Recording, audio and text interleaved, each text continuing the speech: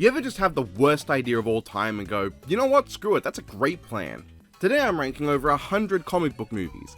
That's right, over 100. But you might be wondering what I mean by that, and you also might even miss the bit of reminder text in the title that says not Marvel and DC. That's because there are a lot of comic book movies. This list contains 120, but there are at least 76 Marvel and 44 live-action DC films. That is another whole 120 that would double this video, and really bloat it out with Marvel and DC stuff. So I better set out some parameters as to what I mean when I'm saying I'm ranking every comic book movie. First of all, as said, no Marvel or DC. I will be including imprints of Marvel and DC though, such as Icon Comics, Malibu Comics, Vertigo Comics, Paradox Press, and Wildstorm.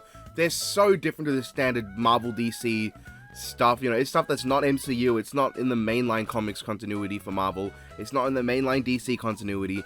It's stuff that you'd see and you'd never think was actually DC or Marvel. Secondly, I'm only ranking live-action films. I will be doing another ranking of the 30-odd animated ones that would have been in this if I had counted them.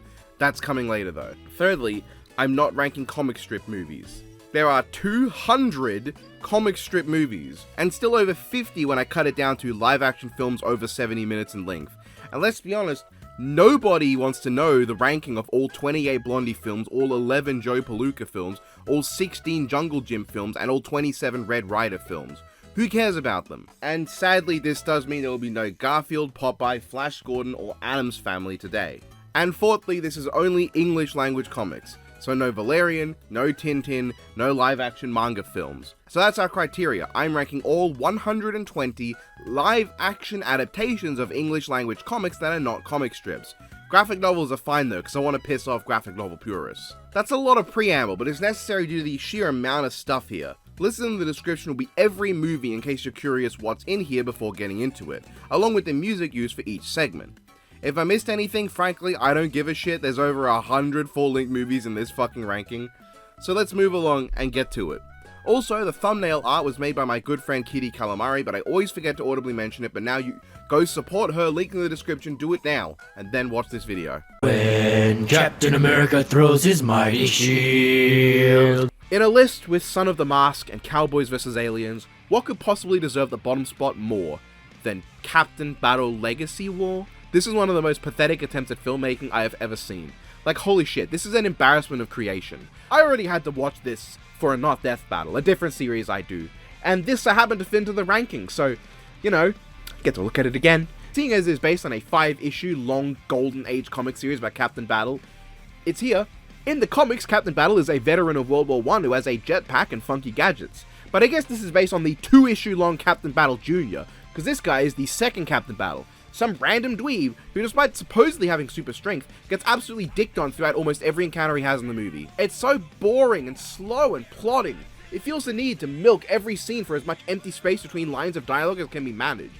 It's like if I did the video like this, with really long gaps, like that. It almost feels like it has half the script it should for its length. There's no chemistry between actors, no acting whatsoever, nothing happens for most of the film. I'll give it this, the start is pretty great. It's hilariously incompetent in a charming way, with terrible green screening, awful non-attempts at gun recoil, and a senseless and meaningless opening action sequence that really never comes around to mattering. The opening titles are so cheap, it's so amazing, and then after that it's just bad. Samuel Battle is not a good protagonist, he's not, and the movie is just racist.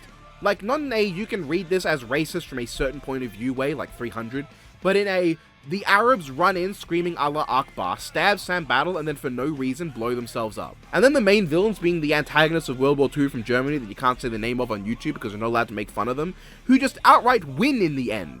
They win. That's a bit sus. Though it's mostly sus not just because the necromancer, who claims to have control over the city and a network of racist neo-bad words, gets away, but because it does not have an ending.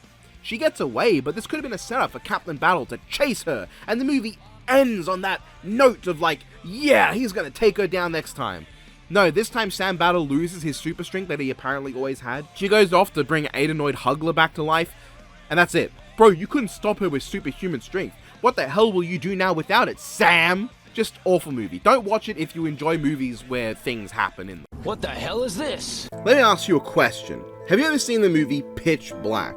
It's not the most beloved movie, but outside of his voice acting roles, it's likely my favorite Vin Diesel film. It's interesting, it looks nice, and I really like how it manages to be mostly visible despite taking place in complete darkness in the latter half. I have never wondered how the movie would be if it was impossible to tell what was going on, and everyone was in terribly stupid looking suits that makes it nigh impossible to recognize who is who. But boy howdy does Shockwave Darkseid give me that. I genuinely feel like such an asshole for saying this, given the movie seems like it was intended as a passion project, but 100% of experiencing this film is being bored or confused, and the other 5% is paradoxically squinting your eyes harder to try and see what's happening only to think something cool appeared, just to realize you've shut your eyes and imagined the latest Doom game in your mind's eye.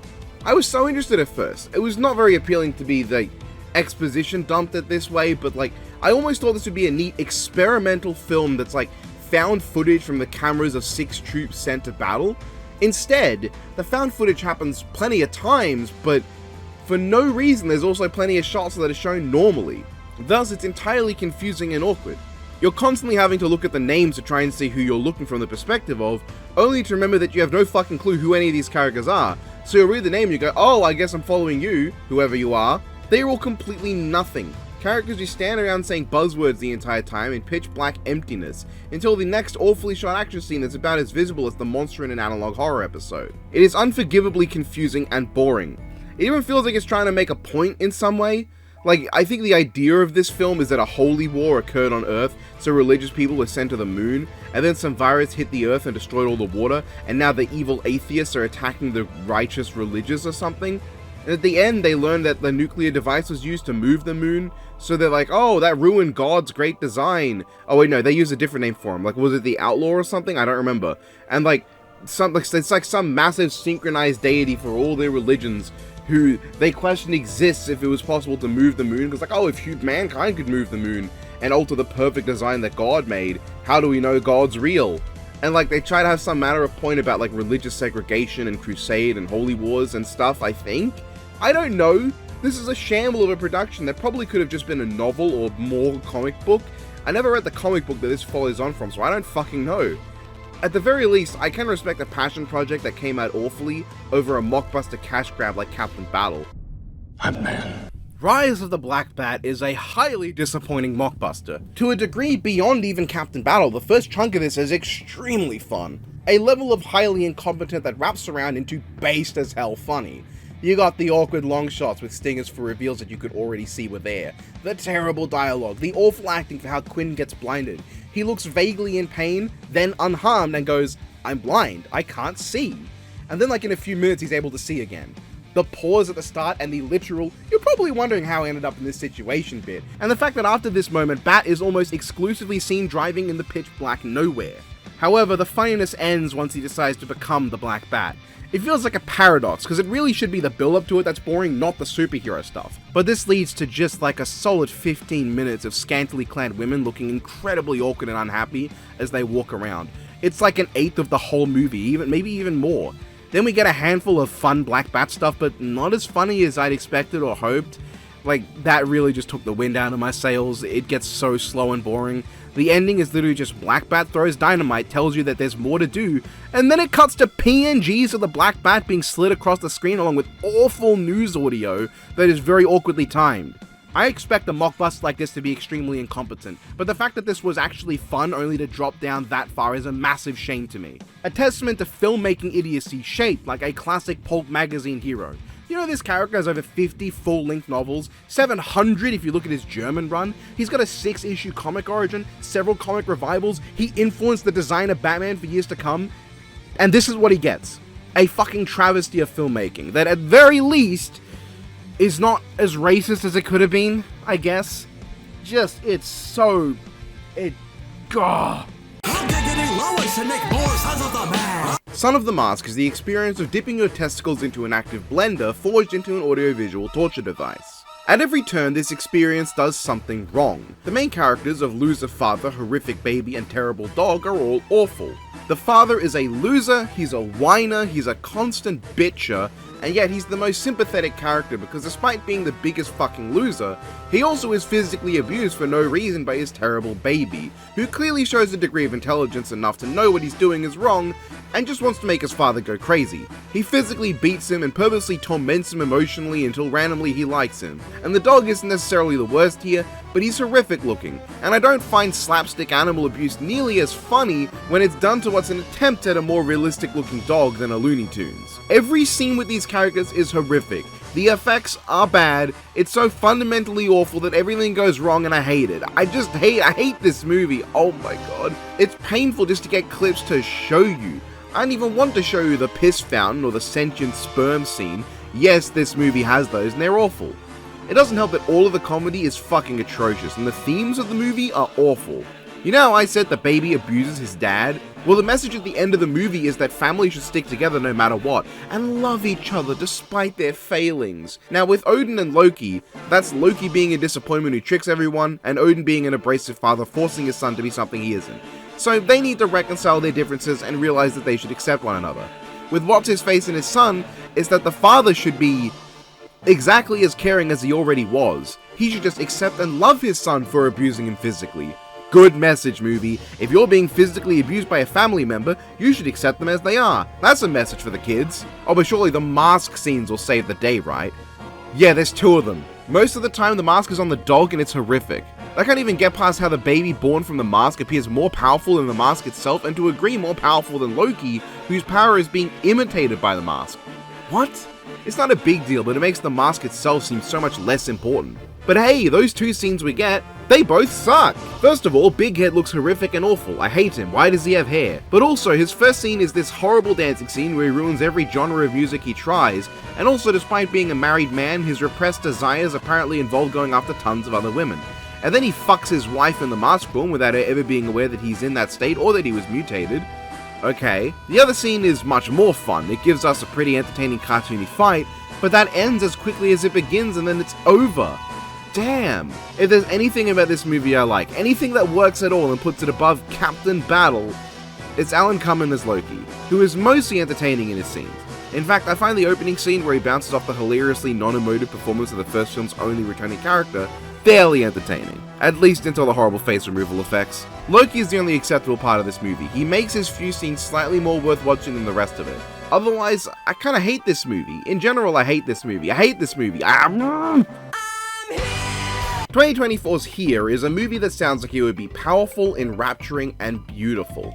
It's set entirely within a single camera angle. The movie follows the story of this small piece of Earth. A movie that shouldn't have a story as much as it should be about stories. About how, despite the insignificant speck of rock we live on in the cold universe, we cannot take for granted the breadth of history in just a single location. A film that represents how even a small pile of dirt can be witness to countless stories. So many events and moments in time, moments that may be insignificant from one point of view, but from the point of view of this film, they are anything but. A movie that tells you that you have to choose the point of view that makes life insignificant. It is not inherently insignificant. However, here instead is the side of the story of AI Tom Hanks and his teen bride wife, which non-linearly jumps all over the place. It makes this movie a deeper slog to watch than I would have liked. Ideally, I personally think a movie like this should closest resemble an anthology film, starting at the earliest point and ending in the current day. With each time period, we follow a new family or owners, or go from the progression of the native people, the slow development as the British ruin everything as they are wont to do, the first moments the house is built, and then the families that lived here. I think it would represent the beauty of life, and also its tragedy far more. When a character dies at the 10-minute mark, you should have had those 10 minutes to get to know and care about them, and then much like life itself, have to go the rest of the movie's runtime knowing that character will never be back. That kind of tragedy, but also the context it gives you in valuing every second you get with these characters, is something a film with this kind of static shot should excel in. But this movie kind of saves most of its deaths for the middle and ending, so because it kind of jumps around, I don't know, it doesn't hit. Like, look, the only time I think I really gave a shit was maybe when the old dad is hobbling around along talking to himself about being close to seeing his late wife again. That was sad, and that was a segment of the movie that actually stayed in one time period for a while. As it is though, the movie for the most part just failed to capture me. It's 100 fucking minutes long, which is way too long for what it was trying to do. But then few scenes last long enough for me to really care for any of the characters. It doesn't help for me that the generative AI used for the actors and the de-aging makes them look really uncanny at several points, with ridiculous sharpness when they're older. And there are points where I'm just thinking that's not what Tom Hanks used to look like, because funnily enough, his face changed shape, not just detail. There's some stuff that I feel went nowhere and didn't mean anything. Like at one point, these natives bury a thing and the next scene is the family finding it, and that's it. I'm imagining how powerful this scene would be if early on in the first 10 minutes of the movie, we saw the natives bury this to mark their territory, and then it came back around the tail end of the movie to bring us full circle, but also to represent the passage of time and how what we leave behind will persist long after we do. We may know who put the necklace there, but the family who find it never will, but they will know the most important thing, that someone was there. But that's not the movie we got. That's the movie I wanted. And on its own, the movie we got can be quaint and can be cute as a story about day-to-day life, but its comic pain effect and weird digital de-aging and kind of all over the place writing and chronology ends up making it fall really flat for me personally. I just did not get the emotional investment I wanted. I would love to see this kind of story, or not even story, this setup and premise tackled better in the future. Thunderstorm: The Regression of Thor is a special kind of disappointing. This was the last mockbuster of the video I watched. Well, it wasn't, but it was supposed to be. More on that later. And after two were thoroughly uninteresting and boring slogs, and only one was actually so bad it was good, this one had the opportunity to make it a nice, even split. Instead, this may be the actual most boring of them. Well, no, it's not quite Captain Battle level of boring. At least this one has a hysterical opening sequence with the Asgardians looking like as fucking awful as you could manage with a god. There's a hilarious dragon effect that, mind you, is supposed to be Jormungandr, and this one guy who plays a really fucking overacted yet also underacted villain at the same time. That's quite fun, and it makes some scenes actually enjoyable. Our big failing is our actual hero, Thunderstorm. He's so fucking lame. They keep mocking his bad name and abilities as if those weren't made up for the movie, because the original comic this is supposedly based on is just a character called Thor, so it's that thing of like, if we make fun of how bad it is, that makes it good, and then we don't have to try to make it good. He never once actually swings his hammer, and he loses it in his first fight scene only for it to never get used again. The final battle with Hel is nothing because he just doesn't do anything while she shoots at him, and then he tosses a thingy onto the floor and battle over. His actor is bad, his powers are lame, he doesn't do anything for most of the movie, and his supposed arc of learning to be a hero is just nothing sauce. Oh no, Earl is dead, I don't care. Odin and Thor themselves just dick around, and Thor doesn't even show up often enough to give Grant any advice. Yeah, our hero's name is fucking Grant. The biggest sin it commits is the bad mockbuster classic, dragging every single scene out by an extra 20 seconds, hoping it adds up over time to pad the film to the 80-minute mark, with tons of drawn-out shots and conversation scenes that are awful, and has some of the worst acting in this whole ranking. It's not even funny bad, it's awkward and uncomfortable. So much fucking talking. Would it really have killed them to at least do a Metal Man and have a few fun, bad action scenes here and there? My guy literally just shoots lightning and takes out a few people, and that's all he ever does. It's just, if the effects weren't so hilariously bad and the villain not so hilariously shit, this would be neck and neck with Captain Battle. Fortunately, having a few just somewhat funny bad scenes is enough to elevate it. I enjoyed a few small moments of the film, and that's better than none. At least it has an ending. One where Thunderstorm is fucking launched out of the universe just to say no to fucking Odin and then go back home. What? Huh? This is not my boat. The best way to put The Crow 2024 is that it's a movie that takes 40 minutes for the main character to get his powers, and an hour and 12 minutes to get his super suit. There are 3 scenes of actions in the movie across nearly 2 hours of film, and while the best part of the film is the third one, a pretty decent opera fight, the entire movie exists as a massive middle finger to the original story, both the comic and the movie. Maybe not intentionally, but this movie fails to understand anything about what made the original movie work. Obviously, I'll talk about the first Crow when I actually get to the original, but that movie purposely doesn't give you too many details on who Eric Draven was for 2 major reasons. One is so that you're put in the same shoes as most of the characters who never met Draven in life, and so just like them, you're left trying to piece together what kind of a man he used to be. The other is so that his moments of genuine humanity are extra impactful and surprising. you come to associate Draven not as a human, but as an unflinching, eccentric sentinel of death who seems more like a walking embodiment of vengeance than anything else. Ergo, when he has moments that involve him starting to act more like a real person, it reminds you, oh yeah, he is still a person deep down, and thus they're more impactful and shocking as scenes. In the remake, they spend 40 minutes building Eric up as a character, but he has no personality. His entire personality is built around the fact that he loves this woman he's known for like a week maybe. They have no chemistry together. Their relationship can be summed up as her making a bad joke one time, they escape from rehab, they shag, they continue shagging, that's it. We know nothing about her, and frankly neither does Eric. The thing he loves about her is her powerful aura. A phrase so meaningless and vapid that you'd assume the writer had never caught a whiff of a woman in his life. So I do not for a second believe that he loves her enough to come back via the powers of the crow.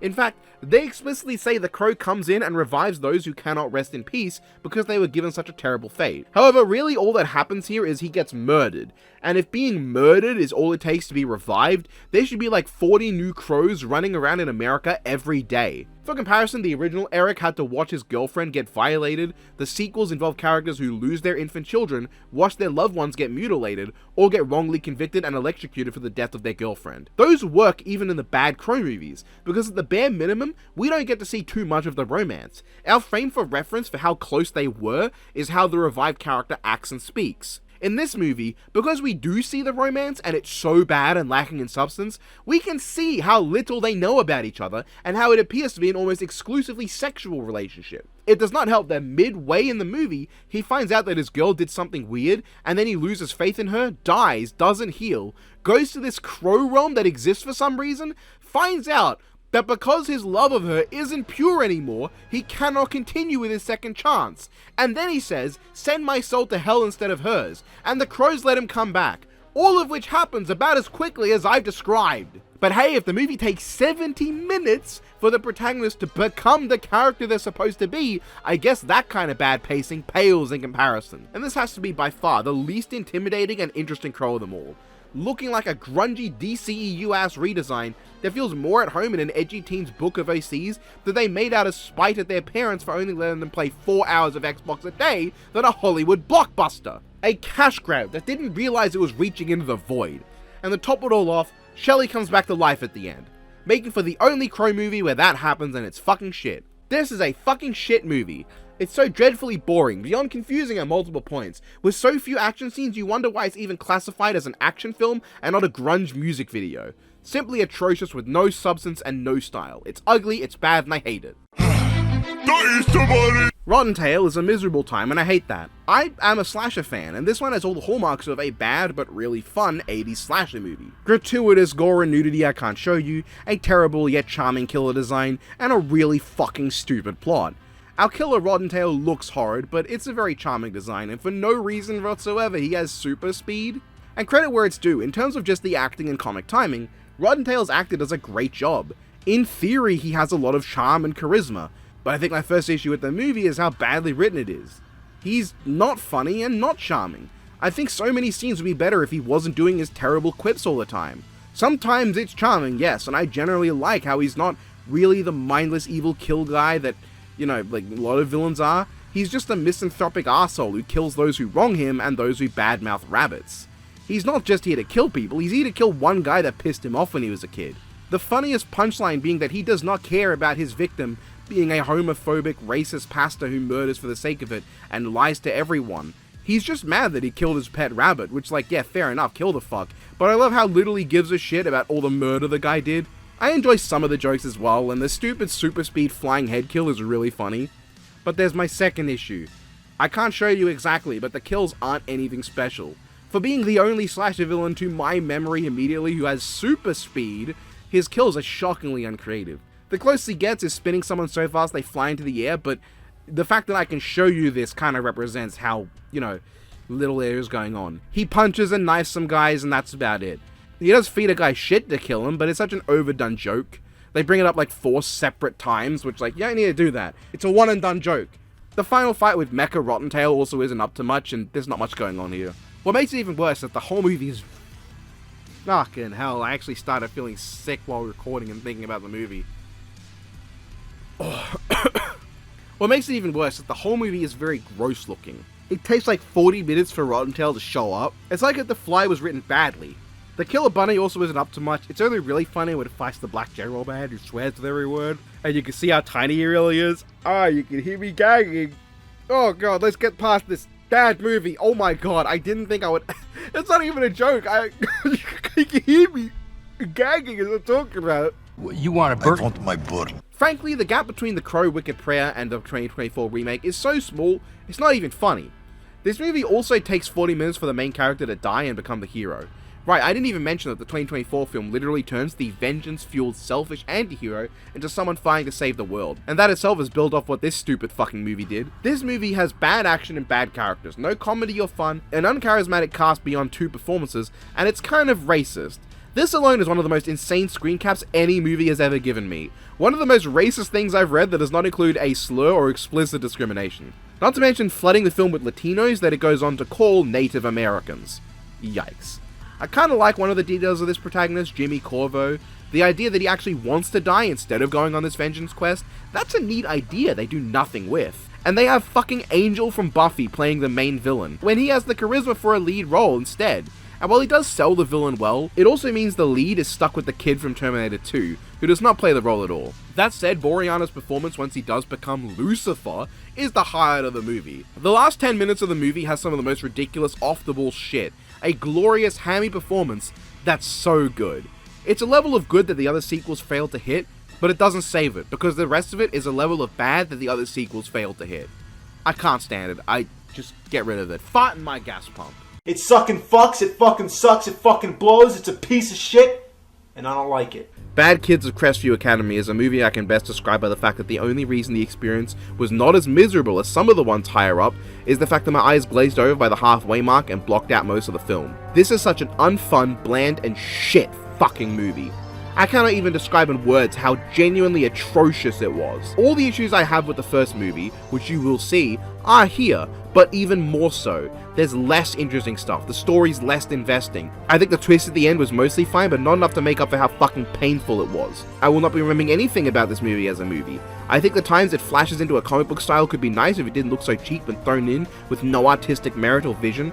And it's not helped that one of the characters you have to suffer through for a third of the movie is just a massive homosexual stereotype, because of course he is. I'm done, I don't want to think about this movie any further. The darkest pit of hell has opened to swallow you whole. I remember Hellboy 2019 being a fairly boring movie that's otherwise unremarkable, but I remembered wrong, because this was fucking miserable. It takes a special kind of movie to make my mum fall asleep, but this was it. Because the thing is, I was correct about this movie being so fucking boring.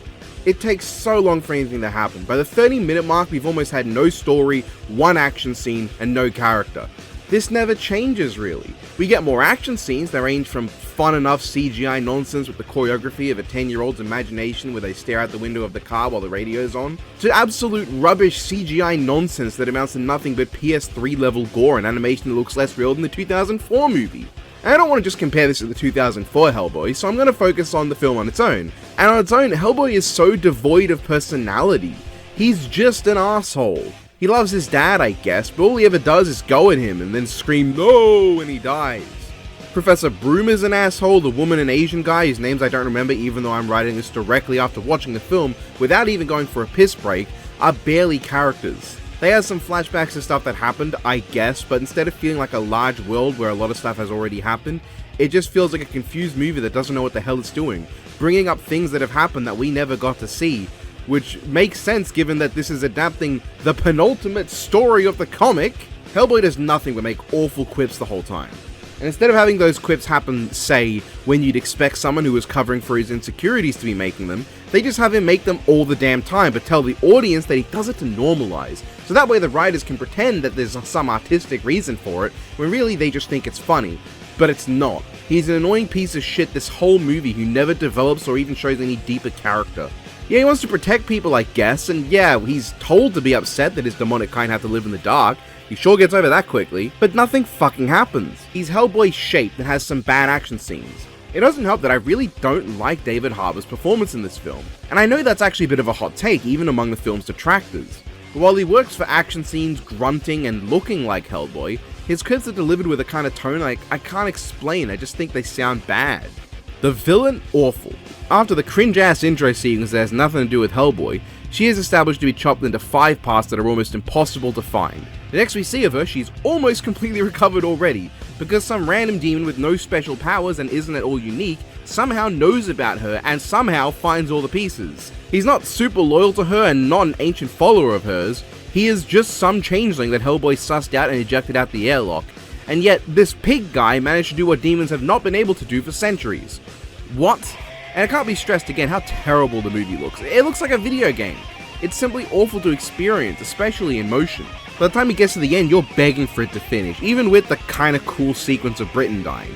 Oh look, his dad died, boo-hoo, I don't care. Oh no, he doesn't want to grab Excalibur because it showed him a vision of his evil side. Okay. Then he gets mad, he does it, his ghost dad tells him not to, and he kills the villain, that's it. I hate the dialogue in this all too, fucking hell. Yeah, give me a prophecy with smaller and more relatable stakes. Just make sure he doesn't come back for the sequel. Fucking hell, I'm moving on. Here's what confuses me What about... does pot of greed do? I don't think I've encountered a movie that came so close to having a point, but managed to fumble it as hard as Art School Confidential. This movie has one massive flaw, one overbearing problem. I hate every single character. The movie's character roster is just an endless cavalcade of cynical assholes. Now this can work if done right, say if it's funny, like with any given British comedy, or if there's realism to it, like say, I don't know, Clerks. A movie that tries to reflect reality in a comedic, cynical sense the way this does, but actually manages to feel like a slice of life of an actual person, with a bit of wackiness thrown in. There's a line where cynicism in characters goes from a character trait to the entire character, and that's what my issue is. Every character is a rude, cynical asshole. It's like an edgy teen's view of reality where everyone just endlessly points out how shit the world is, and there's no joy or attempt to be human. Hell, almost all of the male characters are just blatantly misogynistic and see women as nothing more than trophies to be won, including the protagonist. There's also this random fucking serial killer plotline that feels out of place with the rest of the movie. A movie about an asshole in art school or about a serial killer would work on their own, but it takes more effort to marry them than just having the serial killer plot technically happen while the asshole is in art school. At least I think that's what happened. This movie's so boring I zonked out of it multiple times.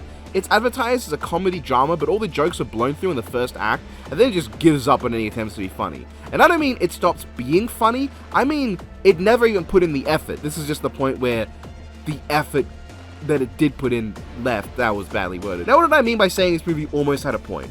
Well, you see, a recurring element is that our protagonist, Jerome, is seen as having terrible machine-like art, whereas all his terrible classmates are seen as really skilled despite putting no work in.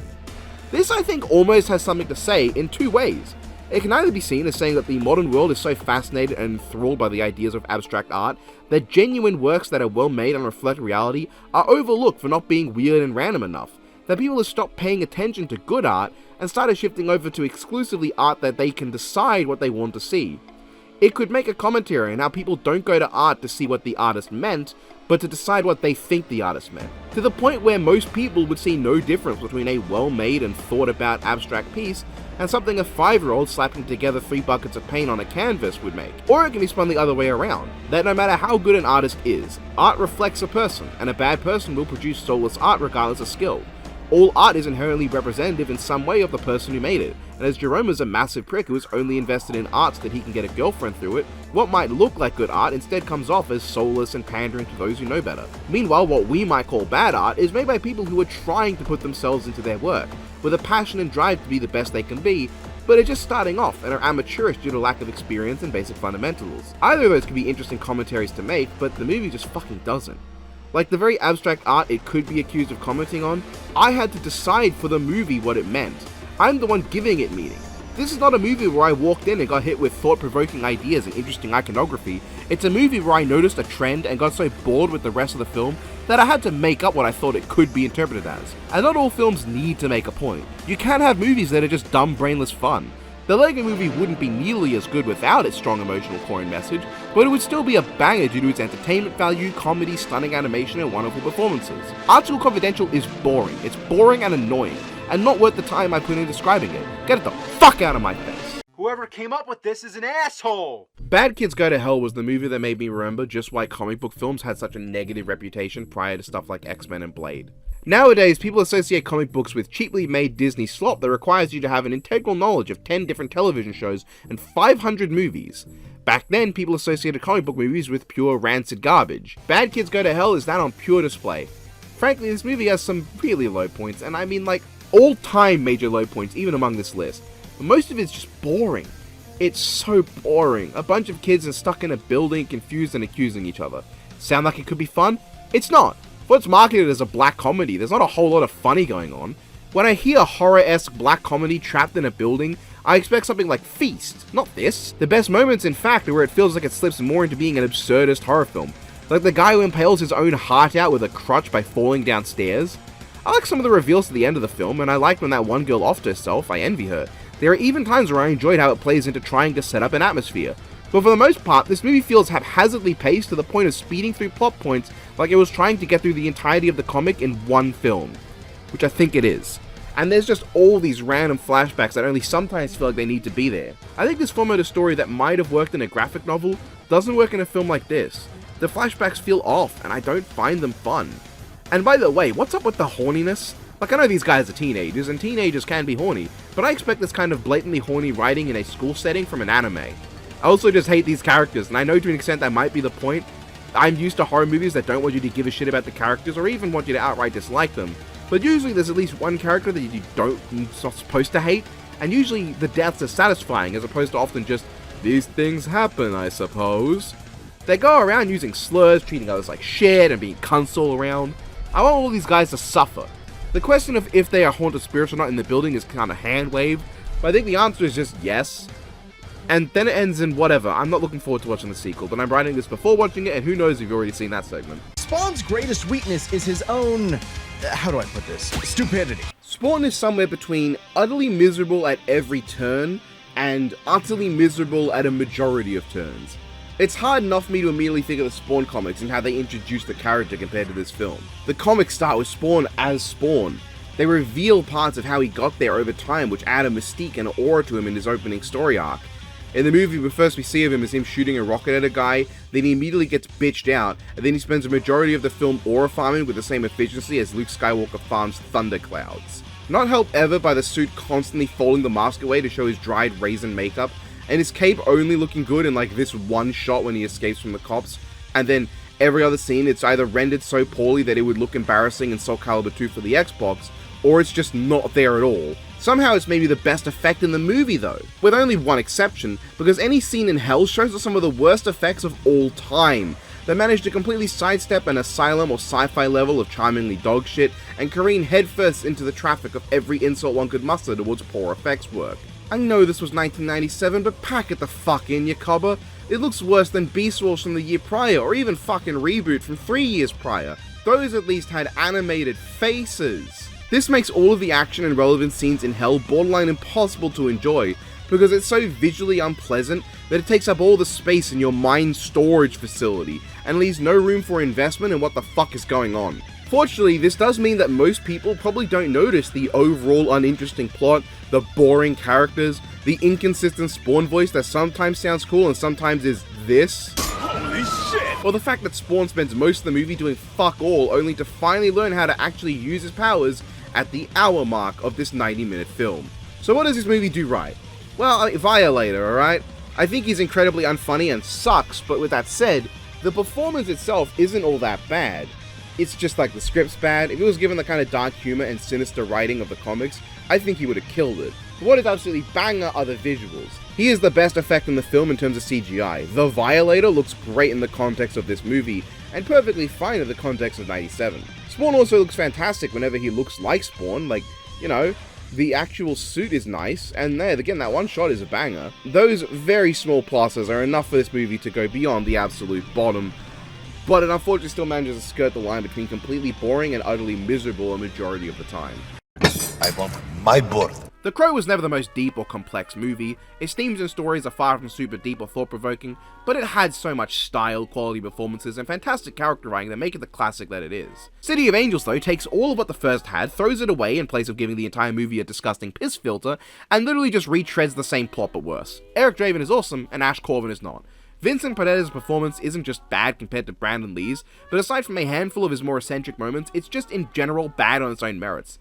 He has no weight to any of his serious lines, there's no deep sadness, there's no genuine humanity, and sorry, there's no raw sadistic pleasure. It's just boring. His romance is completely pointless and inherently flawed because those who come back via the crow are bound to return to death when their business is done. This is their second chance to come back and get revenge and then rest in peace. So the romance is going to end badly, and then the girl just dies. The happy ending is she died prematurely because he got involved in her life, and now she gets to rest in peace having never fulfilled her goals alongside the guy she knew and liked for about a weekend. There's this extended masturbation scene for some reason that's really gross and uncomfortable, and I don't think the payoff of Ash showing up was worth it. There's a song that violently has the lyrics, "I'm coming!" screaming repeatedly, which is weird. And the ending with Ash losing his powers and then spontaneously developing the ability to attack with crows is really fucking lame and looks terrible. Ugh. The most notable thing is that there's one kind of decent fight involving the Yellow Ranger. Beyond that, this movie is just a shitter version of the first with all the artistry sucked out. Like an AI generated replica, but not nearly as bad. The soundtrack at least isn't too horrible outside of the one Coming song, which is super out of place, but God, the movie's boring too. The villain's lame, the movie's lame, and who pissed all over the film reel? Sorry, are you a vampire? Yeah. No. 30 Days of Night is a vampire movie most notable for not being a vampire movie. What I mean is that it's a film that is essentially a zombie movie with vampires. That makes it quite an interesting and standout film. Its sequel Dark Days, however, is every vampire stereotype that movie avoided rolled into one. With a band of secret vampire hunters, their powerhouse is a vampire who keeps his humanity and feeds only on animal blood packs, out to take down the vampires who are led by an evil queen named Lilith, who live in common suburbia. Oh, what a cool movie! One that subs out striking winter landscape visuals and the unique aesthetic for just being in the middle of a fucking city. Wow, what an innovative movie, with one of the only survivors of the previous film out to expose it to the world. And then she proves they exist, and then nobody believes her. They go out to like a boat to take out Lilith, and hold on, wait. Why wasn't this the movie? No, I'm serious. 30 Days of Night is an interesting idea because it takes place in an area of the world that has long stretches of no daylight. Sure, they have to fudge the science a bit, but there are places that do have months of near total darkness. So wouldn't it make sense to say, set a sequel on a cruise ship in the middle of the sea? All the exits to the top are sealed shut, leaving many people trapped inside the cruise ship, where regardless of the time of day, their vampire assailants are free to roam about? I'm just saying, you could do far more interesting with that idea than just, let's make a poor man's mockbuster of Blade Trinity that an even poorer man bought out of the bargain bin on Black Friday. The movie also substitutes any nuance or horror for just really badly lit and shot action scenes with tons of gunfire and weapons, and oh, it's so cool and gritty and gory. What a good movie. This is one of the most immature movies on the entire list. It takes every romanticized cliche of the vampire mythos of the modern day and tells it with the kind of over-the-top bloody action schlockfest that an edgy teen who thinks they're more mature than they are would tell. Maturity in bloodshed is defined by the tact and portrayal of it. Tons of blood and viscera is not mature and adult, it's childish. And there's nothing wrong with that in a movie that knows it's being that way. Like, I'll watch Bad Taste, I'll watch Brain Dead, but Dark Days almost seems like it wants you to be proud of it. Like, it wants you to go, yeah, this is cool, I like this movie for being as adult as me, but I can't. If I wanted to watch a movie about vampires in modern day suburbia being hunted down and shot to death, I'd watch Underworld. And if I wanted to watch a bad movie about vampires in modern suburbia being hunted down and shot to death, I'd watch Underworld, not this. You've killed me! Good. The Old Guard 2 is a rubbish, stupid film that took a movie I'd not seen before making this video but actually quite enjoyed, and immediately hit me with a sequel that fails on almost every single conceivable account. It's a movie that I think does basically everything wrong a sequel can do. Almost all the characters in the first film now have nothing to do, the gay couple accomplish one thing and then don't even get to have a reaction scene to several major events. The deuterogonist of the first film exists as a MacGuffin now, and has transitioned from just so happens to be the newest immortal born to the super special ultimate immortal that can kill them. A reveal that revolves around 3 separate retcons this movie makes to the established lore. 3! The smallest being a birthmark that wasn't there before, and the biggest 2 being Niall taking away Andy's immortality, and there being 2 more immortals around. You might not understand the weight of this, but in the first film, Andy is our main character, and she loses her immortality at one point. Niall is the new immortal.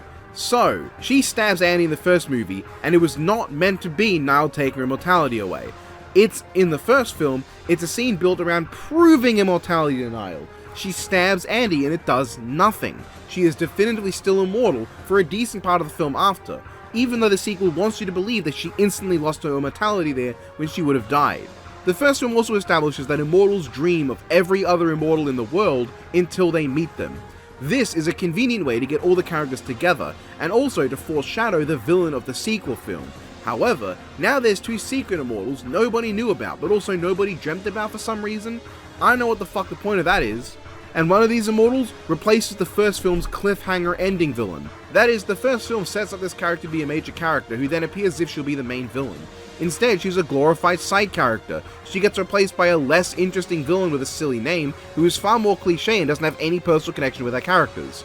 Now, Quinn isn't awful in this film, but her arc of forgiving Andy for abandoning the search for her happens way too quickly, and she just suddenly forgives her at one point. This all leads to a non-ending where nothing but that one arc is resolved and the villain gets away.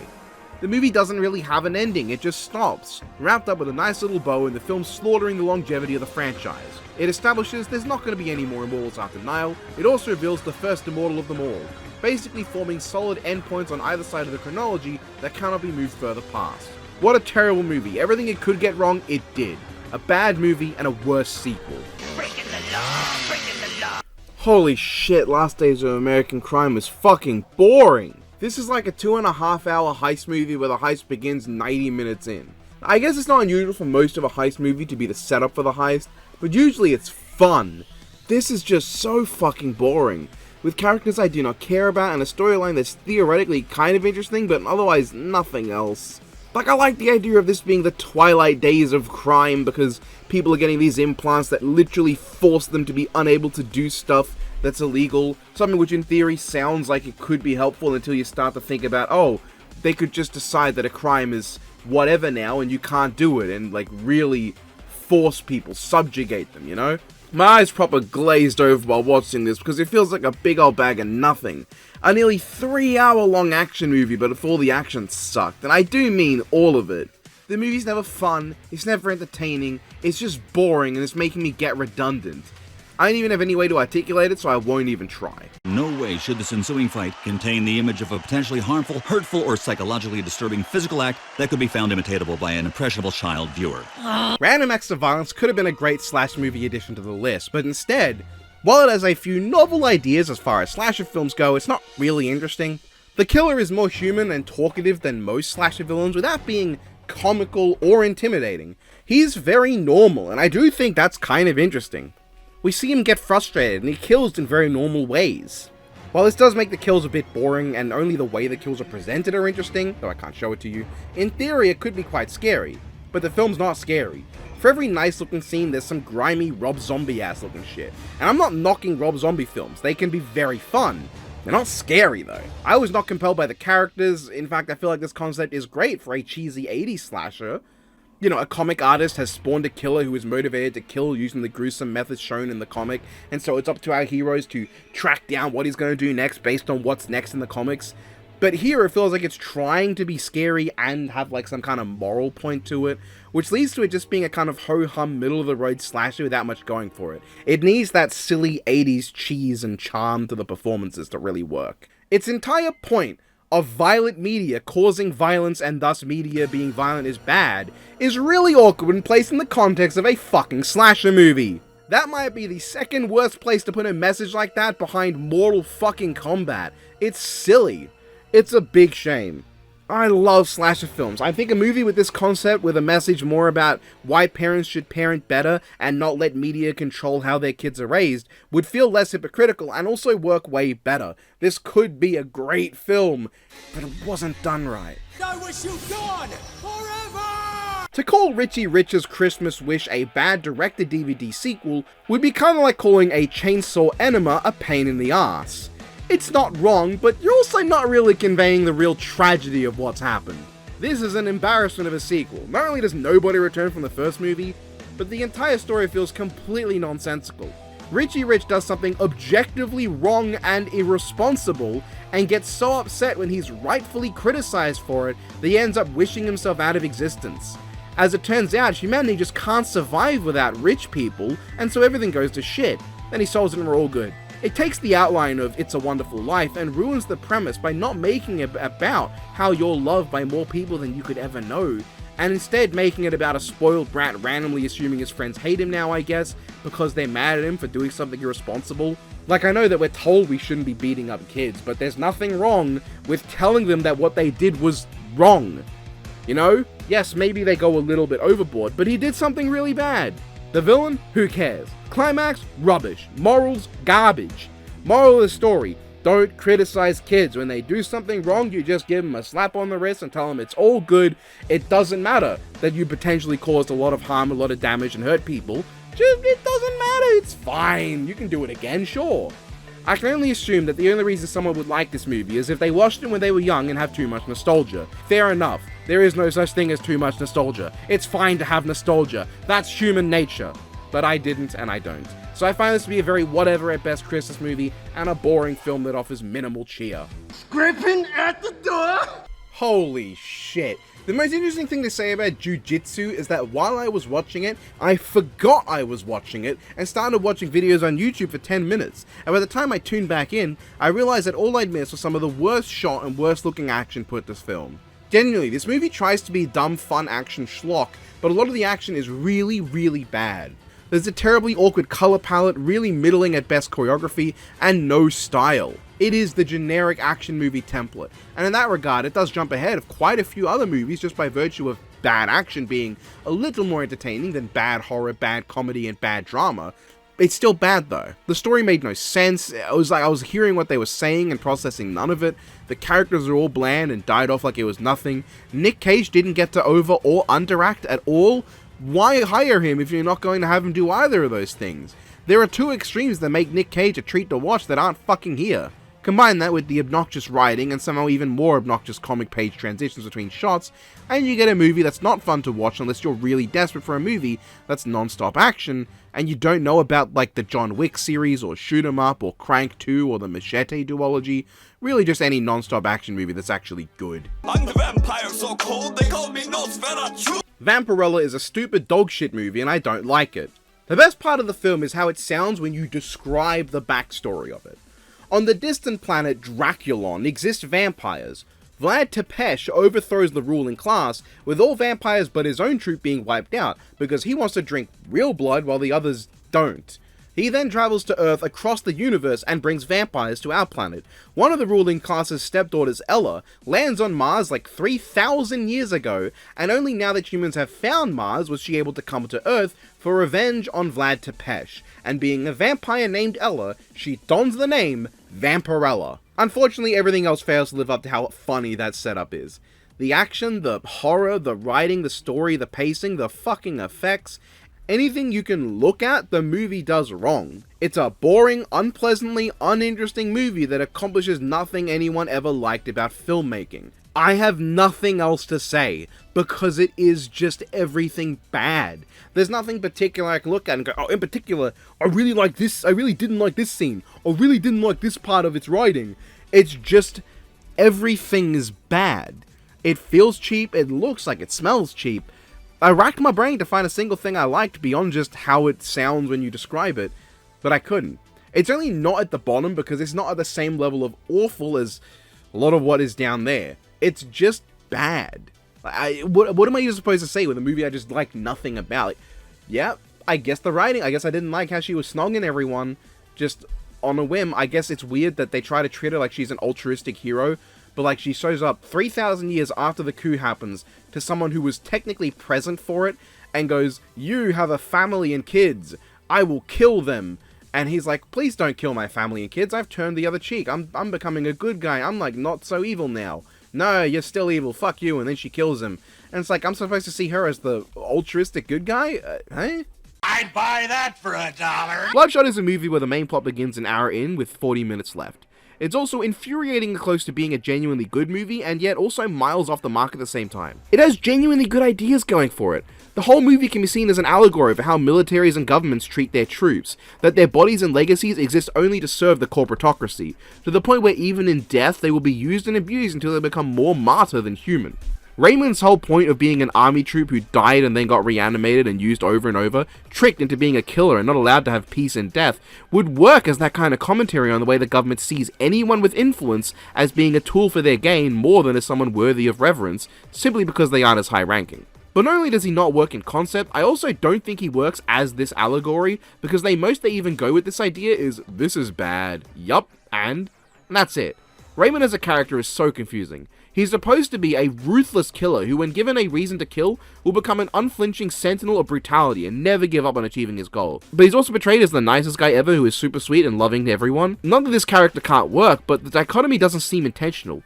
It feels like the concept of this film was written with the ruthless comic book character who is a brutal hitman in mind, but the character was rewritten with Vin Diesel's standard all-love nice guy in mind. And Vin himself has maybe one single line read in the whole movie where he doesn't sound bored of his sentence from the opening breath. Vin Diesel is an actor I like, and a lot of that is his strangely charismatic lack of charisma. It's so weird, but I think when in the role of a relaxed, confident, over-the-top uber Chad like Dominic Toretto, it works perfectly. Someone with no charisma, and as a result is the most charismatic guy around. But as a ruthless, brutal murderer with no remorse, he cannot deliver that kind of terrifying, unflinching performance. And the bottom line is, this movie is so slow and so boring. The first 30 minutes is fine. It introduces you to Raymond, his death, his powers, how he works and functions. You get a hint that this is not a one-off situation and he's forced into this multiple times. And then you just see an entire 30-minute second hit they use him for that ends with him being set free. But most of that didn't need to be there. Or, hell, the first 30 minutes didn't need to be that long anyway. They could have made the initial bit shorter, tighten up and make the introductory origin story concise, and then not make the last 40 minutes the only time spent on the main plot of him breaking free from this and getting revenge. It's so nothing, and while a few action sequences and shots are good, there's a lot of slow motion that puts the laughably bad special effects on display. A nothing movie, but at least it's not an endless sea of rancid garbage. Everybody was kung fu fighting. Bulletproof Monk, yeah, okay, this was just really boring. I don't know. I think my eyes glazed over immediately because by the time it was over, I only had a handful of opinions going out.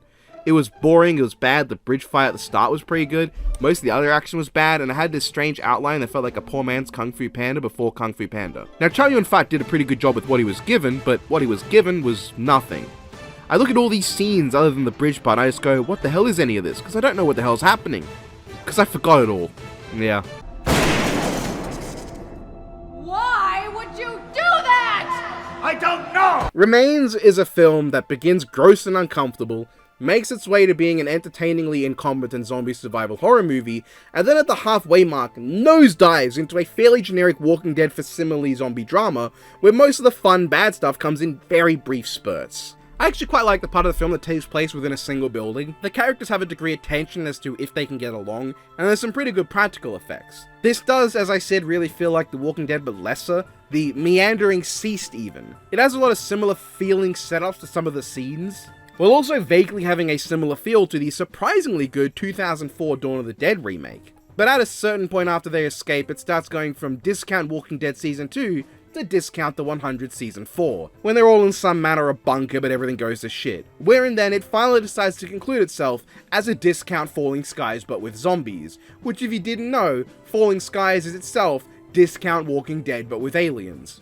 All of which amounts to a movie that feels like it's blazing through season-long plot points as quickly as possible, and also feels like nothing happens as the season-long plot points are all the boring ones. Except the 100 Season 4, I don't remember if it was good or not, but I remember liking it more than the third season. Also doesn't help that almost all the characters are miserable assholes, which would be a lot more fun if it stayed a fun, dumb movie. It doesn't stay a fun, dumb movie though.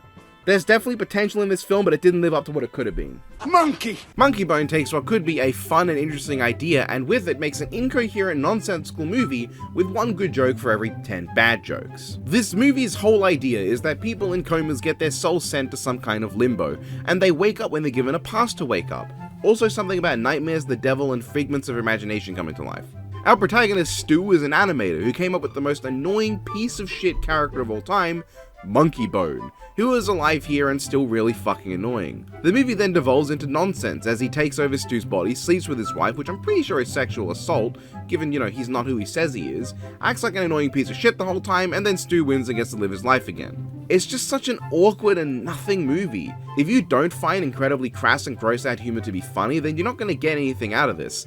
And even as someone who can enjoy some crass and gross out humor, for fuck's sake I'm a Toxic Avenger fan, there's just nothing here for me. I guess the movie kind of well represents corporations of today that see the most annoying, disgusting, gross out kind of character and pilot as Monkey Bone, and decide to make 10 seasons of it because they think that's what adult animation's all about. I can genuinely see today a 7-season Netflix series that's about a child getting turned on by the flabby skin flaps of his old teacher and getting a mega chubby in class, especially with an annoying, wisecracking, actual sexual deviant monkey mascot character. But whatever attempt at satire or future vision this is doesn't work when it's supposed to be a super appealing kids show. It's also not enough to make me like the movie. It does get a leg up on some of the other bad movies just because the stop motion does look very nice and it can look quite good with how it all interacts with the real people.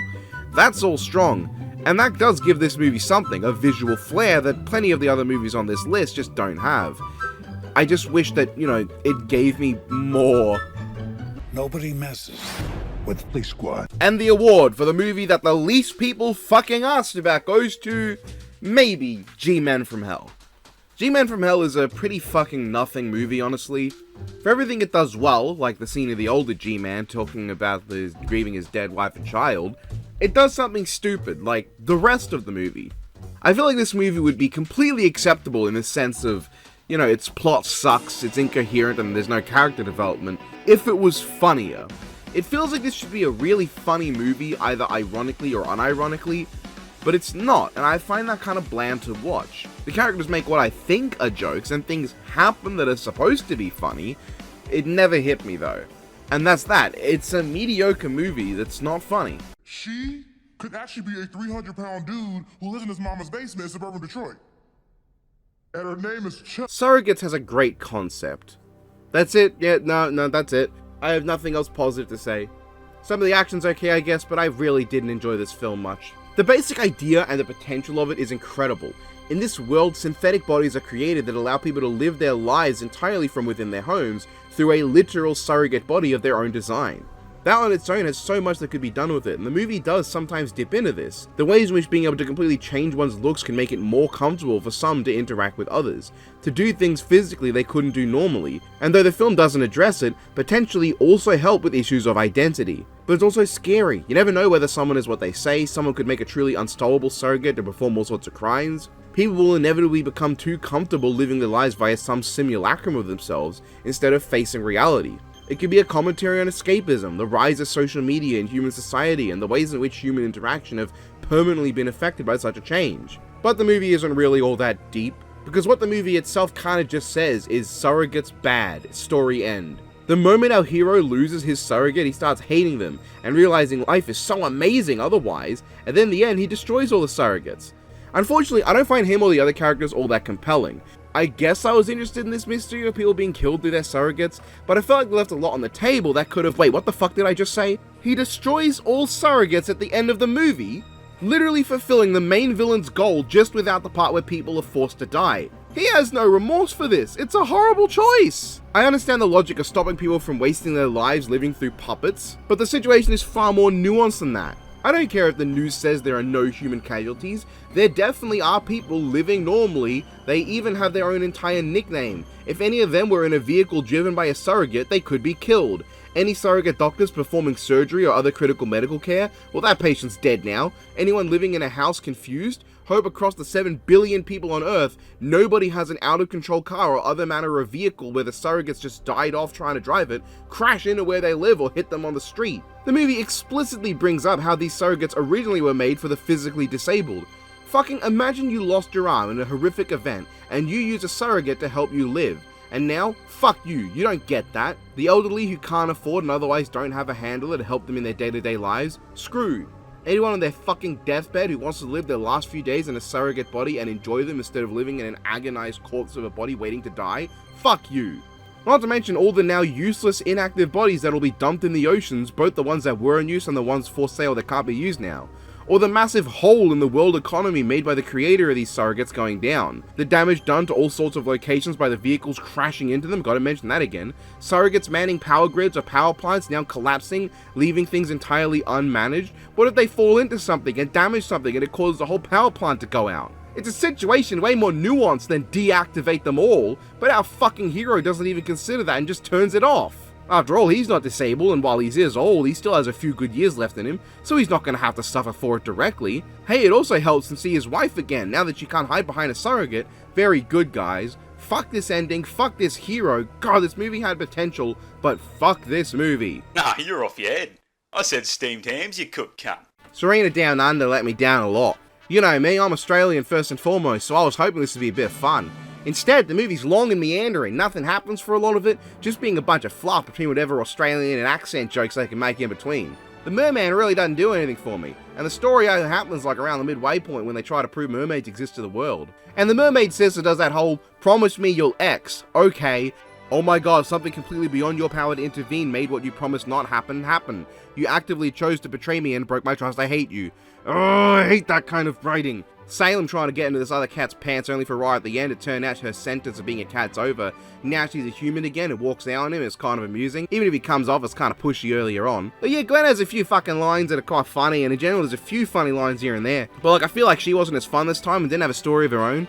Just like the movie. A very tropey and trite film that isn't just a TV episode stretched for 90 minutes, but a bad TV episode stretched for 90 minutes. Who horny? Horny! Tales from the Crypt Bordello of Blood is the exact kind of movie everyone who doesn't know anything thinks the average horror film is. The story is boring, the killer sucks, and the film is about 50% tits and 50% blood.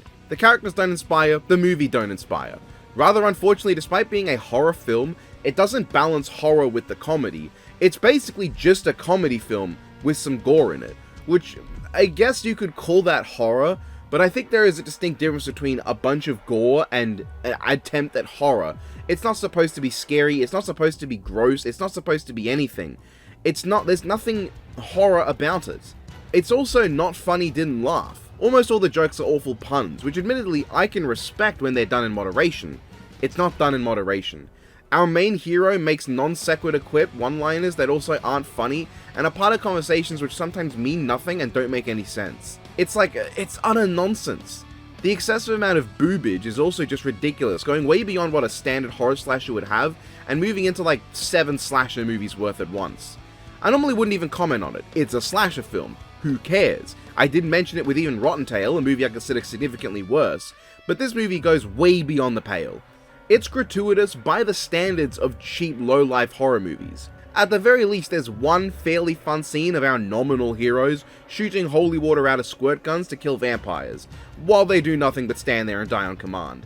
That gives me something. As a bonus fact to pad out this segment, I did have the 4th film, Tales from the Crypt Ritual, in this ranking, until I found out it's actually a movie that is just a remake of I Walked with a Zombie, that got re-released with Crypt Keeper scenes added to the front and back so they could sell it as a Tales from the Crypt movie for more money on DVDs. So I've elected to throw it out on charges of comic book adaptation forgery.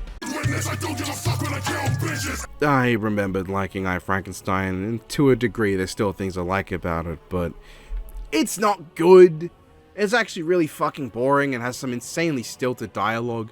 Adam is a painfully flat protagonist whose brooding need for companionship and perpetual loneliness is really more set dressing for the story than the actual character tries to build upon. It's unfortunate that every character falls into the same well. The Gargoyle Order are nominally heroes, but they all have minimal personality beyond the one who was characterized by arsehole and dies. A funny moment because Adam kills him due to having no soul, and then 10 minutes later survives the villain's plan because he has a soul now. I guess he decided to be a good guy that gave him a soul, I don't know. The woman lady that Adam gets close to is there, and she is a good person.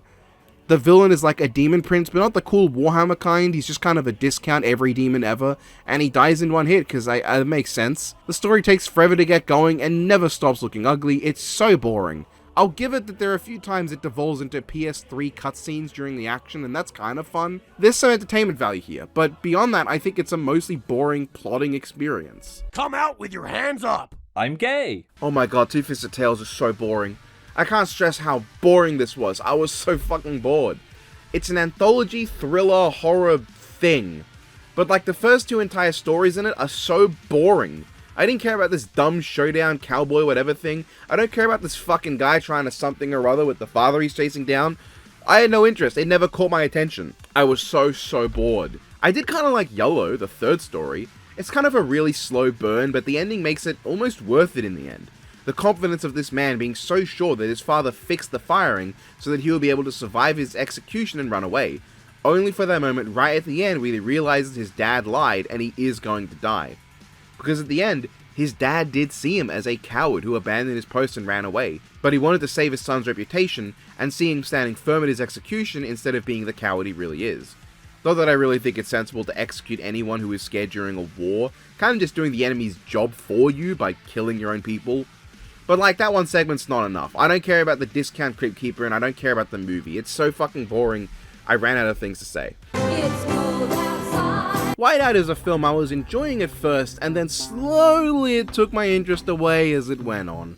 Nothing proceeded to happen, and yeah. The idea of an investigation involving the very first murders in Antarctica isn't bad, but I just really lost interest, holy shit. The mystery wasn't anything, and...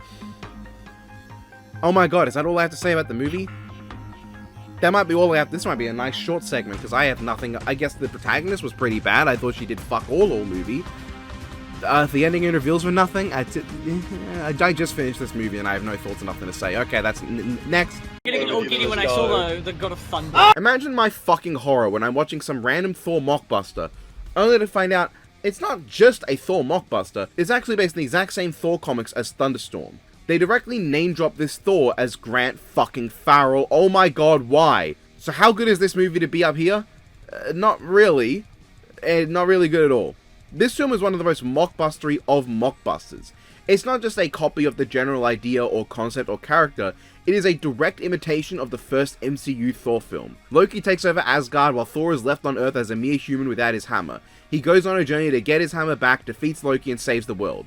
They just took away the Dutch angles, the character arcs, and the nice visuals, as well as the entertainingly charismatic villain, and replaced them with an amnesia storyline, the maiden lead's best friend being part of Loki's army, which never gets resolved and is forgotten about at one point, and a Loki who walks everywhere slowly like almighty fucking Thor's version. At the very least, the film isn't nearly as boring as your average mockbuster. It only takes 14 minutes for the plot to start happening, and the last 30 minutes range from watchable to actually kind of fun. The effects for Thor aren't even the literal worst, just mostly the worst. I'll say that Thor's styling on the machine gun guys is probably the most sourced a mockbuster hero has been to me. I like that. And I mean, as far as mockbuster goes, this could have been much worse, so I'll take the W. This is at least a mockbuster that if someone told me they wanted to watch a mockbuster, I'd be like, yeah, you know what? God of Thunder is not the most boring option you could go with. Well, it just so happens that your friend here is only mostly dead. R.I.P.D. is a dumb nonsense movie that sometimes is very fun, and other times slurps donkey butts. Frankly, with a few changes, this actually could be a banger, funny bad movie. A great movie to watch with friends and have a great time. In fact, the small things that don't make it that for me might not apply to you, so I would almost recommend this if you're into funny bad movies. Jeff Bridges wildly overacts in this film and he's a solid blast throughout. Roy is easily the best character and extremely funny. He has a few moments where his jokes don't land, but he's clearly having so much fun as an actor that it's great. The times where they show off the awful CGI monsters can be fun, and the concept's actually really good. There is a heaven and hell, but not managed by God, instead managed by a bureaucratic system. Officers of the law across history who would be sent to hell are instead given a second chance as enforcers of the afterlife, to track down those who have in some way escaped their judgment after death. That's awesome, and in theory is great. There's just two massive problems. One is that everything interesting in this movie is explained to you before you see it in action. You don't really get much of a show before they tell you the details. There's like a tiny sneak peek as to what'll happen, and then it's just, this is the R.I.P.D., this is what we do. Everything moves forward here on out from by just complete coincidence and happenstance as the plot barely unfolds, but more so just kind of slowly shifts into frame. The MacGuffin is of course explained to you without any real visual aid, and then the climax happens. It's a huge shame, not because it's got bad writing, but also because it slows down the pace and makes the movie slowly turn into a meandering slog as you try to survive the boredom between the really fun moments. What's worse though, and really tanks this movie to me, is Ryan Reynolds. He underacts like crazy. He plays every scene as if they just filmed him while the director was explaining the outline, and then right as he was ready to act, they were just like, yep, cut. He genuinely isn't acting. He's so uninteresting and he's our main lead. This scene, you see this scene? This is supposed to be utter bewilderment and amazement on his face. He looks like he's seeing, like, the green screen studio. His character in the afterlife also happens to look like an old Chinese man to normal people, which, you know, that's fine. It can be a funny joke when you see him get up with a gun, but they see an old Chinese man standing up with a banana. But then there's a scene where he creepily follows his old wife alone at night, and she doesn't do anything as he feels up her chin. Any women out there, can you chip in and just let me know if you had found it even slightly weird if an old Chinese man came and harassed you and talking at you at your lover's funeral, and then like a couple days later, he follows you alone at night to a big stadium with nobody else around, and then walks up and starts feeling your chin? I don't know, I just feel like you probably wouldn't react with acceptance. Also, she can say that she thinks that it was actually Ryan, to the villain who she's talking to on the phone. What is this writing? It's a big letdown, not just because it's Temu Men in Black, but because it genuinely could have been really fun. I'm about to rip Hannah Montana's tongue out through a t- R.I.P.D. 2 I consider to actually be a slight step up from the first. Not in that it's now good, but in that while it doesn't have the high points of silly fun, it instead is just consistently okay. It's still not a good movie, but the idea of following Roy's first time in the R.I.P.D. is a good one. Jean d'Arc being his ally is kind of funny, and I found the overall story more cohesive.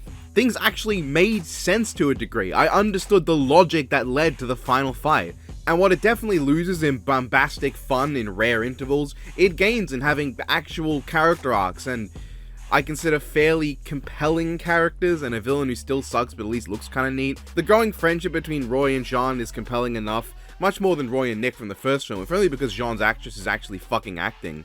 I was genuinely compelled to watch this movie, at least to a small degree. There wasn't much egregiously frustrating, even with the few retcons like the Deado's nature and the way Roy died. I think is also different. But, you know, it's watchable. It's not the most compelling thing out there though, and it retains some of the more dragging moments. The R.I.P.D. itself is a much smaller part of the movie, which I consider to be a damn shame because I'd like to see more of the place. I wonder how it works in this time period. It's definitely not a cheap Men in Black movie, but this does still feel along the lines of a poor man's adaptation of Evil West. Take your damn clothes off! Faust's Love of the Damned by all means should be a simple, so bad it's good movie. It has some good effects, it has a great soundtrack that is completely unfitting for the film and blares with the 2000s attempted horror action film hard rock thing. It has obscene violence by the list standards with decapitations and delimbing and brutality, wrapped together in a nice bow of terrible acting and performances all around that are extremely entertaining to watch. However, there is an art to making a so bad it's good movie, and the hardest part is making something that's consistently entertaining to laugh at. You know what makes The Room the go-to example? There's no scene in that movie that is not so incompetent that it racks back around to being hilarious. There's something I feel that a lot of like asylum movies and like other mockbusters tend to get over-exaggerated is, oh look how funny it is to laugh at, it's a fun movie to watch and mock. Rarely is it the case though, a lot of them are really boring for a long period of time. Faust has plenty of amusing moments in between the hilarious action scenes and faux superhero stuff, but it's also full of like 3 or 4 gratuitous sex scenes. By the halfway point, you're basically predisposed to react with, oh okay, this again, alright. And that's not to mention the scene made with one hand, where a woman gets a tit and ass inflation that I cannot show you, and it goes in the most the writer's barely disguised fetish way it possibly could, with the woman turning into a deviant artwork. Now, I don't want to kink shame, but this is absolutely worth kink shaming. Or it's not a kink thing and it's just a waste of time that the director and or comic writer did not need to waste my time with. I can't even express how less fun the movie is when one scene involves a woman being sexed without her consent, and the big final conflict is, give me your baby and I'll let you live. Deal. Haha, it is done. He is free from my contract. Now give me your baby.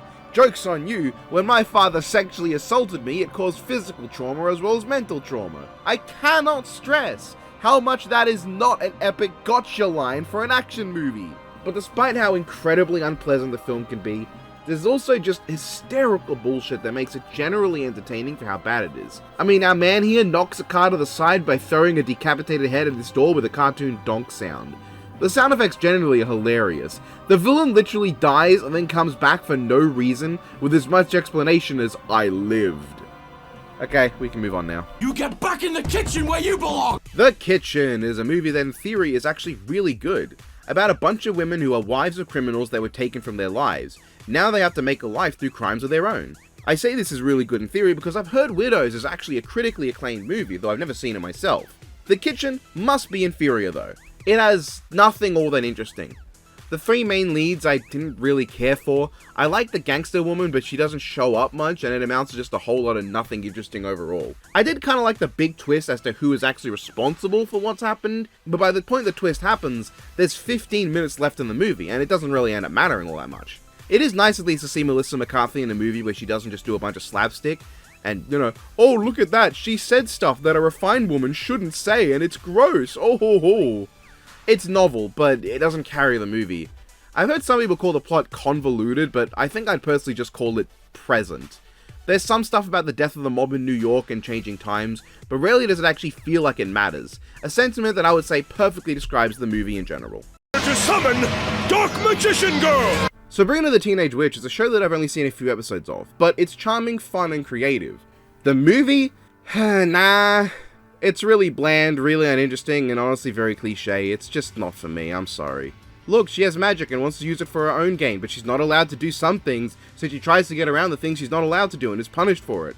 Also, she has a crush on the hot jerk, but is unaware of the nice best friend she has who has a crush on her, but by the end she realizes the jerk is a jerk and that her best friend fancies her. Aww, it's just so played out and uninteresting. I was so bored. And for a character with an origin story as detailed as one day Sabrina was born and 16 years later she found out she was a witch, I was shocked to see how long they waited before she gets her powers after turning 16. It takes a whopping 40 fucking minutes a movie, and then she doesn't do anything interesting with her powers, and that's it. The movie has nothing remarkable unless you count the awfully young Ryan Reynolds, and that's unfortunate because I did enjoy what I've seen of the show. It's just perfect cheesy fun. But with that said, it ranks decently well on this list just for being harmlessly inoffensive. It's not actively dog shit, nor is it unpleasant, nor is it a cavalcade of nothing. It's boring, but it's easily digestible.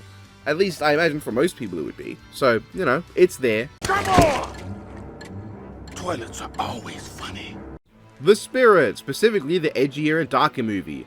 As one would expect, it manages to look really nice sometimes and is surprisingly entertaining as a parody film. In the brief moments where it is actually a parody film.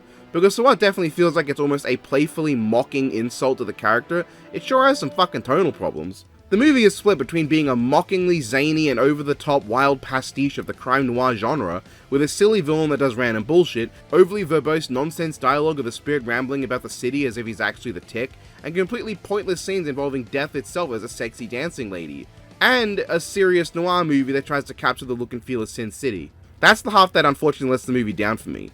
Visually it can look really good, but other times it goes from black and white to brown and white, color has no meaning to it and doesn't emphasize the story or the relationships of the characters or any fucking meaning, and maybe worst of all, the characters barely have any personality. Not even that they don't have depth, the Spirit and most of his supporting cast just don't have character. Sam Jackson does a really charmingly over-the-top job as the Octopus, but Scarlett Johansson plays the most dull character I've seen from her. You know, of the many characters I've seen Scarlett Johansson play that definitely aren't just Black Widow. The Spirit is a boring hero who is a massive bum, and it's only when he does stuff like repeat a villain's words as if he's going to spin them into a one-liner instead to drop the lamest comment ever that I'm endeared to him. The serious element of the movie is a disengaging and confusing mess of nonsense with often mediocre at best visuals, only supplemented by the occasionally entertaining pastiche sequence or well-done visuals. I think if this just delved fully into the stupid, it would have been a far more fun time, but it's trying several things that don't always work out. We're going back in time. Teenage Mutant Ninja Turtles 3 is honestly harmless.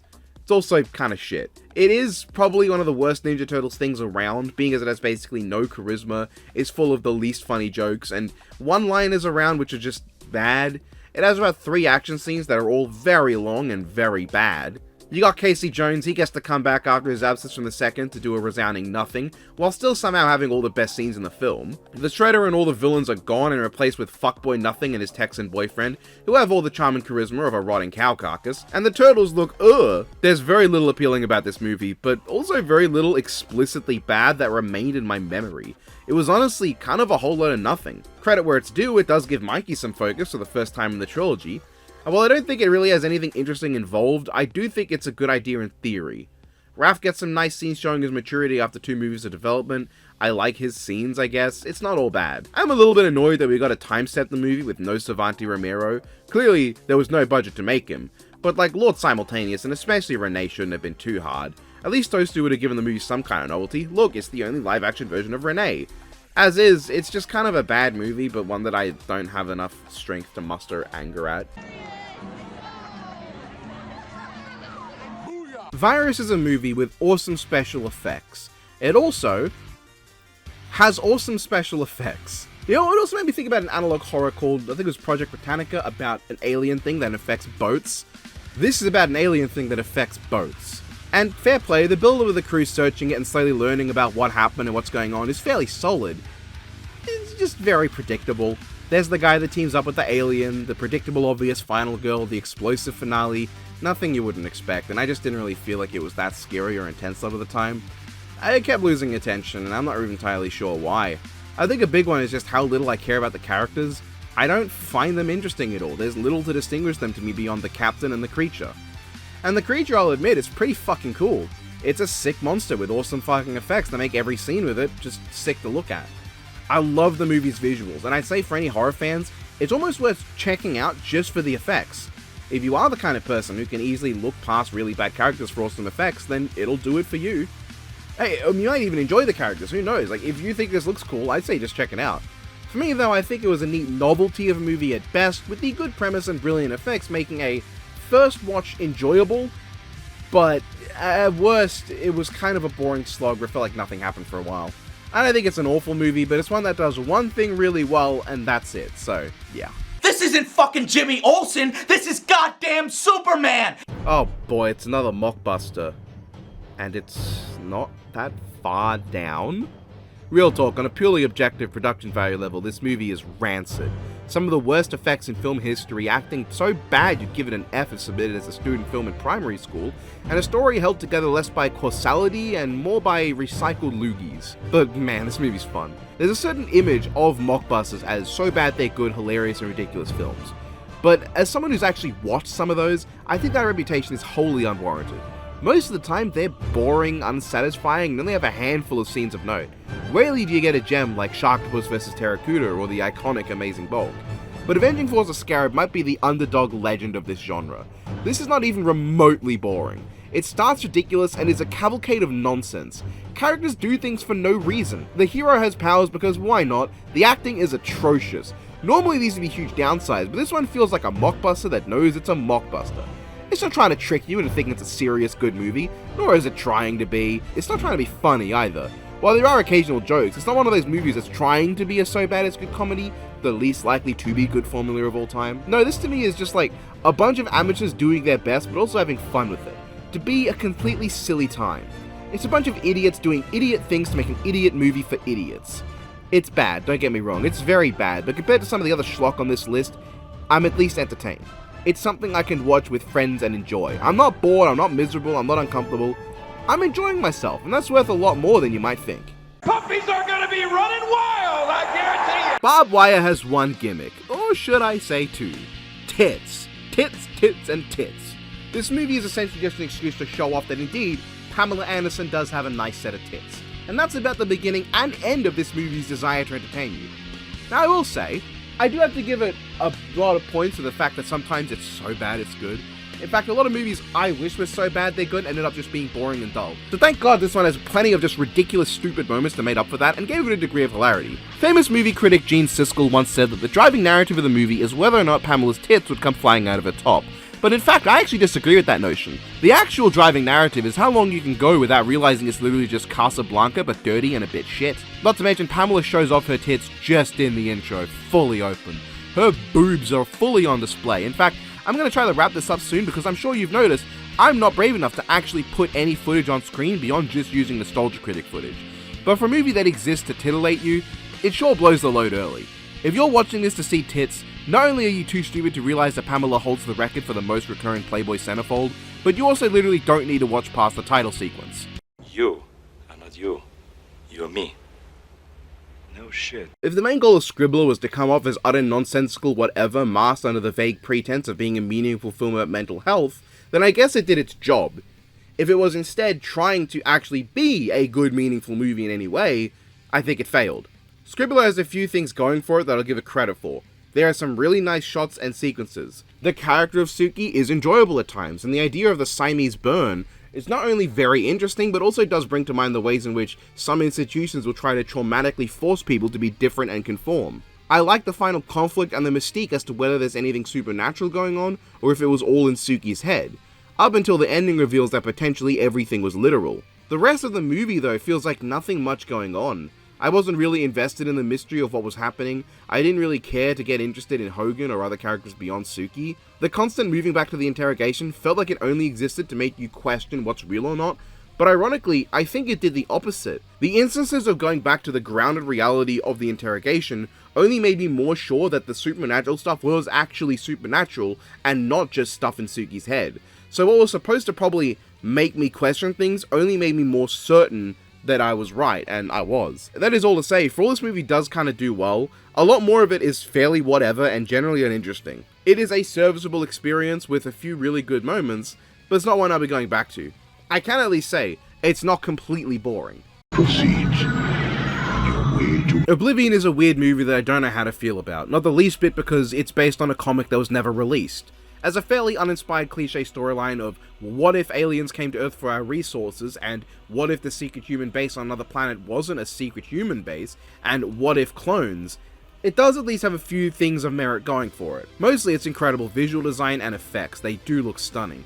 The Tet looks great, and it's a reason it's the most well-known thing about the movie, and the drones are very well done. But what really struggles to get me is the characters and the story. John Scientology is nothing of a character to me. The whole conceit of his character being a clone made to kill humanity, who began to become fascinated with human culture and history as he unlocked more memories of his original self, not only sounds like a great idea for a video game that must exist and I just don't know or I forgot, but it also doesn't hit nearly as hard when it's revealed right at the end, only for it to then immediately go to his dramatic flight to blow up the Tet. And then there's a big, sweet, happy ending because look, there's another clone of him so his wife can purchase a new one. Yay! His wife didn't interest me, his partner could have been interesting as someone who loves him and slowly realizes that this woman he's been dreaming about is real and making him look more into his past than she'd want, but I don't know, I never really cared about her either. I didn't care about Morgan Freeman or his freedom fighters, the aliens never interested me. It's not a very engaging movie, frankly. If anything has to take down the movie, it's that. I just don't give a damn. It's hard for me to care about the characters, and that makes it hard for me to care about the story, and thus hard for me to care about the movie overall.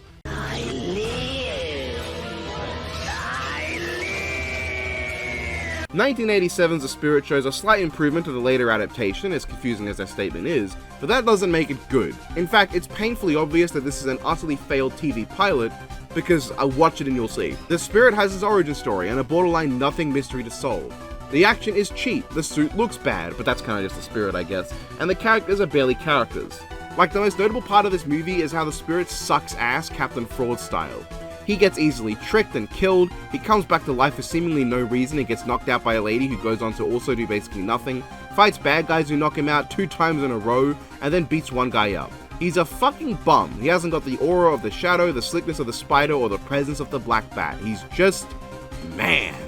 The music's good though, I think the Spirit theme is fun. I did find the movie overall tonally consistent enough and generally fun enough in vibe that it's nothing too bad.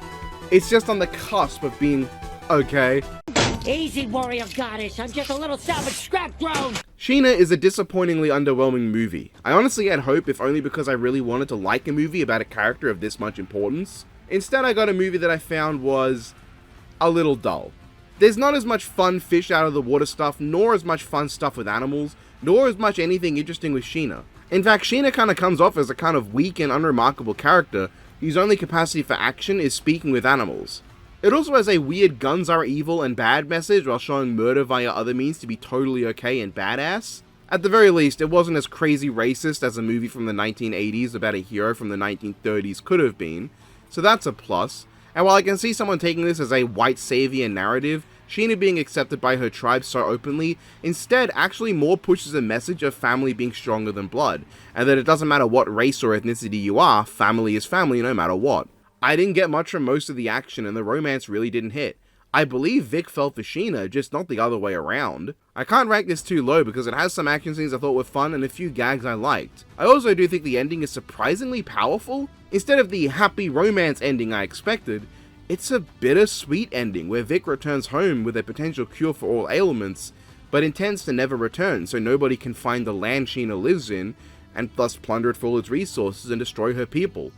It's kinda tragic. They did apparently love each other, but they'll never see each other again to keep each other safe. Man, there's a lot I want to like about this movie, and it does have its own charm. With a terribly uncomfortable first sequence and a very whatever majority of the movie and an alright maybe climax, it doesn't come together to be a movie I really enjoyed. It's just an okay film. Unfortunately, it also features terrible zebra representation. That's clearly a horse in zebra face. But I'm not going to be satisfied. I'm sure everybody here isn't going to be satisfied. TMN Turtles Out of the Shadows is somewhat enjoyed, I think, but for me, I find it really disappointing. Everything it improves from the 2014 film comes at the cost of losing something else. Instead of being too slow, it's paced too fast and never takes a moment for anything to breathe and have weight. The Shredder no longer has no relationship to the Turtles and no character or scenes where stuff just doesn't happen, but instead, he is a complete bitch who has no place in the climax and barely interacts with the Turtles, who spends the whole movie getting bossed around.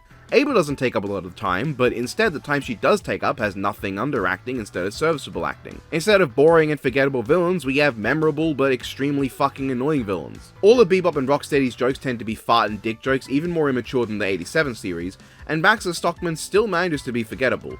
Krang is also barely in the movie and kinda boring. Instead of ignoring most of the franchise lore, it crams too much in without any setup. And things like the Technodrome don't do anything. Casey is also an annoying fucking dickhead. To make it even worse, the Turtles go from one arc for one character and nothing else for the others, to 3 arcs for 3 characters, but they're all bad. Mikey wants to be free from being hated and wants to be normal. He stops feeling that way. Leo needs to learn to stop being a suddenly overbearing arsehole to his family, which he wasn't in the last movie, and then he starts being that way. Raph gets mad at Leo for making choices without consulting everyone, and when Leo accepts his flaw and tries to make amends, Raph makes a drastic choice without consulting anyone. This also means Donnie's not arc of making a serum to turn the Turtles into humans goes literally nowhere. Oh boy, everything sucks.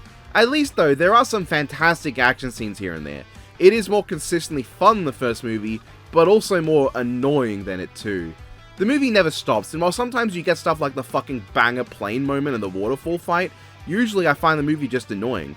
But I can give plenty of credit to that fight, like, straight up, that is one of the best action scenes in maybe all of Turtles live action history.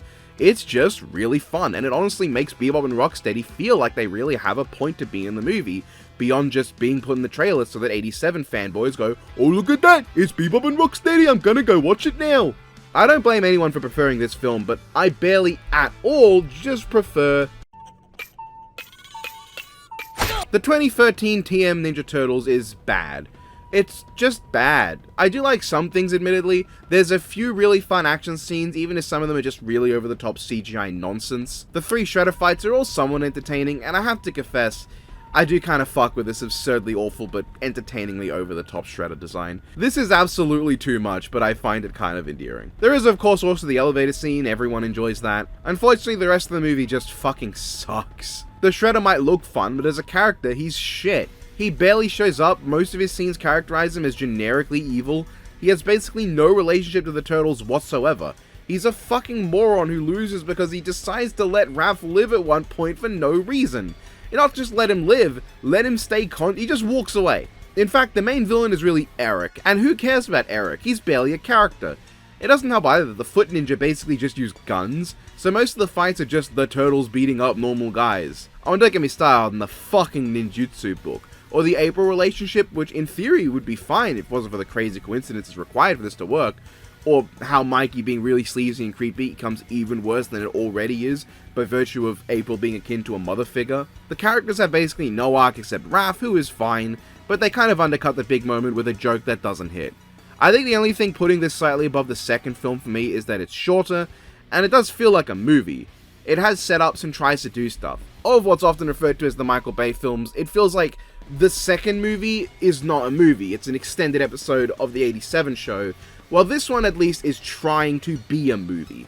So I will give it credit for that at least. It is trying to be something, as opposed to trying to just be stuff. Is this a bird back in Russia? The Crow Salvation is hilarious because I consider it barely a step up from City of Angels, and yet it still ranks significantly higher on this list. The things I do for you people, why couldn't I rank all 600 Oscar Best Picture nominees instead? I'm sure for as long as that would take, it'd be significantly easier to get through emotionally.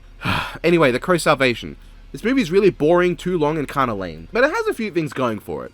Though nowhere near the level of Eric Draven, I consider Alex Corbus a huge step up from Ash Corbin, even if his name is less subtle than either of them. Man literally has Raven in his name and is still more subtle than his follow-ons. Anyway, Alex is kind of just a try-hard dweeb with an attitude, which I think is just more endearing than Corvin, and also generally more unique compared to how Corvin tried to be like Draven so hard but failed at every turn. Alex is not compelling at all, none of the characters in the movie are, but he's more compelling than Ash was. For one thing, I love how his clown makeup is scars on his face making up the black lines, and his skin going bleached and pale due to being a corpse.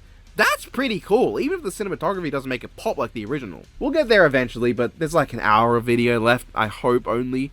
I don't know how long this will be. I'm at 10,000 words and I've only written the segments up to the letter C in alphabetical order. There is this pretty cool visual of him ripping off the mangled flesh from his original face with his new one being underneath.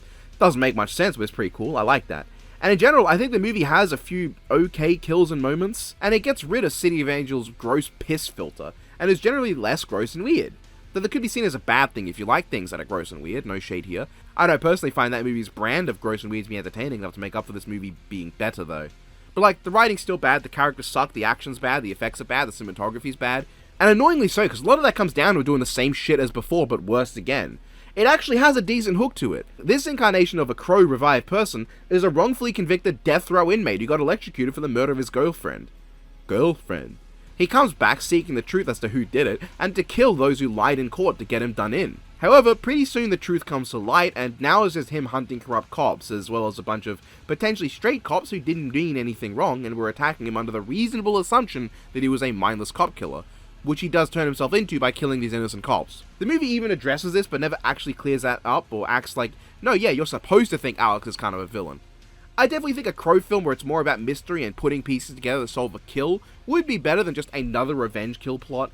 I like me a good revenge movie, The Crow is a classic, and I'm fond of the original Oldboy, but just like the Oldboy remake, redoing the same story again with no idea as to what made the original work is not a good formula. Add something unique or interesting, or do something entirely unique and interesting. This movie had something, and then it lost it really quickly to be another generic Crow movie. That's the most notable aspect, because there's the best of the original sequels, tantamount to being the largest rock on a sheet of paper.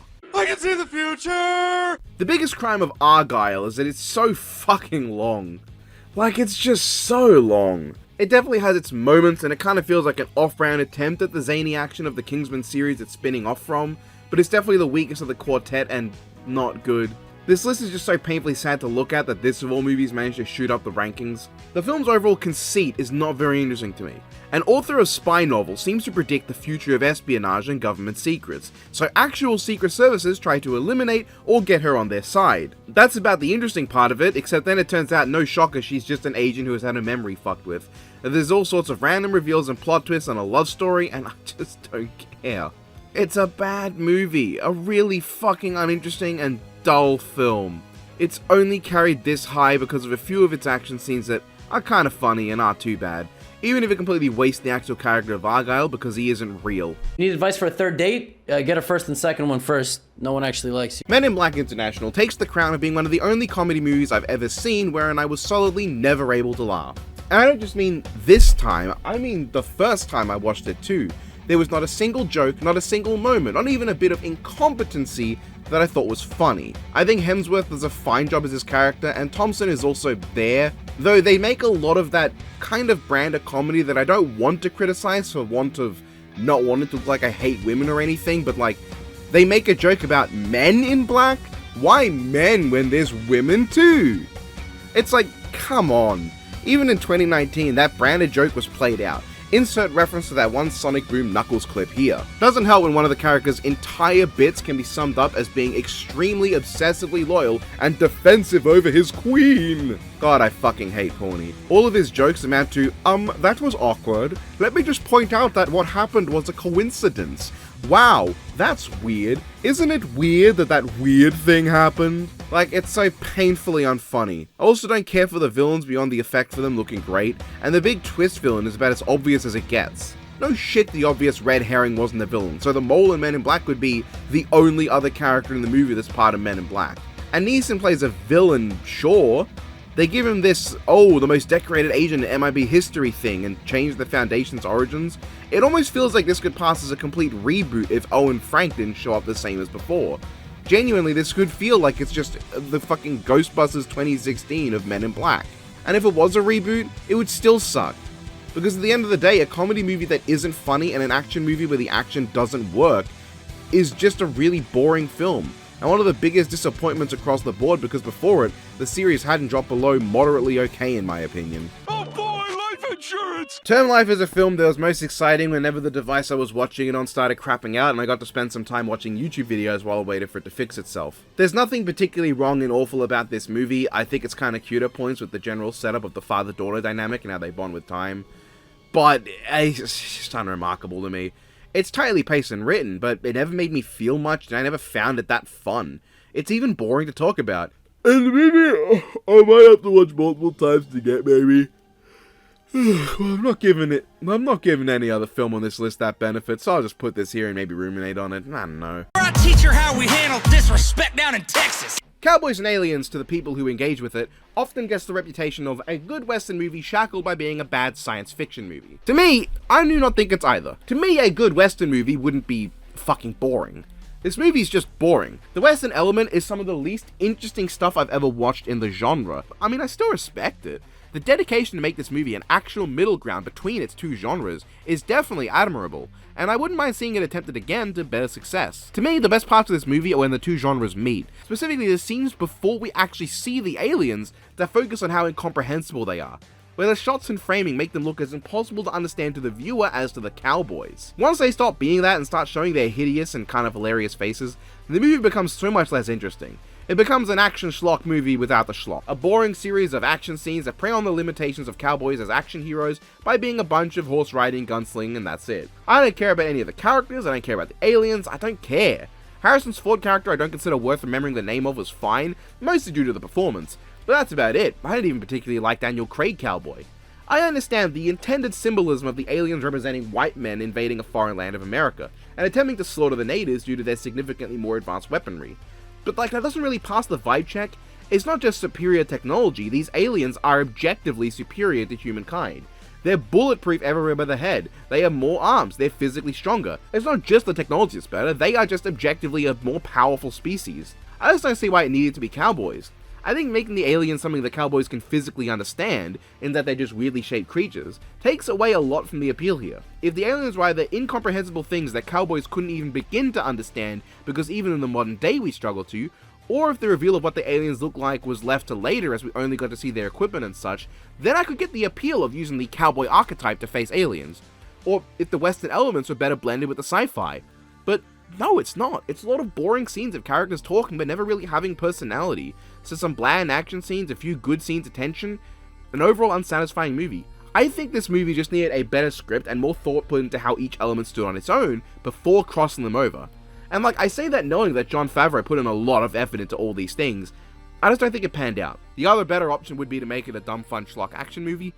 I'm not here to judge the movie based on what its concept is. I got you now, you fucking moron bitch. Corrective measures can best be described as, if The Boys didn't have any compelling characters. It's watchable in my mind, in two ways. One is as a scathing criticism and commentary on the US prison system, and its ineptitude in fulfilling its role. The combined incompetence and malevolence of those in charge, and how it treats its people by taking away their power to be themselves in inhumane ways. The other is as a movie, a thing with a story and characters that you want to follow and learn about. As the first of these, it's completely adequate. It does tackle those themes and does represent those issues. However, it's not anything special in that regard, because it lacks a compelling story or characters. What it does have is the intrigue of a superhero world where it focuses instead on how the superhero element has affected other parts of it, that is the prison system, instead of just the superhero fighting, as well as a pretty sick ending that's really cool. However, nothing really happens for most of this movie.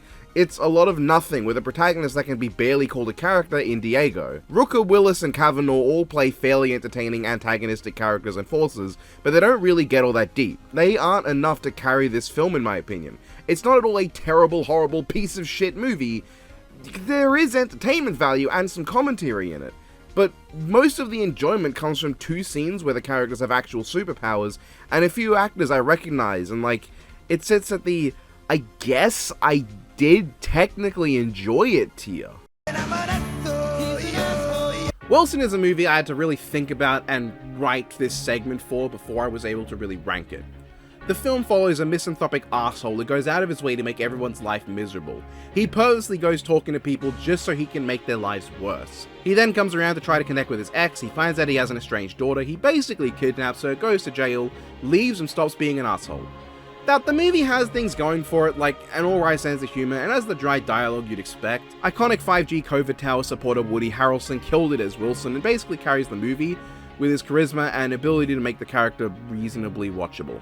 But like, that's the thing, Wilson is brutally unlikable. Like, there are points where I feel for the guy, at the same time I would fuck his shit up if he was in my presence. Not only because he doesn't believe germs cause disease, but because he is that kind of asshole that purposely chooses to piss people off for the sake of it. And most of the other, okay, scratch that, basically all of the other characters are miserably dislikable. It gives this movie a similar Bile-like flavor as Art School Confidential. It's so little to like about Wilson that it goes beyond, I want to see this guy fix himself and become a good person, and into, I don't want to see this guy at all. And I think that hurts the movie a lot. I don't want to see this guy turn his life around, I want to see him out of here, I don't want to see him in the movie anymore. And I really don't have any interest in the other characters. Like, his daughter's fine, I guess, and the lady he hooks up with at the end is also a nice person. But the movie purposely makes everyone at least somewhat unlikable, and it drains me.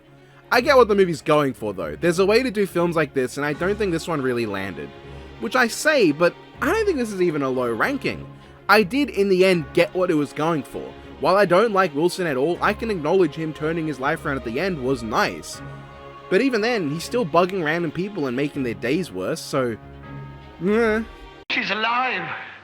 Alive! Weird Science is a surprisingly interesting movie given how it starts and what it's about, with these two 15-year-old boys AI generating their perfect subservient female, who then turns out to be more of a big sister out to help the kids get over their personal issues than just the obvious sex object you'd expect. It's kind of surprising how these two do end up seeing her as a big sister and refuse to take advantage of her complete subservience to violate her. It is nice to see them mature a bit as the movie goes on, and Lisa also has plenty of fun scenes to herself, and there's surprisingly a small amount of commentary in The Perfect Woman just being a normal person.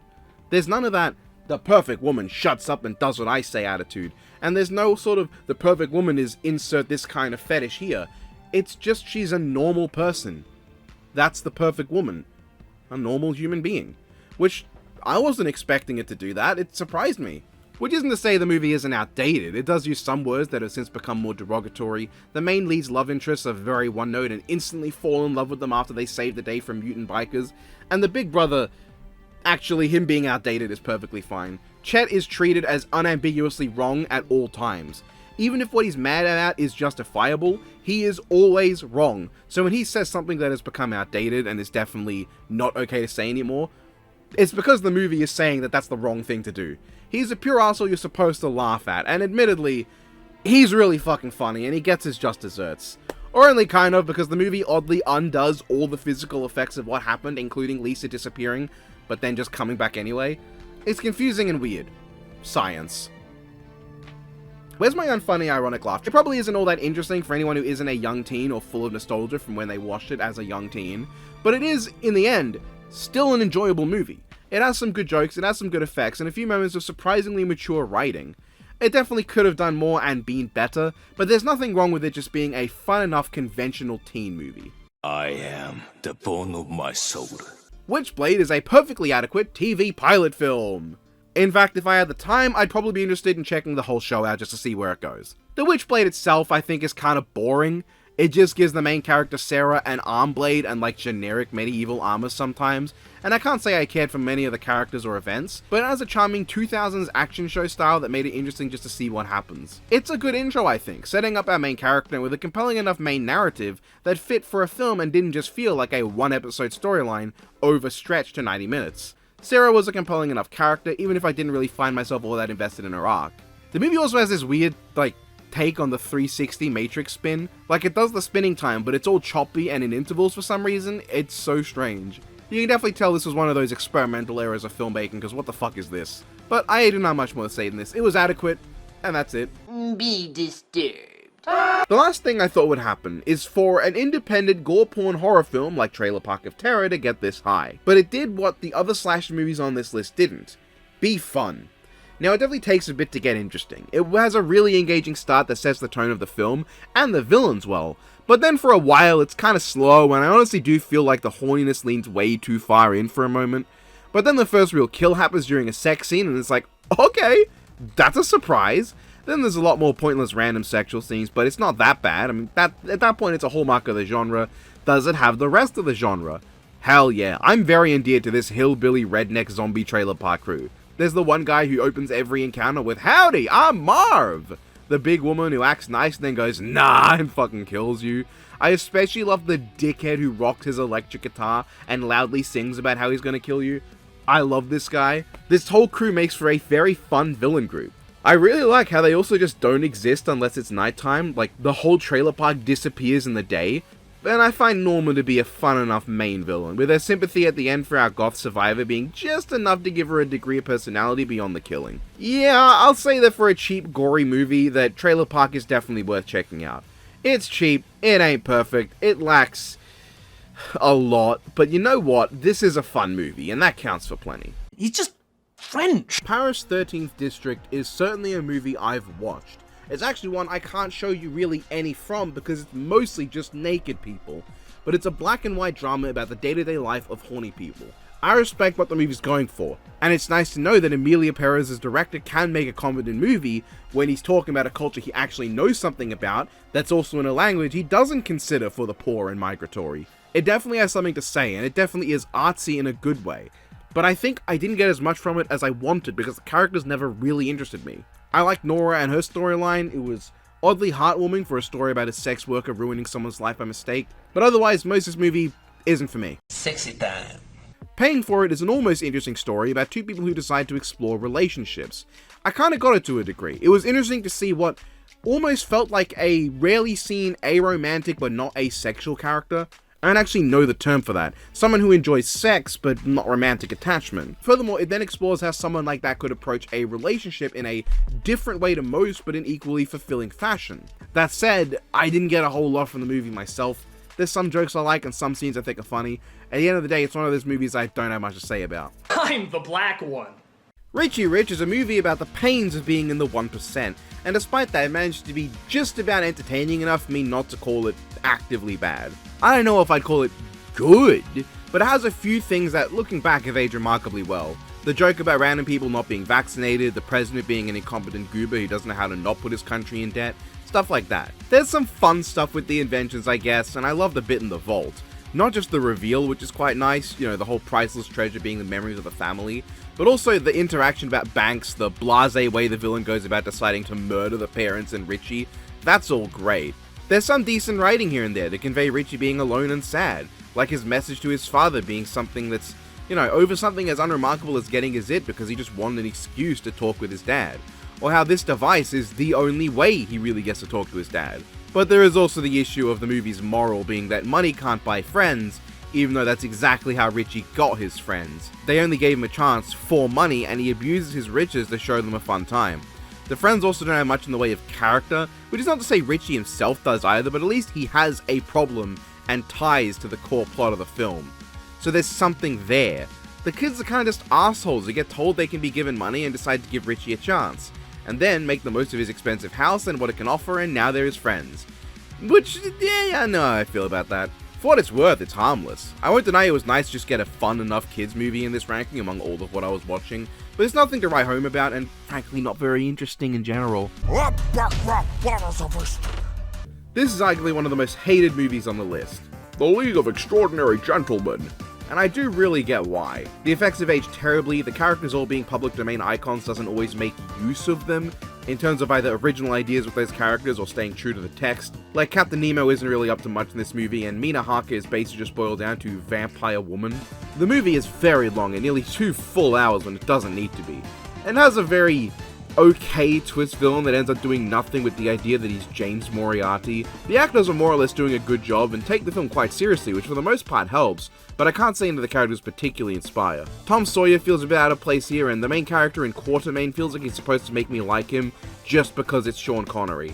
With that said, the movie is a bit of fun. The novelty of it being this massive crossover of public domain figures is strong enough for me that I am entertained for most of it. The bad action and bad effects only make it more charming to me. It's a charmingly incompetent film that remains consistently entertaining anytime I watch it. Like, the giant Hyde monster is so stupid looking and awful that it just puts a smile on my face. The innate novelty and the appeal of this hodgepodge of characters boosts it above a lot of this list. As I think I said, a bad action movie is better than a bad most other kinds of movies. I think I'm about to invent the handshake. Somehow, Sabrina Goes to Rome is my favorite of the 3 Sabrina movies on this list. It's significantly more entertaining than the other 2 for me for a few reasons. Chiefly that the magic spells and hijinks are the main focus, and also stuff is actually happening. Sure, there's still plenty of that teen romance drama I really don't care about, but most of this film revolves around the friendship between Sabrina and Gwen and how that grows. The hijinks with Salem and his best friend who is also emergency lunch, and the mystery as to how they unlock this silly little trinket. Plenty of fun little Sabrina things happen along the way, like the statue of David being brought to life, and just messing around for a bit and Sabrina going back in time. I love how she immediately fumbles the don't meddle with the past rule, and when push comes to shove, she just goes, well, meddle with a little, you meddle with a lot, why not? And just completely changes everything. It does feel like just an extended episode of a TV show, but not in a bad way. It's stuff like this that makes me feel like Sabrina has a similar energy to like Buffy the Vampire Slayer, and I vibe with that. It's harmless, it's meaningless, but it's fun, and I don't regret watching it. I wouldn't go to it before a lot on this list, if only because fun enough isn't a selling point when it's also there, but hey, this isn't too low a ranking, I don't think. Mystery Men is one of those enigmas on this list that I don't even know how to rank. On one hand, I quite like it. It's a superhero satire from before superheroes were ubiquitous in pop culture. There's plenty of fun jabs at things, and honestly, it kinda just sets up a baseline that would still be used today in superhero parody. Like, Captain Amazing is a pretty interesting take on the, you could charitably call him the evil Superman archetype. He's not really super at all, he's just good at taking down bad guys.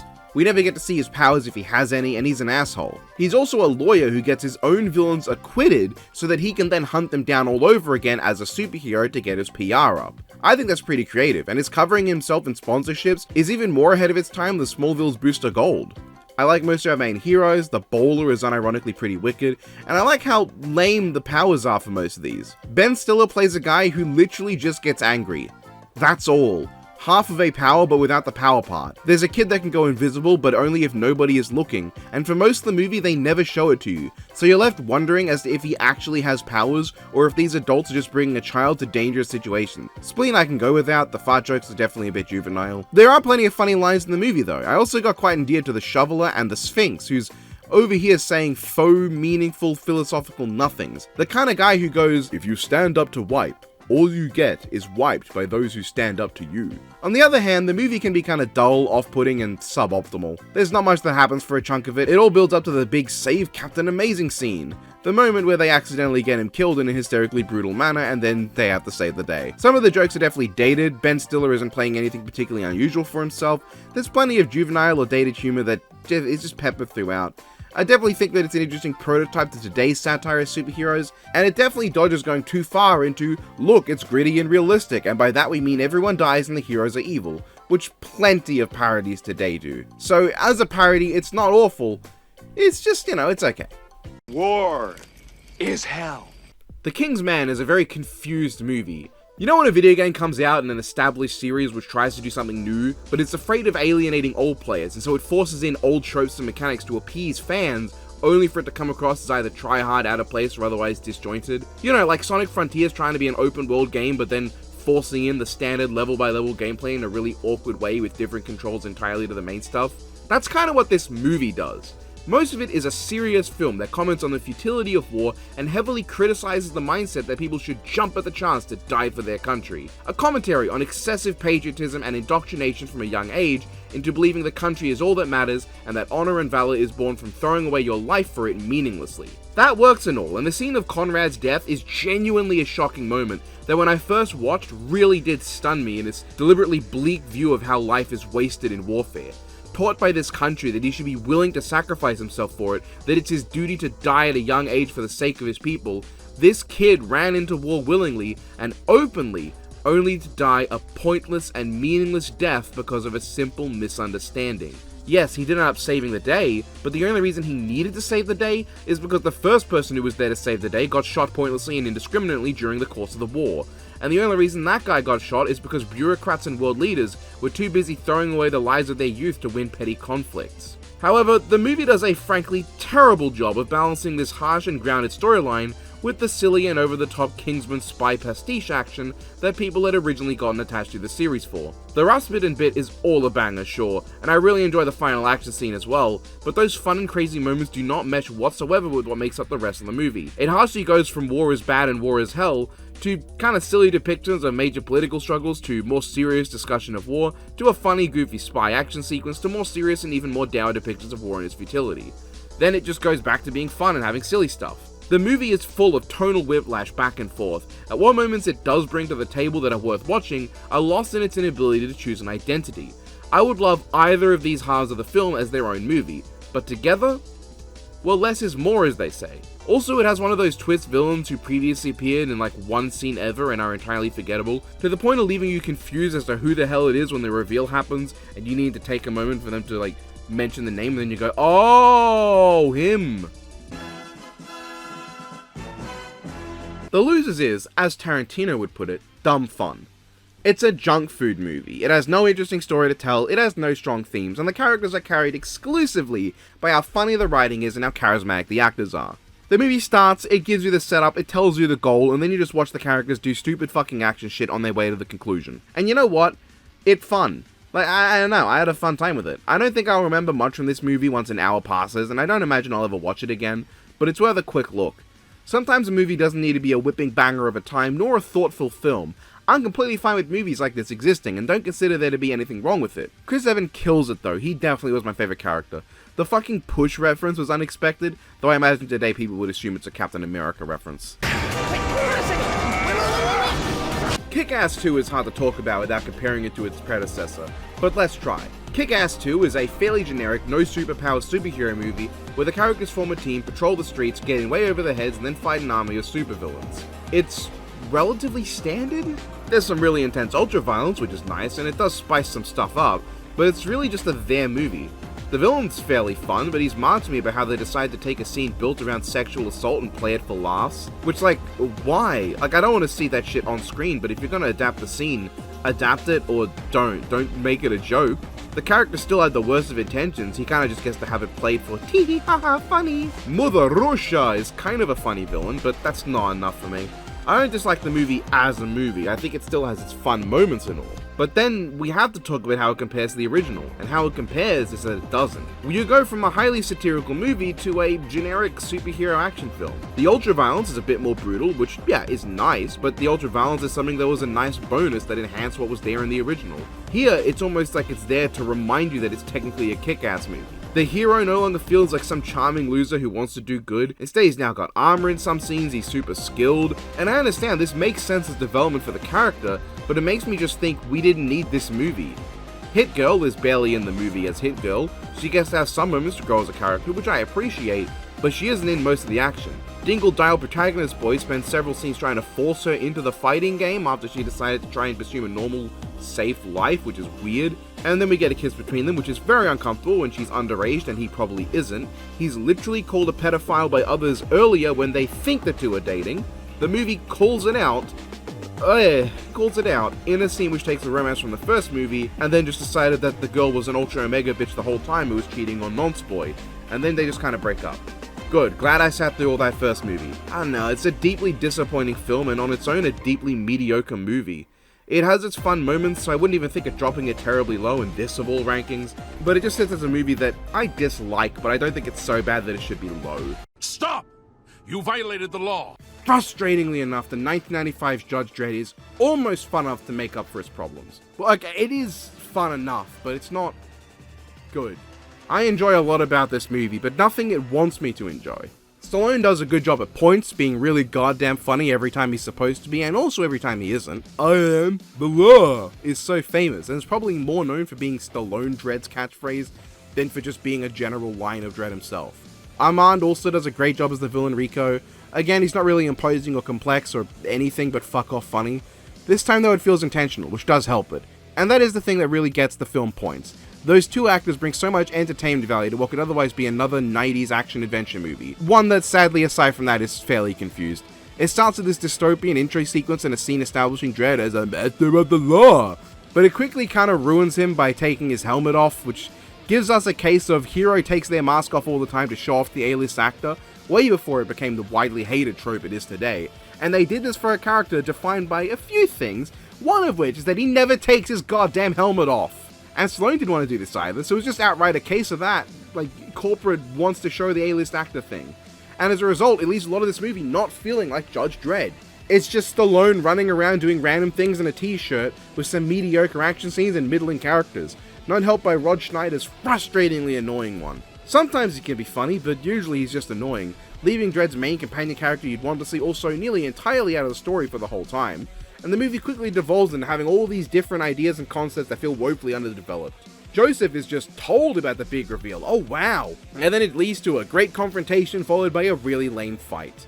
Why did I rank this so high again? Right, because for all it does wrong in terms of a story, in terms of its characters, in terms of being a confused action comedy that starts off as it's going to be more serious, in terms of not really having Dredd be Dredd for most of it, but not having the decency of Iron Man 3 and making that still cool and building up to the big final moment and going back to the hero. You know, aside from all that, it does have some silly fun in it. Watched as just some generic action movie, it's not a bad time. I definitely think Stallone has better. In fact, if we're talking about Stallone movies where he plays a cop in a future city that's supposed to be a satirical take on our world with an over-the-top villain, just watch Demolition Man. That movie fucking slaps. This is just fine in comparison. And I'd say if you can't bring yourself to watch it due to how much it isn't Dredd at all, I'd understand. It is one of the only things about Dredd approaching the mainstream, in no part because NetherRealm managed to miss him in both Injustice 2 and Mortal 1 combat, despite comic book characters being the big theme of their DLC choices. Come on, you had RoboCop and MK11, why can't you have Dredd in this? Oh my god, Heracles, son of a— The 2014 Hercules film is in my mind kind of just there. It's adequately present and accounted for. It actually has a few pretty good things going for it, like some of the moments dedicated to demonstrating Hercules' immense strength do sell him as really powerful, especially due to what he is in this film. The opening sequence has some really nice depictions of some of his labors, at least in terms of just looking good and feeling mythical. And Dwayne is mostly flat, but there are moments where he does shine. The movie does look good at times, and that is about where I think the compliments falter. I found the story to be incredibly lacking. Most of it is spent just bumming around accomplishing nothing of importance or acclaim. Then Hercules gets captured because he accidentally helped the bad guys, and then he gets out and wins. There's this message about how being a hero doesn't require demigod blood, which is cool and all. Weird message to apply to a movie about Hercules. You'd think Hector or Odysseus would have made more sense, but I guess that's just the comic they're adapting. Hercules in this is kind of a fraud who gaslights everyone into thinking he's a demigod, which would be neat if they did anything with it, but instead there's just this completely whatever message that feels half-heartedly thrown in. He has this thing of trauma and guilt towards killing his family that's introduced literally halfway into the movie and feels woefully underdeveloped. And then in the end it turns out he's completely free from blame. Which is odd, because I would have imagined that removing the divine element from the story, and thus taking out Hera's intervention, would have made it easier to tell an interesting story about Hercules going completely mad in a blood rage and killing his family. Maybe the stories of him being a demigod is his way of coping with his guilt, trying to build himself up via a fiction to hide from reality. But instead, he's just not at fault at all, and I don't know what they were really trying here. What could be a great movie kinda just flounders into being a decent but ignorable movie as a result. I didn't kill the president. The bullet curved. Wanted is a stupid garbage film I hate. Or at least that's what I thought, because maybe more than any other on this whole ranking, this is the film to which my opinion has changed the most since I first watched it. I remember hating this movie, and there are still some things that I think suck. The story is pretty bad. The twist of, oh, your father's killer wasn't your father's killer, he was your actual father the whole time, is as obvious as could be.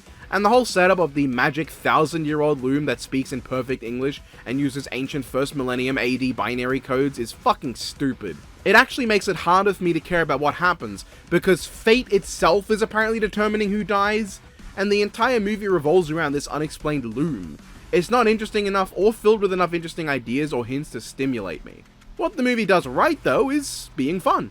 The action's quite entertaining, the pace is brisk but not too fast to miss what's happening or what emotions are supposed to be hit, and while the gratuitous slow-mo can sometimes reach a point of so much absurdity that it loses any impact, it does sometimes come off as quite cool. The direction can range from these really cool scenes of bullets curving to these kind of obnoxious bullet-through-head moments, but at its best, Wanted does succeed at being a fun-as-hell action nonsense movie that keeps you engaged by always making sure something is happening.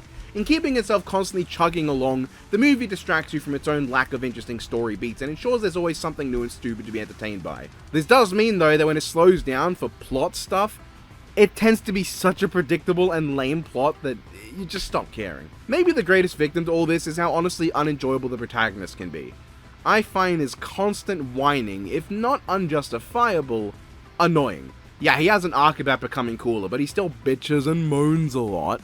You know, I know enough people who do nothing but complain about every minor inconvenience in their lives to not want to see it in my movies. And other characters like Morgan Freeman and Angelina Jolie don't really have anything memorable to them.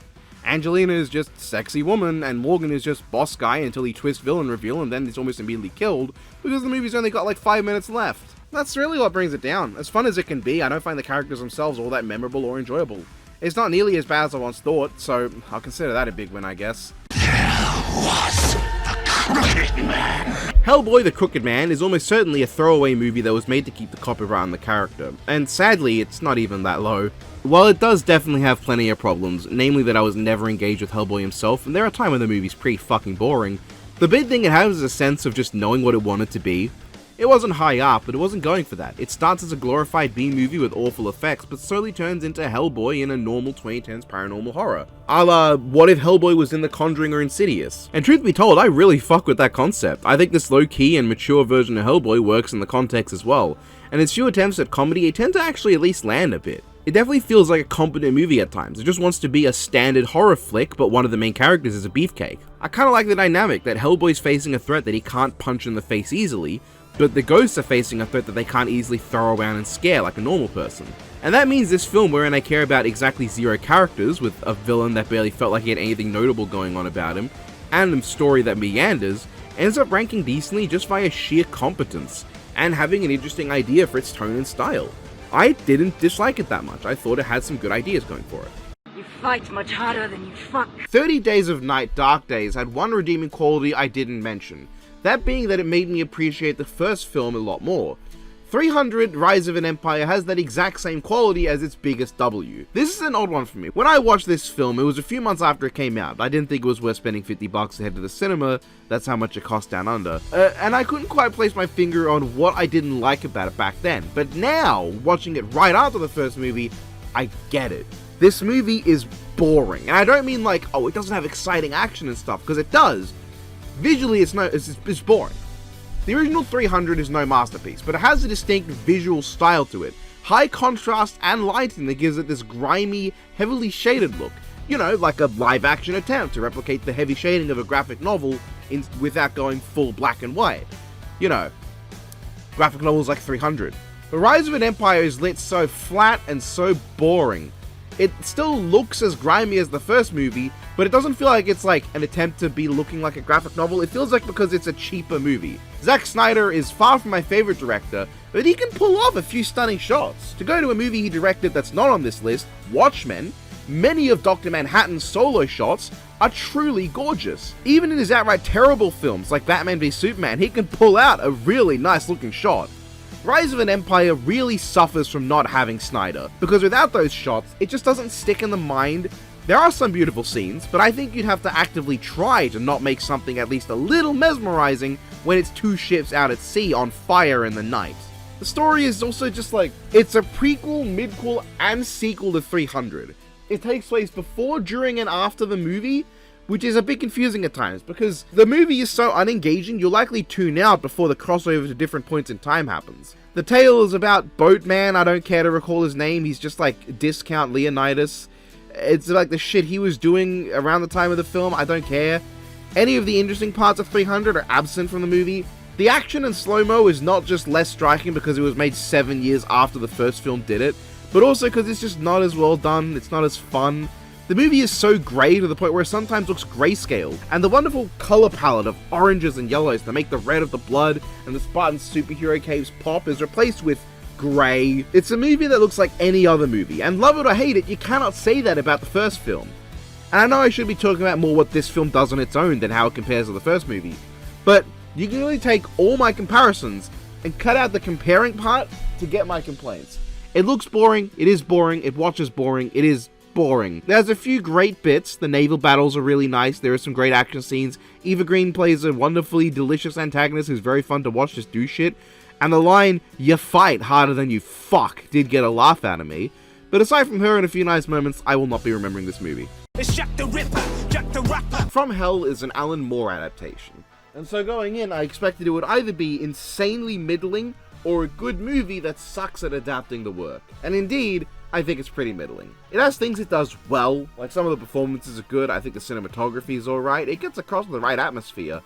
But on the other hand, it's extremely blunt about its message of the poor treatment of sex workers, other races, and poor people, and I don't really find the protagonist that interesting. Frankly, I found the reveal as to who Jack the Ripper was incredibly obvious too. And on the protagonist, I can't stress how much I do not care for a guy just getting opium highs that give him magic future vision, and that's how he solves most of his problems. Like, that's not compelling to me. This feels like it should be a battle of an incredibly intelligent killer and detective. There's mental fights, but it's not. It's a supposedly intelligent killer and a detective who gets high on opium and sees the future. Still, there's a few pretty neat moments and a few cool depictions of Jack's kills, so I can't call it bad. There are definitely moments in this film, but it's just acceptable. It's a good thing I always carried 2 guns. After a lot of time of only watching Age of Extinction and The Last Night in terms of Mark Wahlberg movies, Two Guns reminded me that Marky Mark can actually be a charismatic actor when he's got someone to work with. That's what gives this movie some actual points. Mark and his chemistry with Denzel Washington. Scenes of the two of them just doing shit were really fun. They play off each other well, they quip good, they got a ton of charm and charisma. Unfortunately, most of this movie tend to take itself very seriously. Something I wouldn't have minded if I just gave a shit about anything that was going on. This movie suddenly becomes a lot more serious in tone after like the first half hour. Watching the opening scene of the film will give you the entirely wrong impression of what this movie's like, because it's a lot less enjoyably fun than I was expecting or really hoping. The idea of this movie is 2 undercover guys, one from the Navy and one from I think the CIA, I don't exactly recall, who are playing the role of a criminal duo trying to bust a guy. But the twist on this is that they don't know the other one is undercover. They assume the other guy actually is crooked. This is a concept rife with comedic potential, and they don't use it. It's also a concept rife with dramatic potential, and they don't use it. I was just really uninterested in this film, which is a shame because it has moments where it really shines. It's just kind of mediocre though overall. Bounty Killer is an astoundingly simple movie, but I don't think it needs to be anything else. It's a fun, bloody, gun-festive action that wants you to sit down and enjoy yourself for an hour and a half. And hey, that's fine. A simple, fun movie. I really have nothing to say. This is not even going to be like a minute long, is it? I guess to pad it out, when I finished this movie, it was literally in the top 5 because of how few movies there were by this point in my watch through that could even be given the rank of decent. I'd say Bounty Killer is good for those who just want a fun action nothing fest, but there's definitely much better out there in that regard. Sin City, A Dame to Kill For is a damn shame. I remember really not caring for it, but I was hopeful that I would come around. However, while it retains the first movie's stylish aesthetic and has some of the same general subtext, it's also far less interesting. I'll go into what I read Sin City as when we get there, because I do think it unintentionally has something of an interesting message and subtext, but those elements in the first film are carried by the consistent entertainment value. A Dame to Kill For just has action that isn't nearly as punchy or over-the-top enjoyable, it has stories I don't find as compelling, and nothing really going on for me. The Dame to Kill For part that it's actually named for, I wasn't super invested in, and I honestly thought it dragged a bit. Part of it was the different actor for our main hero. While I don't mind Brolin, I just couldn't buy him as being the other guy. And the other stories range from the decently ending but otherwise anachronistic Nancy's Last Dance, the completely forgettable Just Another Saturday Night which serves its role fine, and my favourite, The Long Bad Night, which despite being film original, is the one that feels like it fits the best with the others. Still, like, the shots aren't as good, the visuals aren't as stylistic, the action isn't as engaging. Without those to carry the film, the writing outs itself is fairly flat, and the subtext remains below a surface level that I'm not invested enough to see past. It does have some style points, yes. There's decent enough moments, but I'm not nearly as into it. Ava, please stop appearing in mediocre sequels to Frank Miller adaptations. I don't care how beautiful you are, you're also too compelling as a villain to be used like this. Can you please be in a good movie? Oh shit. You're both a funeral. Polar is kinda like John Wick, but if the dog died an hour into the movie. The first chunk of this film is a fairly interesting look into this sad assassin who's winding down and no longer in the game, with a few standout scenes, but honestly just his teaching moment really, where he thinly disguises lessons on assassination as being a history class. Duncan is a fairly cool character, a John Wick type but with a bit more self-reflection. Throughout the first chunk he isn't really doing much as this other team go hunting for him but keep failing. Then the last 45 minutes of the movie are Duncan killing off the A-team, getting drugged, being tortured, then killing everyone and taking out the bad guy. It's fine, but I mostly think the weird pacing and how all the action is condensed into frankly 2 real scenes in the whole movie does take me out. What's there is good, but it feels like the action is more a supplement to the emotional story of Duncan, which itself feels like it wasn't developed fully. I like the character, he's probably my favorite thing in the movie, but I wish I got to see more to him, and then the action starts and he becomes a rather generic action hero. We get 2 big reveals at the end and the movie finishes. I don't know, it's hard for me to even describe properly. Like, it's a movie that doesn't have much going on, at least in vibe to me, but I don't dislike it. If there's anything left to say, I really like how during the final action sequence, the villain's goons just abandon him and walk past, and one guy's even like, excuse me, he's upstairs. It's not bad at all. It's got its moments, definitely. But I'd be interested to see a sequel, admittedly. Is this supposed to be a blood-sucking horror or a cock-sucking pussy? 30 Days of Night is a movie I don't give much credit, but after watching its sequel, I appreciate it so much more. The idea of 30 Days of Night is that in a winter village, a month of complete darkness is about to sweep the area. At the same time, a stranger destroys all the ways to leave the village and warns of an incoming threat. This threat being a group of vampires that wish to use the month to feast and slaughter the humans within. The stranger wants to be one of them.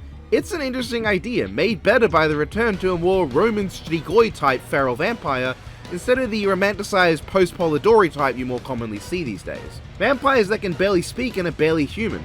It feels like a zombie survival film, but instead of slow, plodding, walking corpses, there's superhumanly fast and inhumanly strong creatures that almost nothing can kill. They are nearly unstoppable, to the point of there being this absurdly one-sided battle in the movie where they slaughter a bunch of people with guns and they only get a couple wounds themselves. These vampires feel like true menaces, and the movie's not shy about it. There is a certain class to how it uses blood and gore, using it not to sensationalize the violence, but to drill in the feral animalistic nature of the creatures. They don't tear shit up because, look, they have to, it's what the viewers want, blood and gore, but because they are nearly mindless entities that will drench themselves in blood to savor it. It tells you something about the villains. Do you get it, Dark Days? And the winter landscape is a very unique setting for a horror film. At least, it's unique to see it used in this sort of way, to justify the many days of night and to make the blood pop on the ground more. Unfortunately, while a lot of it is really well handled and well done, it does a few great tense moments of horror even. It is also a bit dull. I don't know, I just never got into the characters or their struggles. I didn't care. When a guy starts turning and they have to mercy kill him to prevent him from killing them once he becomes a vampire, like, I guess I was sad someone died, but who? And when the main guy, I think his name is Eben, injects himself with vampire blood and becomes a vampire too to fight the other vampires, I guess it was cool, but it felt a bit comic book movie-y, which I know is weird given what this movie is, a comic book film, but it does not feel like one throughout most of it. It feels like a well-written horror movie about vampires. But then this happens, and there's this cool fight scene, he kills the villain in one-on-one combat, and the villain randomly starts acting like a different character near the end. I don't know what's going on there. It's a very weird ending to what's otherwise a very standard, good horror film. Sure, Eben's death at the end is sad, but I just didn't care all that much. I'm glad they survived. The sight of the sun after all the darkness is quite refreshing, but this movie is not The Descent. Good film though. I'm so glad the ending of the sequel ruined the ending of this. At least I'm taller than you. I'm still not entirely sure if I actually liked I Killed Giants or not. It's definitely not the movie I was expecting, but I'm not here to rank these based on if they were what I was expecting, now am I? And looking at it for what it is, it's a solidly written emotional movie about a miserable individual who slowly comes to be revealed as not just miserable to everyone else, but also miserable to herself, because she's so utterly deluded that anyone who goes against what she believes is real has to be trying to force her to break down. Now, while Barbara is hard to watch sometimes as a protagonist, and there are points in the movie where it's hard not to want to just punt kick her down the coastline, it does come around at the end to fit in with how they've written her story. And the big reveal in the end is, well, the giants aren't real. I hear in the comic this is actually left kind of vague, but in the movie it feels kind of spelled out, and they just represent her inability to accept reality. She's stuck in such a level of denial as to what's happening in her life that she creates monsters she can physically defeat to substitute the problems she is helpless to fight against. That's all really solid. I love that idea of facing intangible threats and having to rationalize them as something tangible so you can feel like you have more power when you're at your most helpless. But there's one glaring flaw. The giants appear so sparingly and so sporadically, I already thought they were imaginary before the movie wanted me to. The moment that I think is supposed to make you go, wait, is it all in her head? Instead made me go, yeah, that's what I thought. I gaslit myself into thinking they had already said it earlier because I was so sure of it before the reveal happened. It's a shame because the giants look incredible, and Barbara facing the Titan is a great moment. The final act is really good, in fact. The first act is a bit slow, the second act is way too slow, but the last one's good. But yeah, the movie has a lot of dead air, and while I know this isn't an action story, I think for a movie it could have used some moments to keep it interesting to watch. There's a point where you stop learning anything about Barbara for a bit and just keep seeing her be a shit. Did I really enjoy this? Because for a lot of the movie I was either bored or mildly interested at best. But then the ending hit home, and then I looked back and I said, oh yeah, that all kind of makes sense and plays into it, doesn't it? But I guess the thing that kind of kills it from getting a super high placement is that this kind of like grief and inability to accept the loved one's imminent or recent death often really hit home for me. It's one of my biggest difficulties in general as a person, is just I struggle to process the passing of others, and so movies and stories about it resonate a lot with me. This movie, despite focusing entirely on that though, never made me even terribly close to crying or feeling strongly about it. I can't explain why, and that frustrates me. But I'm still willing to put it up here, because in the end, I think I liked it. I'm pretty sure I enjoyed the movie at the end of the day. But, there's something off about it. Does that come standard? Actually, it came with a black dude, but he kept getting pulled over. Yeah. If Men in Black 2 was the benchmark of subpar sequels on this ranking, I would have had a much better day. But as it stands, this is one of the few letdown sequels that's still really entertaining. The movie has plenty of banger jokes and great moments that carry it very high on the list. I always think of the black driver joke that's so darkly hilarious. This is the kind of racial humor that actually works. Make fun of racism, don't just be racist. The film has plenty of funny moments unique to itself, but sadly the issue really is just how much the movie backtracks on the ending of the first, and just tries to redo the first. There's a lot of times where it's like, oh, just like the first movie, with a few interesting ideas like Selena as a villainess, but they don't carry it. It brings Kay back and ruins his ending, and then instead of letting us have the experienced and wise Jay carrying a fumbling Kay as he tries to remember himself, he remembers himself very quickly and they go back to their old dynamic, where Jay inexplicably feels like he's an experienced rookie all over again. It's really unnatural. We don't get to see Jay's other partners. Elle is just gone after she was teased as his main partner at the end of the last one, and honestly it's lacking a lot of creativity. I mean, instead of just some mutual attraction that might go further like we got in the first movie with Jay and the leading lady, here it's a full-blown romance even though the two meet each other once, and then the lady disappears for the rest of the movie until the end. Speaking of which, I can't blame the movie itself, but it's really short, not even hitting 90 minutes. That's crazy, but it also means the movie doesn't overstay its welcome. It is a solid film. I think people hate on it a bit much just because the first one was so much better, but this one is a letdown that doesn't hit the highs of the franchise at all. I want a divorce. Me too, I'm starving. There's really not much to Marry Me that stands out. It's a very by-the-numbers story of a rich person and a poor person coming to love each other and understand the differences in their way of life. It's pretty standard stuff. With that said, I do think that despite this being in a genre I don't tend to care about, most of the movie is fine. The setup honestly reminded me a lot of The Goated Corpse Bride, with someone being misunderstood as proposing to the lead female, who immediately accepts and then they have to just deal with the fallout of that. Most of this movie is focused on the growing relationship between the pop star Kat Valdez and the boring-ass maths teacher Charlie Gilbert. Thankfully, their chemistry and relationship is compelling. Their banter and interactions are charming and fun enough. I was able to smile at most of the scenes and suitably renew my free trial of whimsy. I liked as well that the movie does make sure to go out of its way to show the struggles of celebrity life. Not just the obvious in that they're always constantly monitored and not a single moment of their lives is able to just be enjoyed without people staring, recording, or gossiping about them, but also how non-celebrities that they're connected to also get dragged in and forced into the situation, as well as how the normal act of just getting to know people is something that they often can't just do on a whim like most. It also says something about not just how celebrities are hiding or can't show who they are to the public under mountains of bullshit and scripted events, but the ways in which the common public's knowledge of that fact means that when a celebrity does want to show their true selves, it can be hard to tell what's real and what's fake, exploring that line between the figure and the person.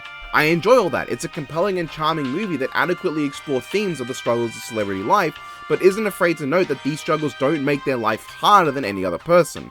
They're simply different struggles to what you or I may go through. Life is hard for everyone in different ways. Jimmy Fallon also decides to star in a sequence that shits on shows like his own, which immediately grift on any drama or unusual action taken by a celebrity to make a quick buck off of their suffering. But unfortunately, the third act of this movie fell really flat for me. Charlie shows up at a big event for Kat and realizes she's totally out of his league, dude, and then dumps her then and there because she should be with her terrible, cheating ex-fiancé as he's actually within her world. You know, ignore that he's a terrible cheater, and instead of hearing her out, he just leaves.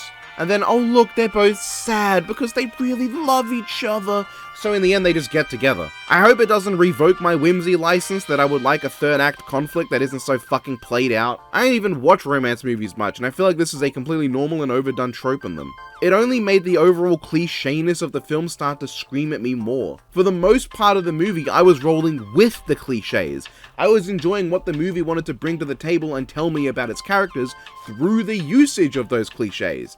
But with that ending feeling so phoned in and forced, it tanked the movie overall. It made me look back and think maybe the movie is just cliche and I'm just making up excuses to justify that I enjoyed it. It let me down. And it's not a bad movie still. It's still, like, honestly a good movie. It just is a bit played out and the ending sucks. Right! This calls for immediate discussion! Slight spoiler alert, but I've ranked Time Cop 2 The Berlin Decision slightly below the original Time Cop, but it's only for the smallest of things. That is, I just find the first movie a little more fun. But I want to give Time Cop 2 full credit. I think in most ways it's almost a superior movie. It takes the interesting concept of time police and does way more with it. There's tons more time hopping and a very fun finale involving our main hero jumping around between different time periods protecting his ancestors from the main villain. The action may not be as exciting as your standard Van Damme affair, but it's still pretty enjoyable. Most of all, I just think the movie does more interesting stuff. The main conflict between the moral dilemma of whether time travel should be used or not to fix the past, and whether it's better to allow bad things to happen for the sake of preserving what we know, or risk massive changes by stopping them. There's a whole scene dedicated to the debate and another smaller scene about it too, with the overall theme strongest in just how the film starts. Our hero literally saves the most iconic man to wear the Charlie Chaplin mustache, all for the sake of preserving the timeline. And while he considers that the right thing to do, it still has an effect and it haunts him. He had to facilitate a genocide because it's what happened in our past, and who knows where we'd be if it didn't happen. For every tragedy, mankind learns more and takes actions to ensure it never happens again. But that explanation doesn't make it easier for our hero to live with what he did. I think that if the movie was actually longer and better fleshed out with this theming, it might have even overcome its predecessor. Because even now, despite losing the Van Damme charm and the action being a bit less interesting, I'd rank it alongside the first movie. But it's only like 70 minutes long, and I don't think they did quite enough with the theming to really hit. I'd say our hero, though, is an outright better protagonist. I mean, he has much tighter writing and a better acting performance that adequately sells the dilemma. For a short, sub-80-minute movie, I'd consider Time Cop 2 a surprisingly decent film, and well worth watching, especially if you enjoyed the first Time Cop. Speaking of which, best-looking Guardian of Sector 2814, at your service. Time Cop is a 1994 Jean-Claude Van Damme film about time travel. It's famous for being convoluted, which I think just is because the elderly failed to understand time travel stories. It might have just been because when this came out, time travel wasn't as big a staple. Among Van Damme movies, it really doesn't feel like anything different to what he normally does beyond its science fiction setting and likely unintentional commentary on the abuse of power by the well-off and the police. But like a lot of Arnold Schwarzenegger films also feel very similar, but I can really enjoy them too. On that commentary though, in this film, time travel is illegal to use in any way, except when it's stopping others from illegally using it. Meaning the police are in theory allowed to just abuse it however they want as long as it's under the guise of stopping others. And for every well-meaning policeman, there's always going to be another who abuses their power. You can definitely overthink this movie. The rules of the time travel are not very clear, and there's some points where it definitely feels like there's no consequences to whatever happens. There's also definitely something to be said for how disappointing it is that, for a concept of time-traveling police, they only really bounce between 1994 and the far-off future of 2004. But I think an issue a lot of die-hard critics have is trying to force logic and meaning onto a film that only wants to show you a fun time. This isn't fucking Looper that wants to have solid time travel mechanics and make you think about the consequences. This is a Van Damme movie. It's called Time Cop. You're here to have a stupid fun time, and it's great at that. Van Damme is about as easy to understand as a half-literate Arnold Schwarzenegger, but that's just how he sounds, and it's half the charm of his movies behind all the fun stuff and silly splits. I would recommend Time Cop to anyone willing to enjoy a movie that only asks you to turn your brain off for a fun time. It's one that, yeah, you do have to turn your brain off, and that is a downside, but it is one that, you know, it's got enough fun stuff that you're not constantly bored and turning your brain on to have something to think about. You wretched human. Red 2 is a movie that I like and wish I could love. In many ways, it includes more of what I enjoyed about the first Red film. It's silly, it's funny, it's bombastic. But sometimes too much of a good thing is just too much thing in general. It goes to a point where every silly scene feels almost mundane in the face of everything around it also being silly. While I still enjoy a vast majority of what's here, the action's still good, Han's very enjoyable, the returning Marvin and Victoria are still delightful, it's marred in things like several characters I enjoyed not being around anymore, the leading lady being so into it now that the straight man ends up having to be Willis of all characters, and the intricate plans and strategies end up feeling too silly. It's no longer a serious spy movie with a fun undertone, but a just comedy movie that's almost spoofing itself in not always the most engaging way. It's just harder to get invested. Without a grounded story, there's literally no surface to this movie on which to place the characters. The characters don't add entertainment, they are the only thing in the movie. The villain also kind of loses steam when he gets replaced with Megatron's target practice, and he also isn't all that interesting either. He then dies because reasons and problem is solved. As I said, the movie is still fun. I think compared to a lot of this list especially, what it loses in having a solid story and good writing and endearing characters, it makes up for in the fact that it's at least entertaining. Honestly, if Willis wasn't relegated to just being a kind of flat-controlling husband guy, and he got to be more like he was in the first movie, I would probably find this more overall entertaining. But hey, Han, we got Han. I like Han. And his deeply sexual desires for his airplane. I understand that 300 is somewhat of a controversial film today. Now, I'm not really here to discuss all that and how you can interpret the film's white versus black, west versus east sort of potential interpretations. I'm just going to say that this movie is so hilariously brain-dead and stupid that I truly cannot fathom how someone could apply the ideas of metaphor to it, as in intentional metaphors. This movie wears what it is on its sleeve.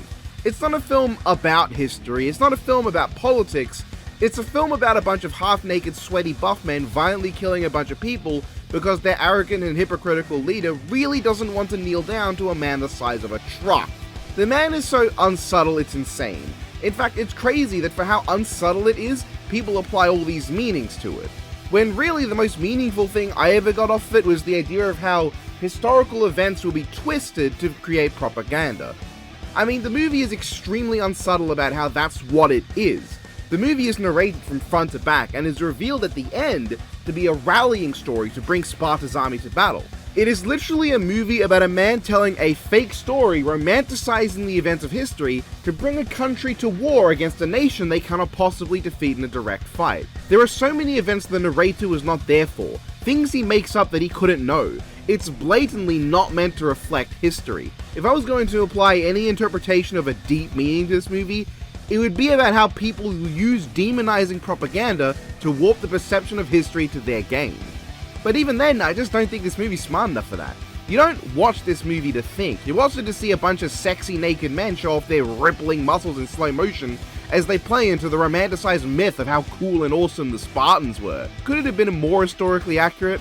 Well, you could say no, because it's based on a comic book, not based on history. In fact, it's based on a comic book that is itself based on a movie that is based on a very biased interpretation of history, with many holes in it that is itself based on history. There are so many paths of alteration and adaptation leading to this film that I honestly think the only reason people criticize its historical accuracy in such a vitriolic way is the combination of the movie being a pop culture sensation of the time, and the fact that nobody remembers the comic book. Yes, I think the Persians are portrayed in a very unfortunate, stereotypical manner, I won't deny that, and I think the Iranians are well in their rights to have issues with the portrayal. I just say maybe bring that up to Frank Miller, or don't, he's probably copped enough shit about it by now. What the movie genuinely does well, I think it does great. The action is well shot and cinematic, it sure can feel fake and video gamey, but I think that plays more into the fact that, in universe, this is a mythicized telling of history. And there are some truly striking scenes and imagery in this movie. The arrows blocking out the sky, the Spartans driving the Persians off the cliffs. Frankly, every shot of Xerxes up until the end is used to great effect to emphasize the majesty of the guy. People like to criticize him for being an effeminate male, which I get isn't historically accurate, but I can't deny he is a very imposing and genuinely intimidating villain. The way he just towers over Leonidas, he has this presence that carries every scene, so when he does actually bleed for the first time, it comes off as a shock to the system. The movie almost makes you buy, as much as the characters, how much of a divine god he is, and this moment brings you back to reality. The movie's direction is top notch, the action and all is always shot so well, scenes look great, there's this heavy contrast that, as I mentioned before, goes a long way to capturing the shading of graphic novels. I genuinely quite like this movie. I'm not here to tell you that whatever your interpretation of its political meaning is wrong. I'm just here to say that, for me, I don't think this movie's smart enough to have anything meaningful to say in the first place. Groovy. Demon Knight is the first Tales from the Crypt film to actually be tied to the show, and you know what? It's pretty frickin' good. As far as comedy horrors go, this one feels like a very child-friendly version of Evil Dead or Feast. Yeah, Feast. Who remembers Feast? Bunch of fuckers trapped in a building with unstoppable evil monsters lurking around they have to learn to kill, but it's not enough. Especially when they start possessing the survivors and turning them against one another. While most of the cast of survivors other than Danny and Breaker aren't up to much, I'd say those two are enough to keep me engaged in their survival. Let's not beat around the bush though, it's the Collector that carries this film. For some reason he reminds me of Baron Corbin, but he's actually entertaining. From his sudden screaming after being outed as a villain all the way to his death, he stays extremely entertaining and very silly. I am heavily entertained by this guy. He helps carry a film that would otherwise be, yeah, okay, pretty good. Like, you know, with some decent kills and effects that range from, hey, that's alright, to, that's awful and I love it. Meaning that even without him, this would still make for a relatively solid 90s comedy horror that's otherwise unremarkable, but he raises it to brilliance. I thoroughly enjoyed the entire latter chunk of this movie when he starts showing up more. I love when the unstoppable villain is just kind of an asshole alongside it. I wouldn't call the movie scary, but I think for its intended audience of younger horror fans, it might actually work very well as a tamer horror film. I actually wish I had this film available when I was a kid. I could see this being a movie I would have enjoyed a shitload. I would have had a lot of nostalgia for it too, I'm sure. It would have probably ranked even higher. I'm not going to show it either, but I think it's really funny that the two moments of nudity are just making fun of horror films. One is making fun of the fact that cheap horror movies put in nudity for no reason, and the other is excessive amounts of nudity in one scene to just kind of make fun of the genre. I think that's really funny. That's only there so the audience goes, oh my god, is that the Fly Man? The Empty Man entirely defied my expectations, both as a horror movie and as a movie in general. In fact, it really gave me bad vibes for about the first hour. And I will say, the fact that the first hour isn't even halfway through the movie is one of its biggest problems. The Empty Man feels like a comic adaptation that decided not to cut anything for brevity. Not to say that's what it is, but it has the energy of an adaptation that didn't understand that not everything needs to be included when transferred to a new medium. The opening 20 minutes did not need to be 20 minutes. It amounts to an okay horror short, which only maybe 5 minutes of which is relevant to the film overall. I understand why it exists. It sets up the 3-day structure of the Empty Man, it introduces Paul, who will be very important, and has a good creepy atmosphere and vibe. However, I think this is an example of something that was as long as it was in the original graphic novel, because it was a graphic novel, you could read at your own pace. When making a movie, the pace is dictated to you. It's a different matter entirely, and suddenly it feels by the end that you've wasted a ton of time. And then the movie goes on for another 2 hours. This is a 2 hour and 15-minute long film, and not all of it was necessary. It's super all over the place and confusing as well, not because of the stuff that's meant to be confusing, but because it's not always flowing well between its scenes. It's a movie that needed some cuts and edits to the script. Part of this might be because of the big twist at the end. I'm just going to keep saying in the graphic novel as if I've read it when I've not. Please tell me how different or close this adaptation is. I'm curious if you've read it. But in a graphic novel format, all these little scenes are fine because again, you can decide to pace the story as you read it, at least to some degree. There's more interactivity with the medium. In a movie, not all of these moments needed to be there, and some should have been cut. I want to dance around things a bit because I genuinely do recommend The Empty Man to anyone who might be interested, and I think the big twist that comes around near the end is brilliant. It's very well foreshadowed, it really well excuses some of the shitter written scenes as being intentionally written shit that way, because it makes a second go through with context actually really interesting. The shit dialogue becomes good because of the context. It completely turned the story on its head in a way that felt both believable, could be seen in advance, and still manages to be good. The Empty Man himself is at first something of a 2016 Slender Man or Bye Bye Man character, but turns out to be more of an eldritch horror. turning his self-titled movie into less of a super spooky, supernatural jump scare fest like I'd expect from a 2020 supernatural horror movie, and more into a cosmic Lovecraft cross J-horror film with shades of philosophical contemplation about the nature of reality and how that is tied to our perception, our belief, and whatever this empty man represents. Nihilism and entropy seem to be the main things, but you could also perceive the empty man as representing cultist behavior as a whole. The ways in which people will use words and emotional manipulation to ruin lives with meaningless, empty beliefs that serve to benefit those who wield them at the cost of the lesser. I was surprised at how much I enjoyed The Empty Man. It was boring for a decent chunk, but I genuinely think with the context of the big twist, those boring moments will be much less boring a second or third go through. A genuinely well-made horror film that I don't think is particularly scary, but is thought-provoking and interesting, and gives you a lot of questions in the best of ways. I would recommend it to horror fans, as long as you're not just in the genre for its slasher gore fest, in which case you already have enough recommendations. I'm sure that is not the smallest scene out there. But this movie, this is a good one. Cause all you wanna do is teach kids the birds and the bees! Diary of a Teenage Girl is a textbook example of a movie I respect and can understand, but really don't enjoy watching. This film is about a teenage girl who talks about her growing sexuality and desire to fuck, and how that affects her life and skews her views on love and what it means to have a worthwhile life. There's something poignant there about having a ridiculously sexual and voracious character who in the end comes to believe she doesn't need that to be happy. Sure, she'd prefer to have a partner, but she can still live a fulfilling and proper life without one. And should she get together with someone, she wants it to be someone who truly loves her and she loves back. Something more than just the purely sexual relationship she's had so far. However, the movie conveys this in a really uncomfortable way to me. I do not need this many scenes of an underage character getting rammed. It's completely unsubtle and has so many sex scenes involving her and this 30-year-old grown man who is her mother's boyfriend that I cannot enjoy sitting through this film more than once. That's the thing, isn't it? I don't mind a sex scene, whatever, they happen. Seeing this much, well, at that point it gets gratuitous and tasteless. But seeing nonce sex scenes this much? Nah, not for me. Still, I am a grown adult-ass man talking about a film that's about the burgeoning sexuality of a teenage girl. Maybe, just maybe, I'm not the target demographic for this movie. It's just a possibility that I am not an authority to talk on this film's meaning and messages, and so I will leave it here and just say that if you are okay with what I've said is in the film and you are interested in its messages and theming, go right ahead and check it out. I don't think it's an outright bad movie at all. Look at where it's ranked. Go ninja, go ninja, go! Go ninja, go ninja, go! Teen Mutant Ninja Turtles Secrets of the Ooze is a very contentious sequel. It's the only Ninja Turtles movie in live action to be neither universally loved or disliked. And I think part of that is the difficulty in separating whether it's a good movie and whether it's a good sequel. It has plenty of pretty major issues. The characters don't feel as close and familial as before, partially because they're way goofier and don't have any serious scenes. They barely use their weapons, which makes the action far less impressive to watch, with each fight's quality coming down more if the environment allows for anything creative.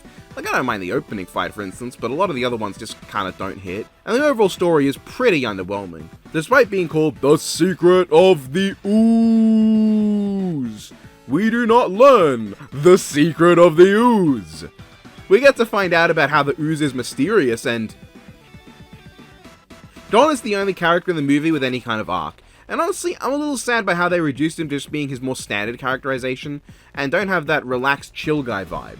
Like usually, Donnie is usually just the really smart one, and these days, ever since like the 2014 film, he's also been turned into the nerd character, which he really wasn't in a lot of the earlier depictions, even though he was smart. That's kind of what made him unique, you know? But the first live action film made him even more unique by kind of just making him the relaxed guy. But this one just kind of makes him the smart guy, as he usually is in a lot of adaptations, and his whole arc feels half-baked. It doesn't help that the villains aren't great.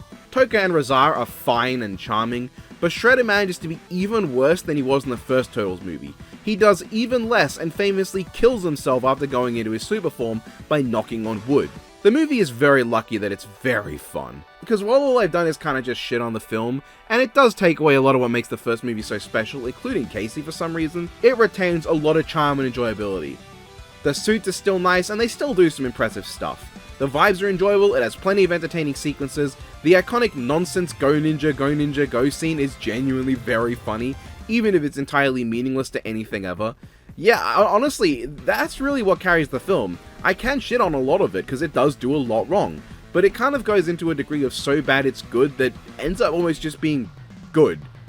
Yeah, I don't have any other reason to rank it up here. It's dumb and stupid and dumb. It takes away all of the genuinely good elements of the first movie, and it dumbs everything down for kids. But it is entertaining, and it is for kids, and I'm gonna take as much of that as I can get. My diagnosis is you're gonna fucking die! Anthology horror movies aren't always my thing, but the first Tales from the Crypt movie is very solid indeed. I can't say the stories were terrifying, but they manage a balance of decent scares, good build-up, and generally good entertainment value. The setup of just 5 fellas end up with the Crypt Keeper as he gives them warnings of what's going to happen is solid, and the stories include All Through the House, which is not the best but a decent opener about a woman who kills her husband only to be beset by a serial killer and can't call the police because if she does, she'll be found out as a killer herself. The concept is honestly great, I think it's really smart, but it didn't do much for me and the payoff didn't hit. Reflection of Death may be my favourite, with a car crash that leads to a first-person sequence of the survivor trying to see people he knows, only to reveal he's a rotting corpse who came back 2 years later. The reveal itself isn't surprising, but it happens so suddenly and is well built up to at the same time. It's a very quiet jump scare, but it got me, and him waking up revealing that to be a dream, only for it to happen all over again, is very solid. Poetic Justice just made me sad, at least at first. This lovely, kind old man who just fixes broken toys for children to give them out for free because he's just nice, is wanted out by some rich fucks who drive him to ending his own life with faked Valentine's messages that are all cruel and harsh. That wasn't fun, that wasn't amusing, it wasn't even scary. It made me feel bad inside, it didn't hit. I was just like, man, that's so sad. Him coming back to seek revenge would have made a good premise for an entire movie where you are meant to root for the killer. Instead, he just kills one guy. That said, it is the most gory kill with the poem leading to the torn out heart. It's very well deserved and a satisfying ending. I honestly kind of wish Poetic Justice was like its own entire horror film. The same exact start, but then it leads into a movie about an old man who's become a zombie, who isn't bad at all, he's not an evil villain, he's nice to most people, he just kills the people who led him to end his own life. Wish You Were Here comes off more like a comedy sketch than a horror to me. It's a monkey paw story. I wish I had money. Congrats, your husband died in a car accident and now you have his life insurance money. I wish he came back to life. But to ensure you don't make him come back as a rotting corpse, I wish for him to come back exactly as he was before the car accident. Congratulations, he's brought back in a coffin because he died from a heart attack and then he got in the car accident. I wish he came back to life and was immortal. Congratulations, the embalming liquid is still in there, so he's in constant pain now.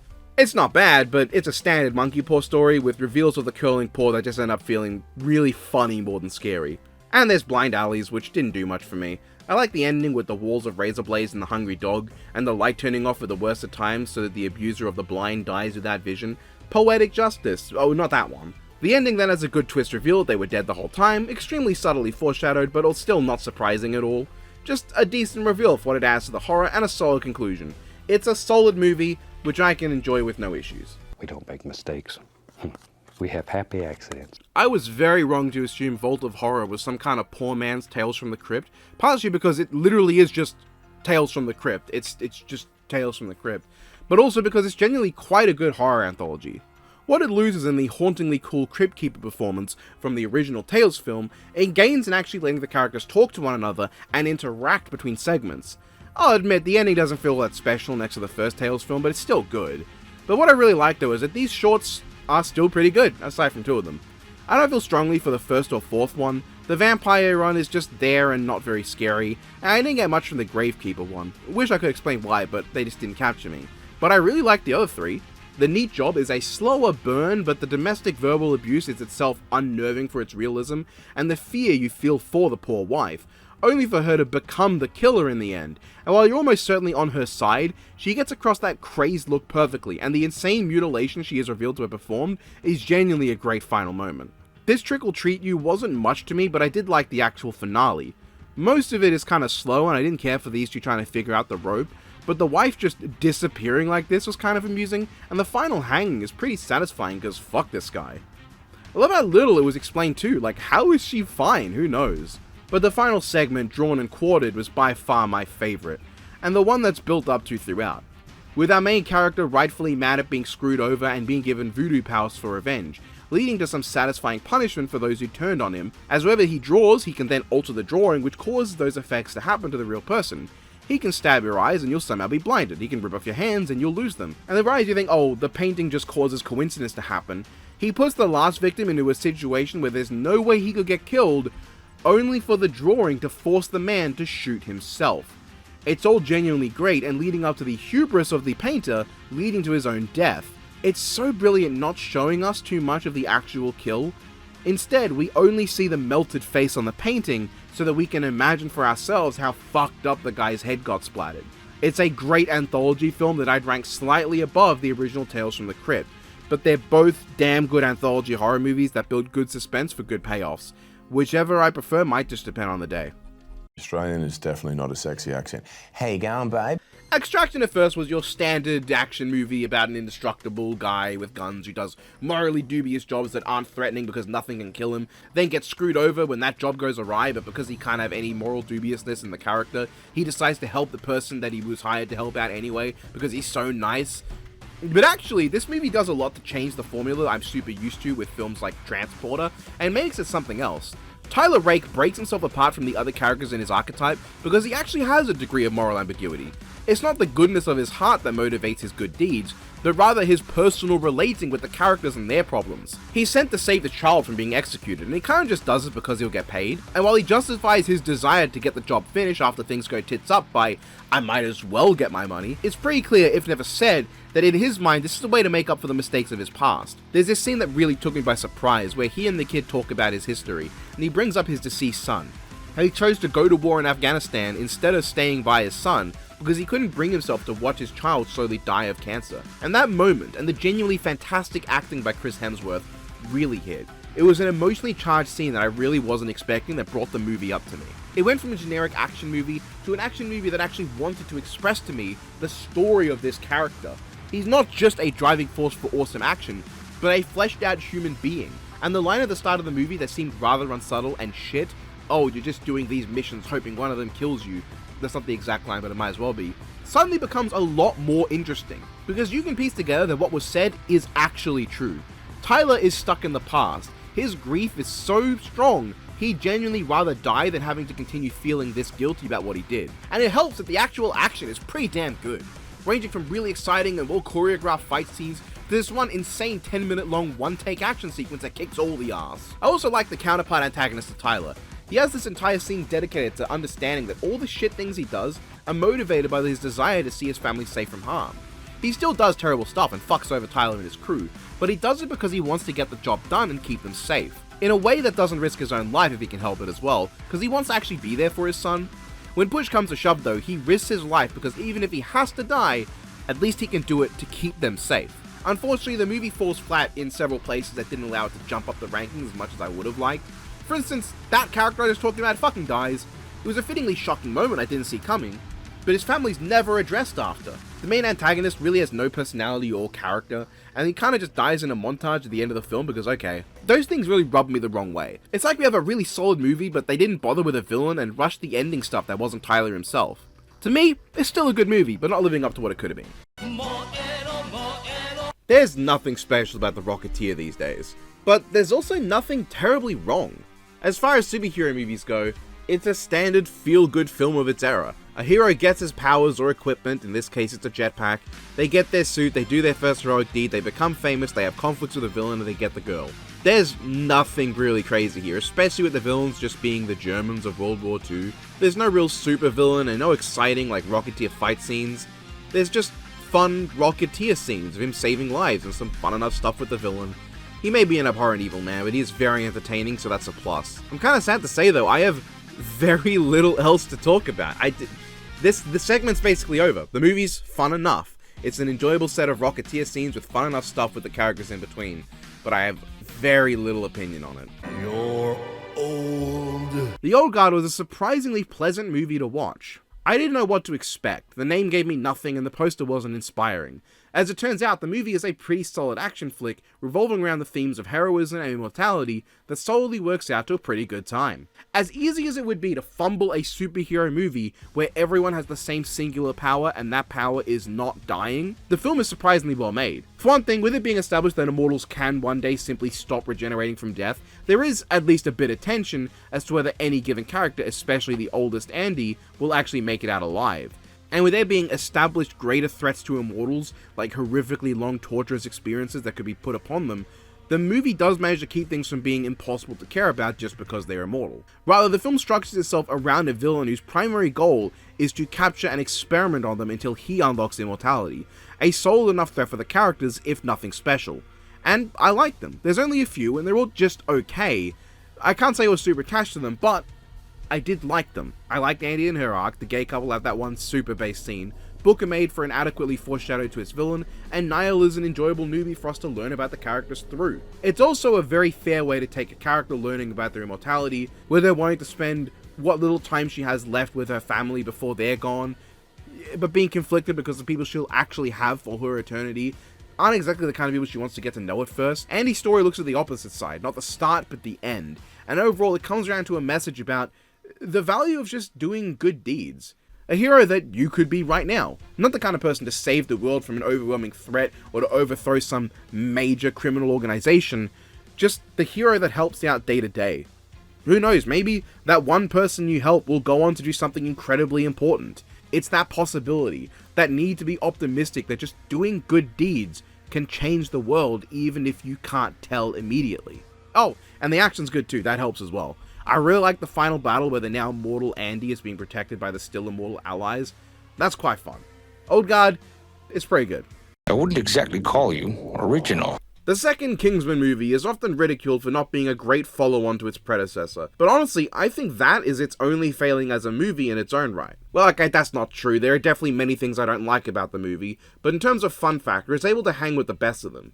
It has a lot of fun, adventurous, and hilarious moments. The Statesman being the American version of the Kingsman, and all named after spirits, is genius, and honestly raises a lot of interesting questions about what the other possible agencies of this type might be in different countries. Eggsy is just as charismatic in this one, and Merlin is actually even better due to his larger role.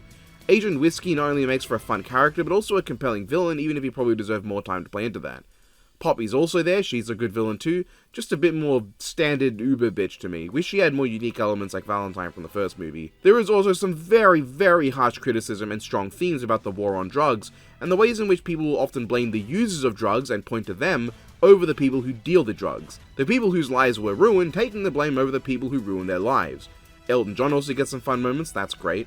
That said, it does fall flat in some ways and I think make it greatly inferior to its predecessor, such as the ways in which Kingsman being rendered useless manages to be significantly lamer and also just dogshit in this one. In the first movie, it was just that our main cast didn't know who to trust and thus chose to deal with everything themselves. That way it's not like the Kingsman service was useless, they just didn't know who was a compromised double agent or not. In this one, the Kingsman system is just easily hacked by an arm, everyone gets nuked, including Roxy from the previous movie dying 20 minutes in the film. I hate it when movies arbitrarily kill off a major character in the sequel like this. Write them out if you have to, but don't end their story in this kind of way and ensure they can never come back in anything but prequels that will inevitably suffer from already knowing exactly how the character's story ends. I do like prequels when they're done well, I just don't like when a character is dealt this hand and forced to only get to exist in prequels. Not quite as bad as what Pacific Rim 2 did, but it's still bad. Merlin also gets a decent death scene, but it comes at the cost of Eggsy being an idiot who steps on a landmine, despite being a fully trained agent with a year of experience now, who is holding a device to detect landmines. There's also Harry coming back, rendering one of the most shocking and emotional moments in the first film moot because it has no lasting consequence. Also, that scene was subverting the trope of the super spy being in obvious danger, but managing to survive because the villain was an idiot who set up an elaborate trap instead of just shooting him, by instead having him just get shot and dying. But now that has been subverted once more, so that being shot didn't kill him, but instead there's some fancy gadget that can undo headshot death. But subverting a subversion is just playing it straight in a different way, and I don't like this way at all. I'm also not big on Tildy being Eggsy's girlfriend. The ending kinda locks Eggsy away from his spy work by making him a widely known figure, and now a one-note joke character is a major love interest who doesn't get any personality to speak of. This comes together to make the movie not bad, just not as strong as I believe it could have been. I'd still recommend the film, it's a really fun time at its strongest and has plenty going for it.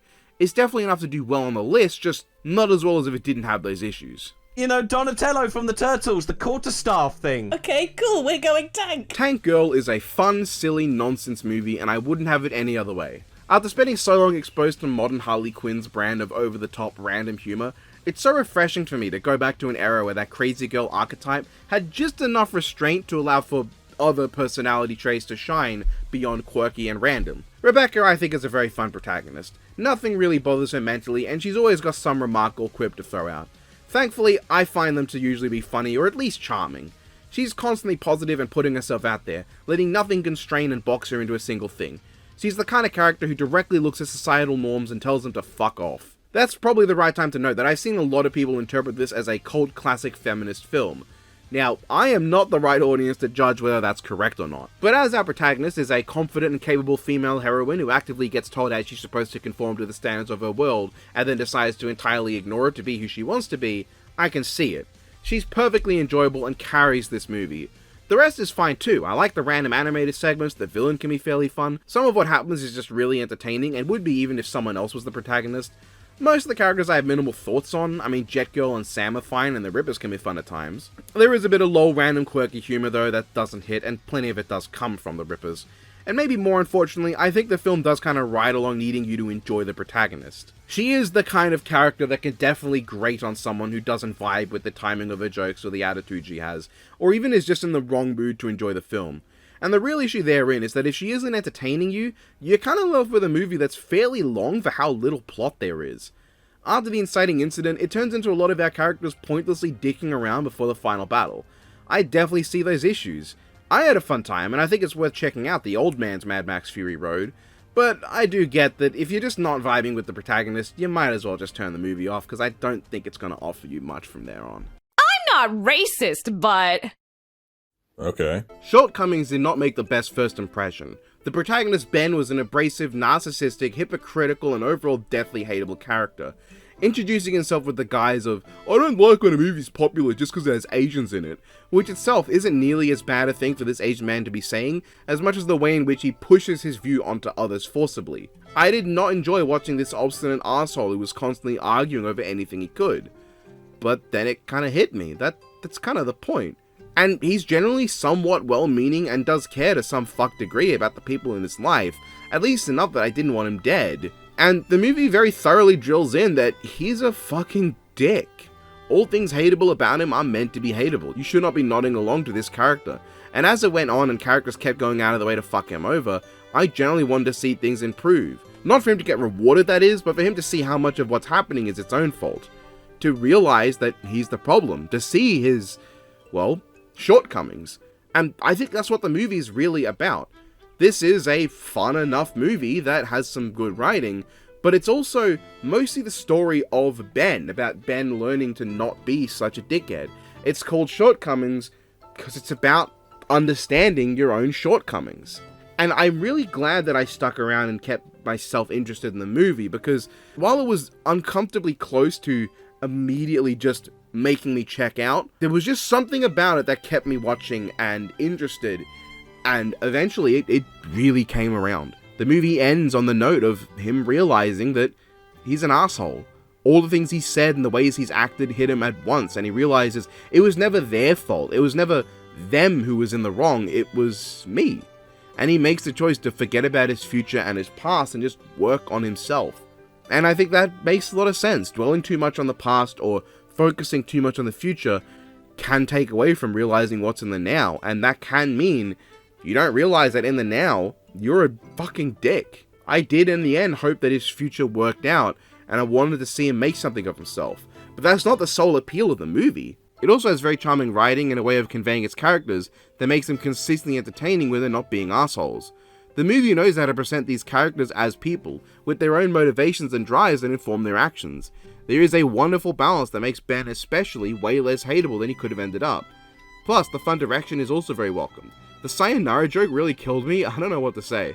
I'm glad that I got to watch this one, because it's definitely one I never would have bothered with, but it came out to being a very thoughtful and very entertaining movie about the flaws of people, and it has a good enough sense of humor that kept me interested.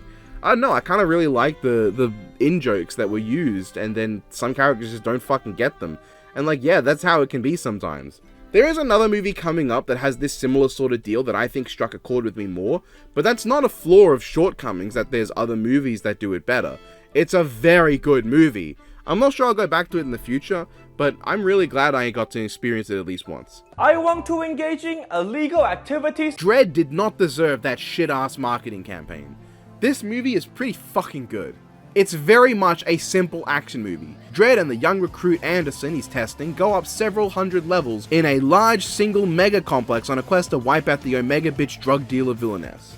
Sounds like it'd make for a fucking banger game. Can we get the RoboCop Rogue City devs on a Dredd game? Thanks. But what makes it so good is simple. It's a really fucking good simple action movie. It has moments where it drops. I think the start can be a bit, I don't know, uninteresting, and it can be grimy and uncomfortable to watch, which is the point, but that doesn't make it not uncomfortable to watch. There's also some moments where you can just taste the intention for this to be watched in 3D, but looking past those issues, it's a non-stop action fest, all held together, honestly, by a fantastic industrial soundtrack that keeps a consistent beat and energy going on, so the movie never stops once it gets going.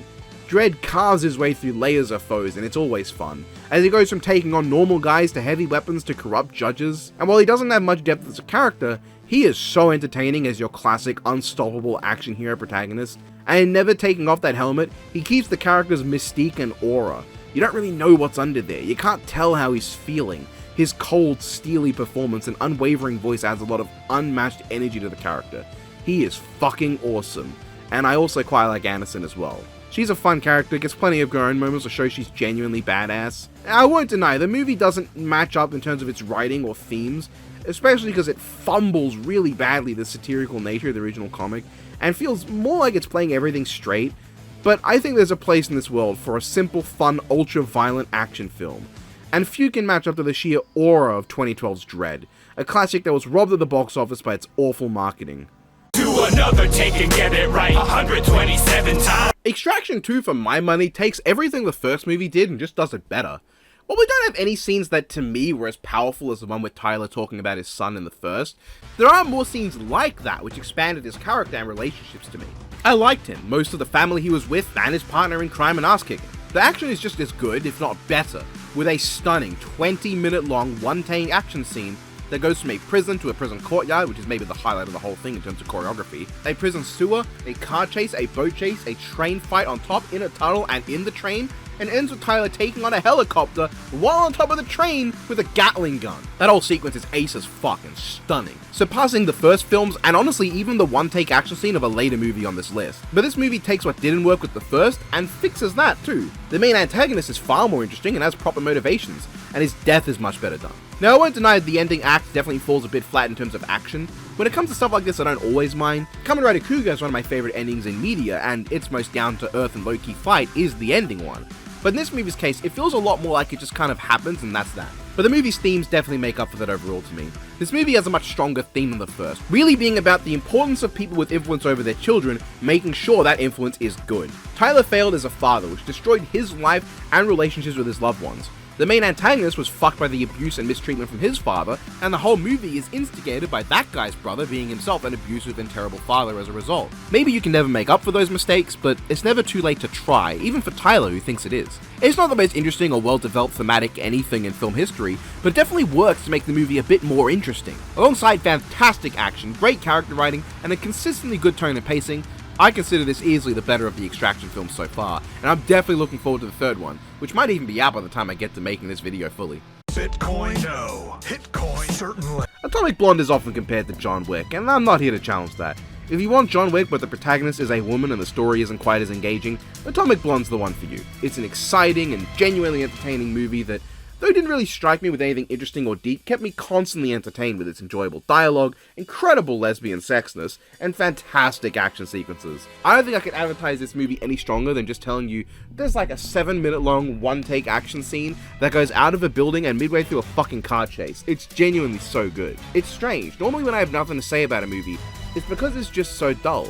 But no, this is a movie where I have nothing to say because it's just pure Funsville. What else is there? Setup's cool, the plot twist at the end, while not really that engaging or surprising, are silly enough in portrayal for me to get some entertainment out of it, and there's lesbian sex. Atomic Blonde is fun, that's all I have to say. It's a dumb, fun action movie with a really genuinely great visual style. I'd highly recommend it. I'm too old for this shit. Red reminds me a lot of The Expendables, only a little bit less fun and significantly better in about every other way. While the film has its issues in terms of the characters not being terribly well developed and the story being a bit scattershot, the overall compelling element of just, let's watch some old people be fucking badass, is strong enough to keep me interested. Helen Mirren with a sniper rifle, Morgan Freeman as a badass Secret Serviceman, the guy from Transformers Dark of the Moon being himself, all carried by one of the funnier old man era Bruce Willis performances, where he feels like a crazy man doing his best impression of a halfway sane individual. The villain manages to be fairly entertaining, genuinely coming across as an agent who believes he's in the right, and being willing to work with the main heroes when he finds that he's not. Not the most unique sales pitch I'm aware, but he's played compellingly well. Unlike its sequel, the first Red also makes a choice to keep a lot of the film somewhat grounded, at least in the sense of there being a few more standard action scenes. It helps the wilder and wackier bits stand out as really fun. The characters feel like fun individuals placed into a relatively believable reality, which makes their weird quirks stand out and come off as a lot more fun. It helps that I was also invested in the mystery, seeing as there was one. There's no point in this movie where I'm not engaged or having a fun time. It's a damn fun film, and I enjoy it. Locked and loaded! Kick-Ass is a pretty damn good movie. A very fun, very silly, very satirical take on the superhero genre that asks the questions, what if the heroes were kind of just bloodthirsty psychopaths? Not in the boys' way where they're evil monsters. No, these guys are still heroes technically. They do good things and help fight crime. They're just really brutal at it for no reason. But also, what if we were following the dumbest loser of all time? And what if the hero who has the highest body count was an 11-year-old girl with a bunch of knives and guns? It's such a stupid concept, but it comes together for a really damn fun movie that captures what it wants to be perfectly. The narration, tone, and action come together to really sell this silly story, and the ultra-violent brutality at points only makes it better. It's not necessarily realistic, but it edges closer to realism in how, people bleed when they get torn apart and die, and because of that, the heightened absurdity becomes funnier.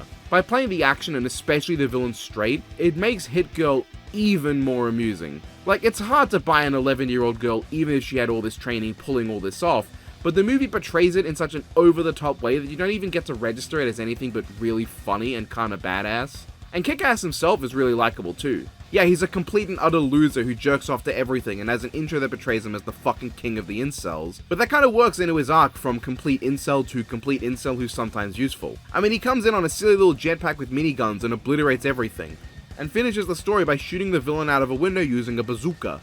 That's so fucking dumb, I love it. Nick Cage also does a great job here. I think his over-the-top style of acting that manages to mix insane overacting with a performance that feels like it should be underacting works really well to capture the character of Big Fucking Daddy. A man who is nominally a hero, but is probably the single most batshit insane and off his rocker man in the whole film. I mean, maybe his most famous scene is just shooting his daughter.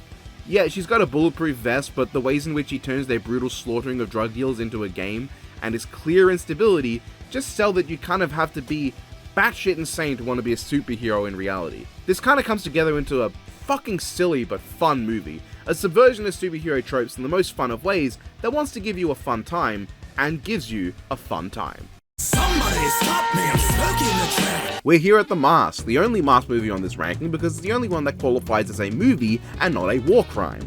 The Mask is a film that I think is kind of overhyped, but not really. It's a blast of a time, with Jim Carrey bringing a devilishly charismatic performance as the titular big head, bringing tons of entertainment value and sheer delight in the role. And outside of The Mask, well, Stanley is just a very charming character.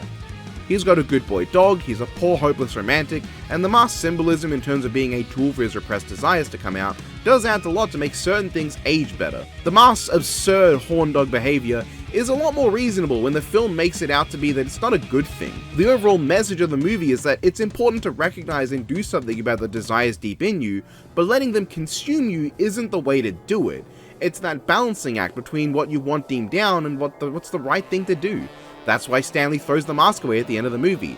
You just need to be yourself. Don't wear a mask of pretending to not be who you are, but also don't wear a mask of pretending to just be your desires. It helps that the film has plenty of fun sequences and hilarious moments, playing fully into the cartoonish silliness. That said, I think I always preferred the moments where Carrey was just himself. The Mask can be funny, but he does suffer from being a catchphrase and reference machine the whole time, which can make his scenes a bit groan-worthy at points, especially for someone who doesn't understand them, which for today would I imagine be a lot of people. How many people today know the Sally Fields Oscar acceptance speech? Or I guess the Mandela affected misquoted one. I'm curious, let me know. Now, how many people know the speech from videos about the Mandela effect and not the actual speech. This is overall the thing holding this movie back from ranking even higher to me. While Jim does a great job and I find him enough to carry, The Mask having these kind of weak reference comedy jokes hurts the film. It doesn't help that most of the other characters do nothing for me, including the villain, and the love interest who sees The Mask twice ever figures out it's Stanley, which should have been obvious I admit, and is then in love with him now. I don't know, it doesn't scan. Luckily, Jim Carrey is just fun enough an actor to make it work. He really giggitied the ranking. Subliminal messages work much better in movies. Josie and the Pussycats is the best movie ever! Holy fuck, nobody told me that Josie and the Pussycats was this fucking funny. I genuinely feel like I found another Wayne's World type of satirical parody spoof movie that doesn't quite go to the extremes of the genre, but manages a nice balance of cynically snide and satirically sarcastic. There is nothing that really matters when a movie is this funny and hilarious. I genuinely couldn't help but love every second once this got going. Alan Cumming as Wyatt Frame especially kills me in this movie. That and the president who doesn't get to show up much, but his gag near the end about subliminal messaging is maybe the funniest joke in the film and still relevant today. In general, the satire really holds up. The jokes about how musicians and their work is treated, the way that mega corporations care more about using faces and icons to sell products over the products made by those icons, just the excessive product placement at every single point, the way celebrities are monitored all the time and not allowed to live their lives, the ways in which they're just more looked at as ways for the company to look good than actual people. The way it mocks movies of its own kind as well, like the pointless plot twist about the villain that does nothing to service the story, the message that literally gets spilled out to the audience and then immediately ignored, the romance plotline that's entirely off screen. It's still accurate in how it plays into and mocks the tropes of movies, especially teen dramas designed to pander to their audience and nothing else. And this kind of satirical, sarcastic comedy speaks to me. I can't wait to watch this again in the future. I'll join the lineup of comedy movies I love and would happily watch whenever I have free time. Josie and the Pussycats is really funny. Piss off, Ghost! Ghost World is one of those pleasant surprises, not because it was not as bad as expected, but because I had no expectations whatsoever and was happy to walk out with a big thumbs up. It's definitely rooted in its time. It's sardonic, crass, it has the occasional ableist slur, it's pretty miserable at points. The movie sometimes feels like what I think Art School Confidential was trying to be. A story where everyone is miserable, life sucks, and it even has the art school subplot. The difference, however, is believability. This movie isn't just about a bunch of deadpan snarker assholes. It deconstructs the archetype with multiple of its characters, and as someone who can often be a deadpan snarker, that kind of hit me. I wanted to be one of these that was represented, but worried that I fell into a different character's domain. The main characters of Enid, Rebecca, and Seymour all hold the same snarky attitude, but the key difference between them is whether they define themselves with that attitude, or if it's simply a part of who they are. As the story goes on, it reveals itself at its core to be the story of Enid, a woman who goes so deep into that deadpan snarker archetype that she makes it her core character. Someone who only ever sees the negative and routinely gives up before starting because she always assumes the worst. She's reliant on others' charity, she doesn't put in the work, she refuses to grow up from after leaving high school. Her close friendship ends up drifting away into nothingness, as they realize the only thing holding them together this whole time was the context of their social standing in school. Two people whose only similarity was being aliens in a place they no longer existed in. And as they separate, one chooses to grow up, mature, and become a complete person. The other refuses to change, and blames the world around her for not accommodating the kind of person she is. Enid is a fascinating character because I think she resonates so differently for people of different ages. For those younger, she probably seems like a tragic character mistreated by the world, and for those older, we can see to a degree the same attitudes and naivety we once had, and pierce through the bullshit that she builds around herself. And for those around the age, I can't deny I probably would have been able to relate a bit. If I hadn't found YouTube as an outlet for my creativity and the shit I wanted to do, maybe I'd also be blaming the world for not giving me one instead of actively looking for one. I know this because for a while I did do that. Enid isn't a good person, but that's not to say she's a bad person either. She is an incomplete person, because she chooses for most of the movie to remain incomplete. And hey, there's that commentary on the world of art, as representations of mundane reality are overlooked over nonsensical scribbles and random objects put together that have a backstory. That desire not to look at artwork for the artwork, but instead just to hear what the artist wanted to say. Enid only gets praise when she comes up with a story for the art, even if that art isn't made by her. Her story, to a degree, trivializes the serious issues of systemic racism to benefit herself. But then, when given the opportunity later for people to confront this issue, the system then doubles back and tries to hide it again, giving a believable twofer of how people at the times tried to sweep discrimination under the rug by using it for their benefit and then trying to pretend it never happened when it's inconvenient. Seymour then is interesting in his own way, as a grown man who should be a complete person by this point, but has seemed to just give up as well. Seymour is someone that Enid attaches herself to because he's the logical endpoint of the path she is taking, and she thinks that that's what she wants, to just march at the beat of her own drum and blame the rest of the world for not conforming around her. A kind of narcissistic viewpoint that pivots herself as the main character of the world, whereas her former best friend instead views herself as the main character of just her own life. And I've been through some of this shit. It connects with me. I want to be Rebecca here, the deadpan snarker who is more than what she seems, someone who is a complete person who only has the snideness as a piece of their totality. But there is that fear of being an Enid or being a Seymour, someone who has buried themselves so far in a chosen identity that they refuse to accept change to be better.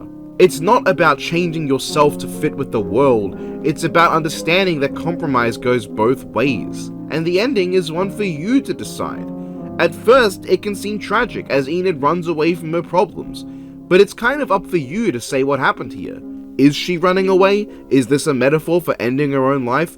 Or is this really the best outcome where she finally decides to become a complete person by abandoning the entire world she built for herself to explore something new?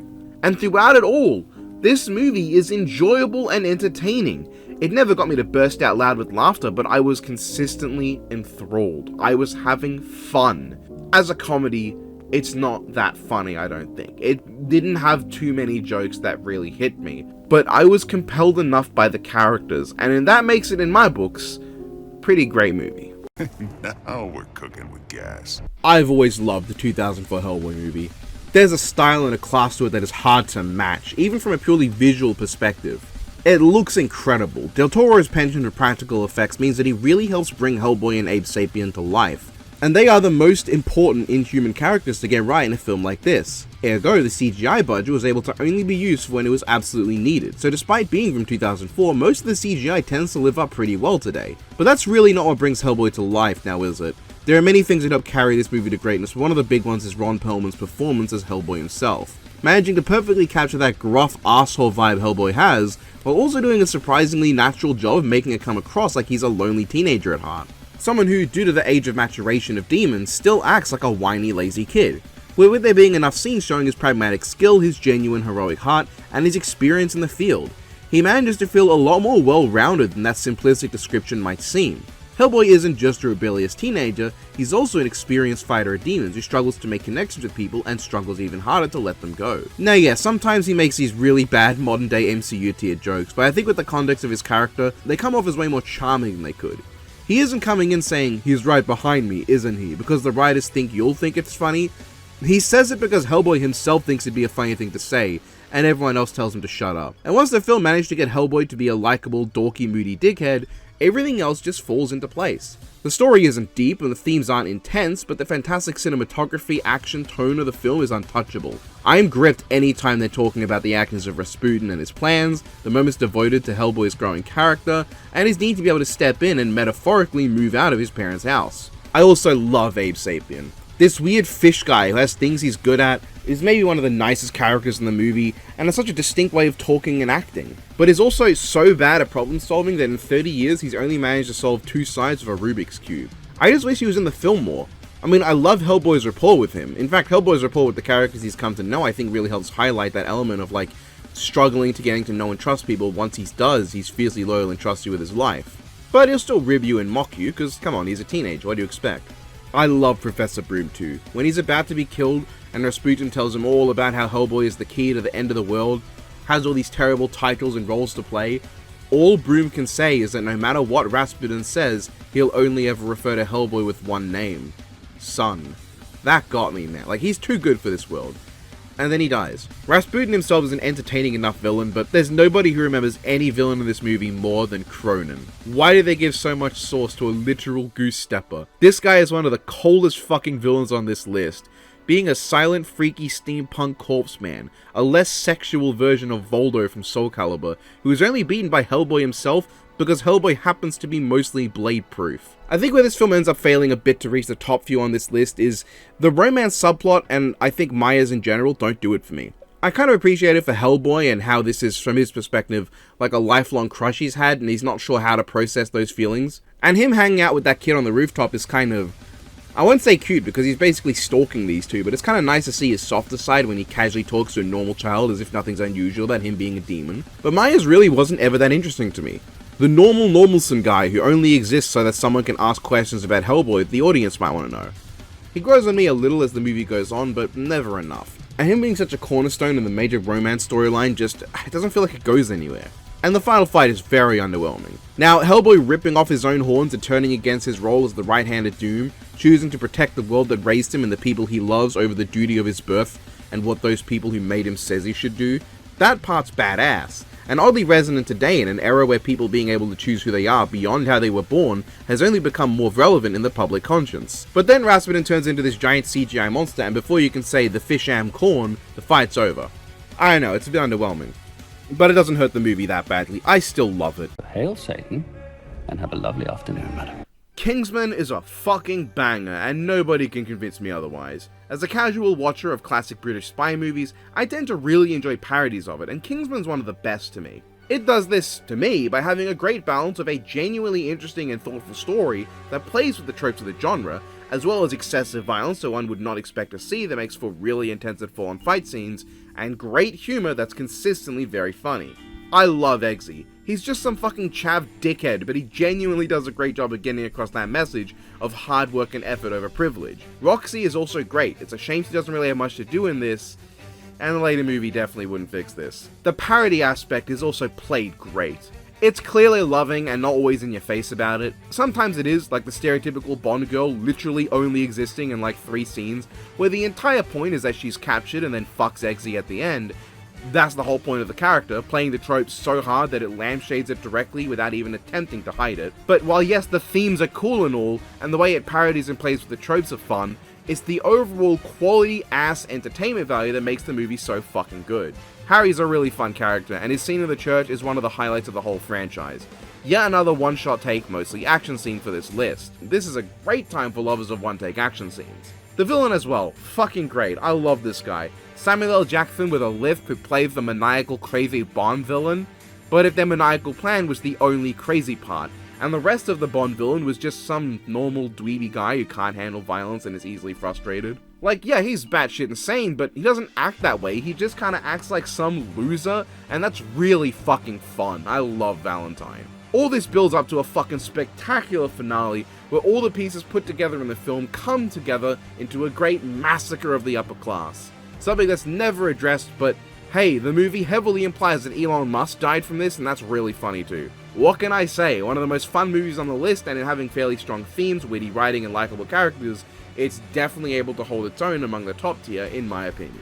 Carl, that kills people! It took me a moment to really get a history of violence. I didn't really know what to think.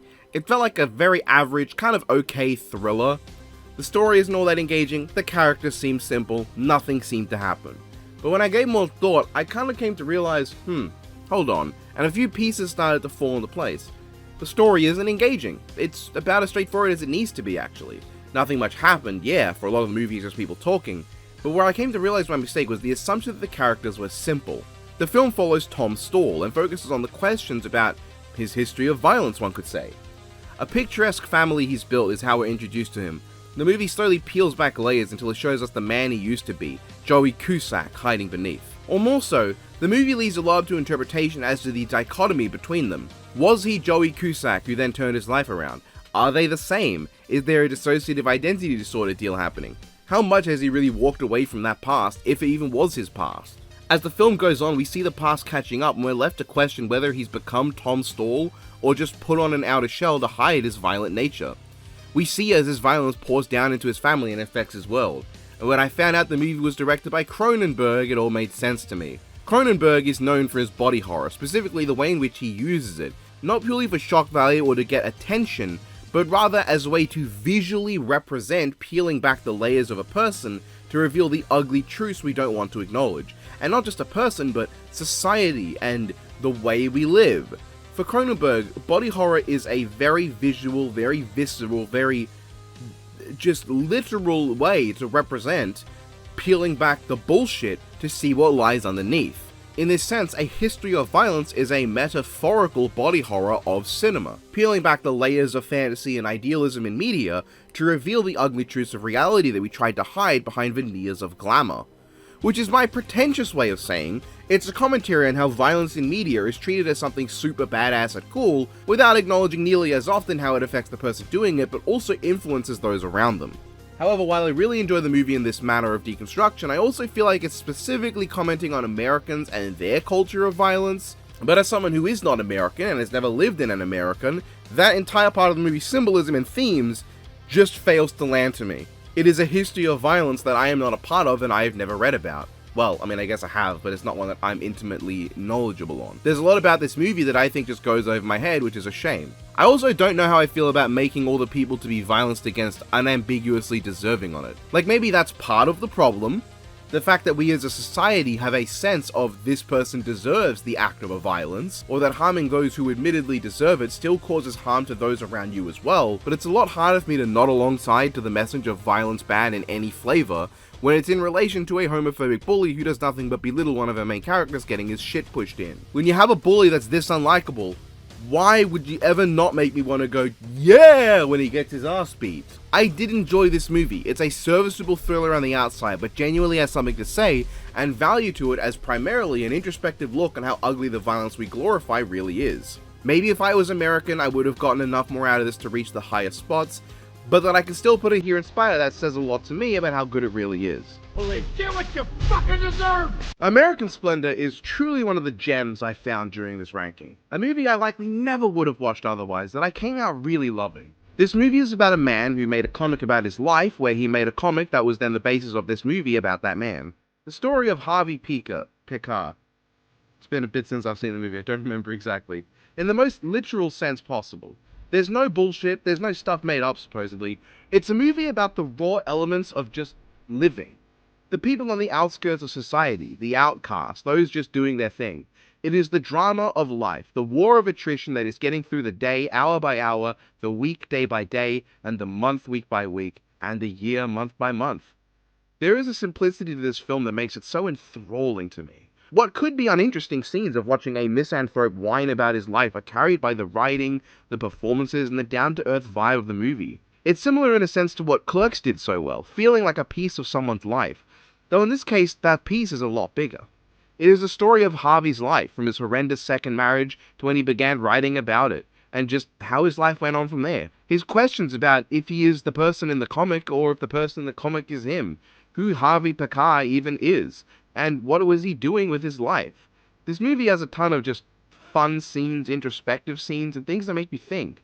And what could be the intrusive times where the real people come in and talk about what happened, taking us out of the story, fit in seamlessly. This is the story of this man, and seeing him go out of that story to talk to us, the audience, makes it feel more real. It feels like a man reading the story he wrote about what happened, and then sometimes just going off script to go on tangents, as people sometimes do. We get to see some of the real people that his story is, and by extension this movie's based on. We see the reality that is being reflected in this story. By the end of this movie, I really did want the best for Harvey, and I was wondering to myself, why is that? All he does is whine and complain for most of the movie. He's always never happy, he's always instigating arguments, he's dour and gloomy. And then it hit me, that's exactly it.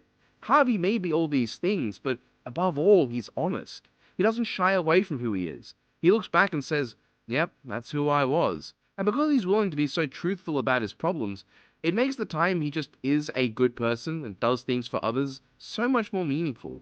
You believe he did those things. You have faith he did because he is open about everything bad he did.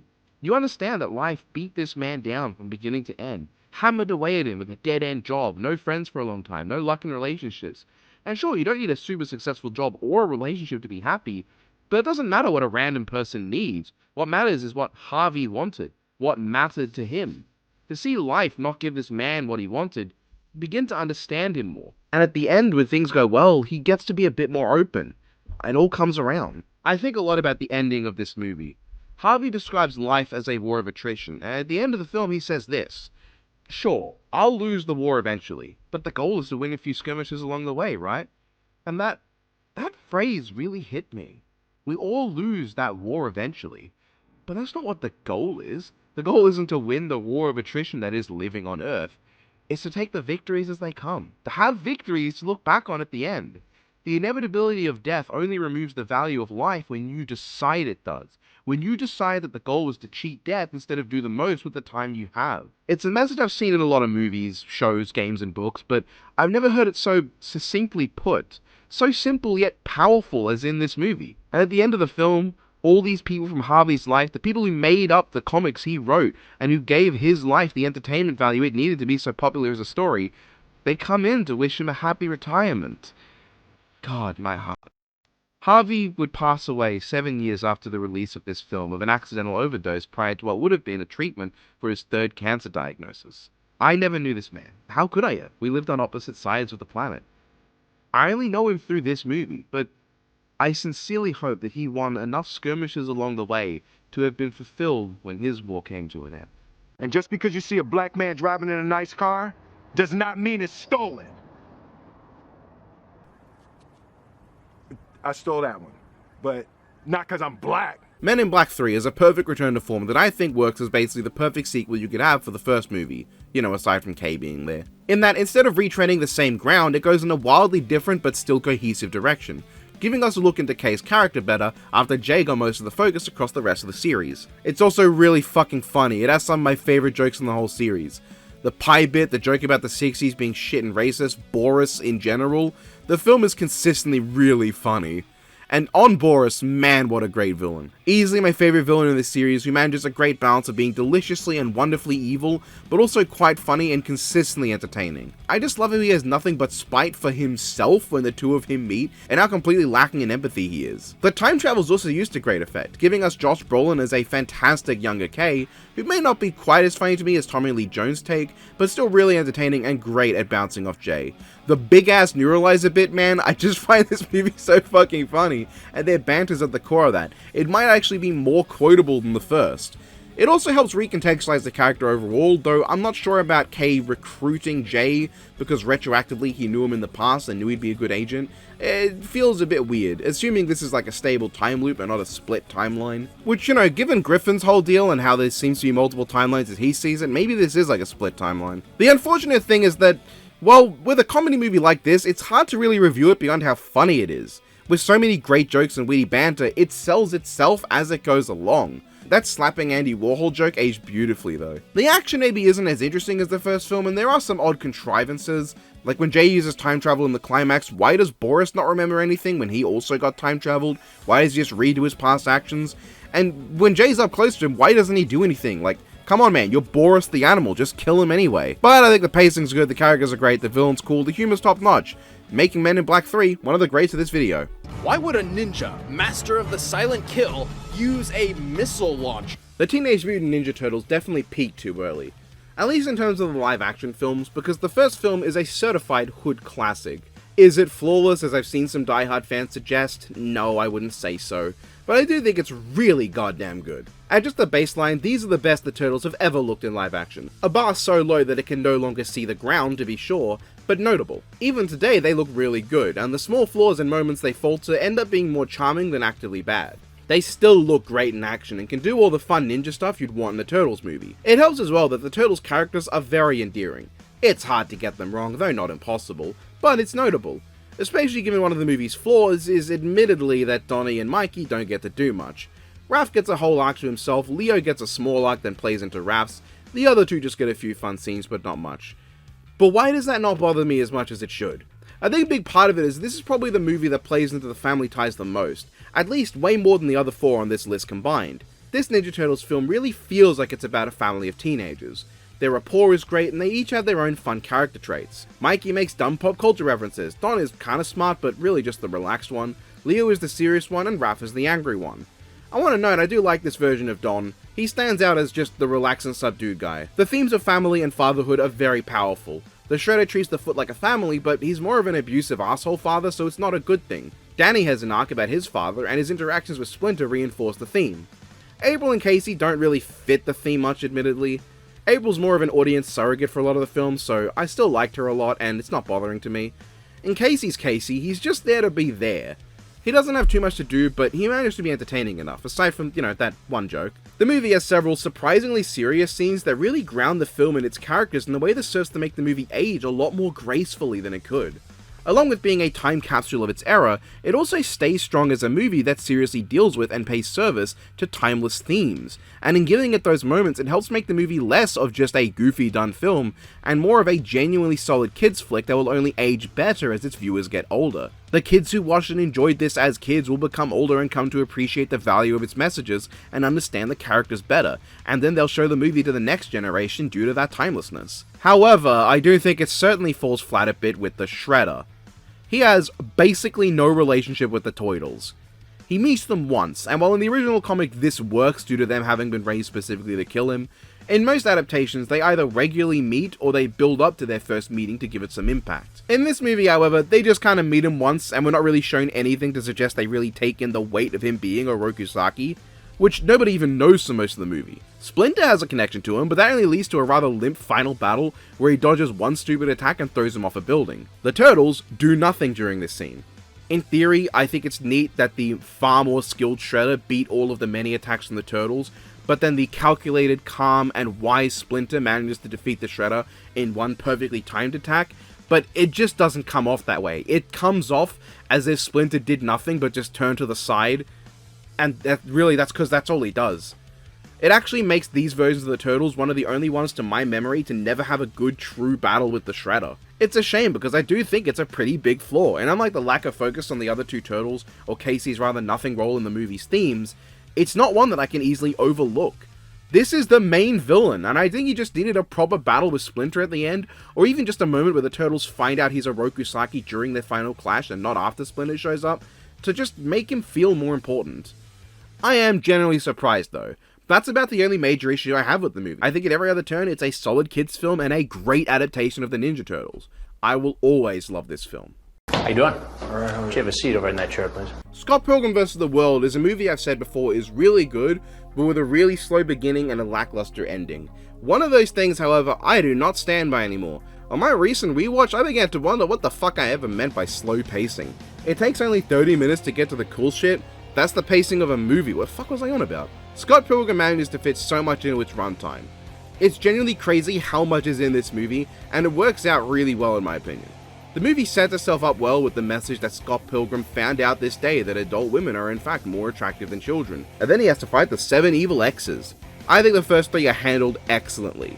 We have a very fun and simple opening fight, an exceedingly entertaining second battle with maybe the most entertaining ex in the whole film who is painfully funny, and then there's Todd, who is also really fucking funny.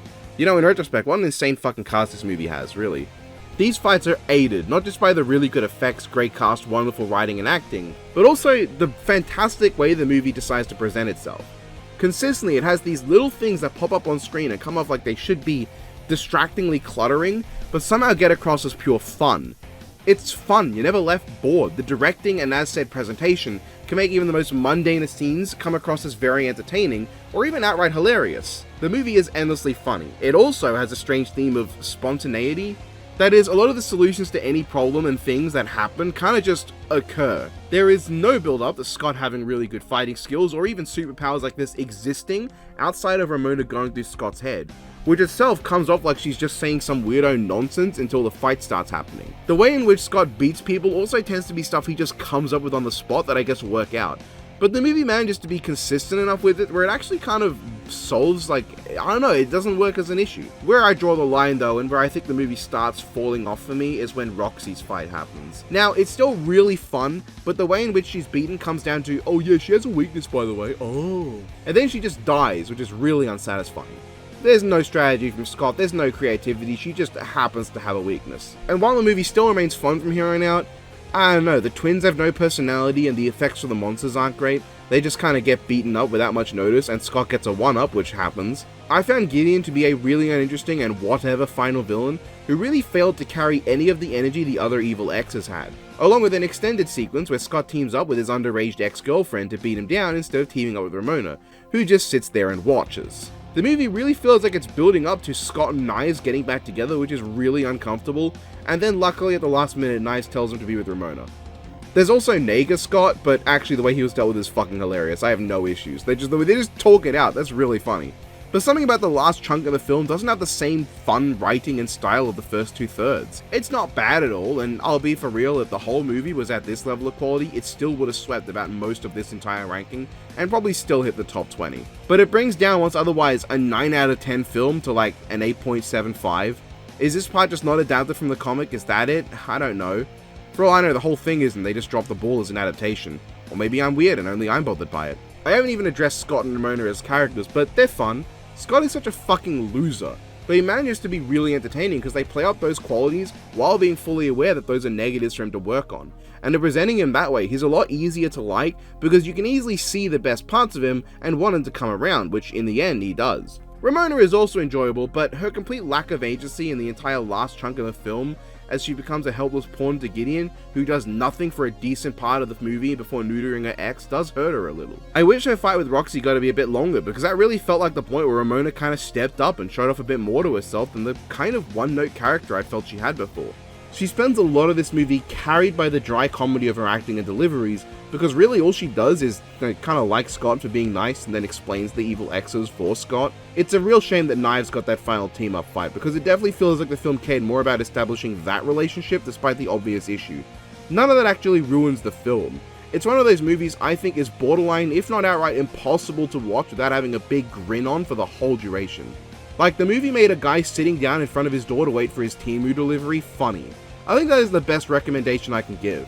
It is a movie well deserving of being up here, one I will rewatch multiple times in the future, and I fully expect to bang every time. Walk softly and carry a big gun. There's many reasons that people debate on which of the two original Hellboy films is better, and I completely understand. The first one has more of that gothic vibe and has plenty of its own great action sequences. The villain isn't as complex, but he avoids being weird and awkward at times, and it has much more of Hellboy's based as hell dad. Conan is also sauced up, but for me, Hellboy 2 is just so much more fun. It has the same interesting characters with plenty of depth, now with more focus put into how they try to fit in with the world, and Hellboy's immaturity leading to his struggle in wrapping his head around nuances. Abe Sapien gets a much bigger role, and I'm a big fan of his film interpretation, so I'm okay with that. The romance is kind of whatever, but given these two characters sense emotions by touch, there's this ability of suspending disbelief in that, yeah, these two got close way too quickly, but we really can't tell how much of an effect that touch had. How much of a bond may they have formed by making contact like that?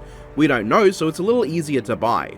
And instead of Hellboy chasing after Liz like some love-struck puppy, their actual relationship is given much more nuance in terms of what they love about each other and how they interact. The characters just get to interact more without a relatively boring character like Myers having to be in the scene. The movie also brings in Kraus, who is an utter delight. I was always entertained and found him highly amusing, especially in how he interacted with the more stubborn characters. His powers are interesting, his design is unique, and his development is simple but solid enough. I also like the villain a lot. Nuada has his weird moments and is maybe a bit too incest-coded early on, but I like that they tried to give him a point without making him seem reasonable. Yes, humans are destroying the world, which is relevant even to today, and his people shouldn't be forced into this state. But this doesn't mean they should wage war and potentially destroy everyone, including themselves. Not to mention, it seems that most of the supernatural creatures have solid enough lives even if they're living underground. They have markers, they do their own thing, so how much they need Nuada to intervene is up in the air. The golden army he has near the end also look incredible, the effects have lived up so well all around. The best thing to me is that they introduced the golden army in this really nicely animated story sequence at the start, so when they show up you have an idea what they'll look like, but they still carry this insane steampunk space marine energy. It also just helps that it's expanding on a very solid base. All the nuances in the first Hellboy are still here. Hellboy still feels like a teenager who knows what he needs to do but is too lackadaisical in how he acts. I love this one bit where these two guys call him ugly on the street, and like a dumb kid he assumes the next guy calling out to him is going to do the same. In general, this movie was a lot funnier and I like that. There's one kind of groan-worthy, "that thing is a woman?" joke in the movie, but it works a little bit more for me because the guy already knows that he's looking at a woman, he is just stupid. I also have this one great memory where I was watching this with my family for the first time, and when the nature god bursts out the street, I perfectly counted down to the moment it would. That was a nice memory. I just have a blast watching this. The troll market looks great, the characters are great, the action's great, the cinematography is excellent. I find this consistently one of the most fun movies on this whole list, and in my opinion, where Hellboy peaked in terms of his film adaptations. You know what the difference is between you and me? I make this look good. Sometimes you can give someone the fanciest sandwich they've ever had, and by the time you're done explaining how the Celtic druids have blessed the cheese, they'll have already eaten it because it's a damn fine sandwich that doesn't need the extra little blessings. That's what Men in Black is, a damn fine sandwich. It doesn't need any kind of deep themes or interesting messages to succeed, because the entire movie, and I do mean the entire movie, is hard carried by the incredible ad-libbing banter and skills of Tommy Lee Jones and William Smith. That's all it is. Those two being fucking funny. And the knowledge that almost all of this was stuff they came up with on the spot, and how well it matches the characters for Tommy to be leading, and the up-and-comer Will to be trying to keep up as that extra little characterful flavor. That strong comedic core makes for a movie with endless laughs. And like, there's plenty of classic moments from this.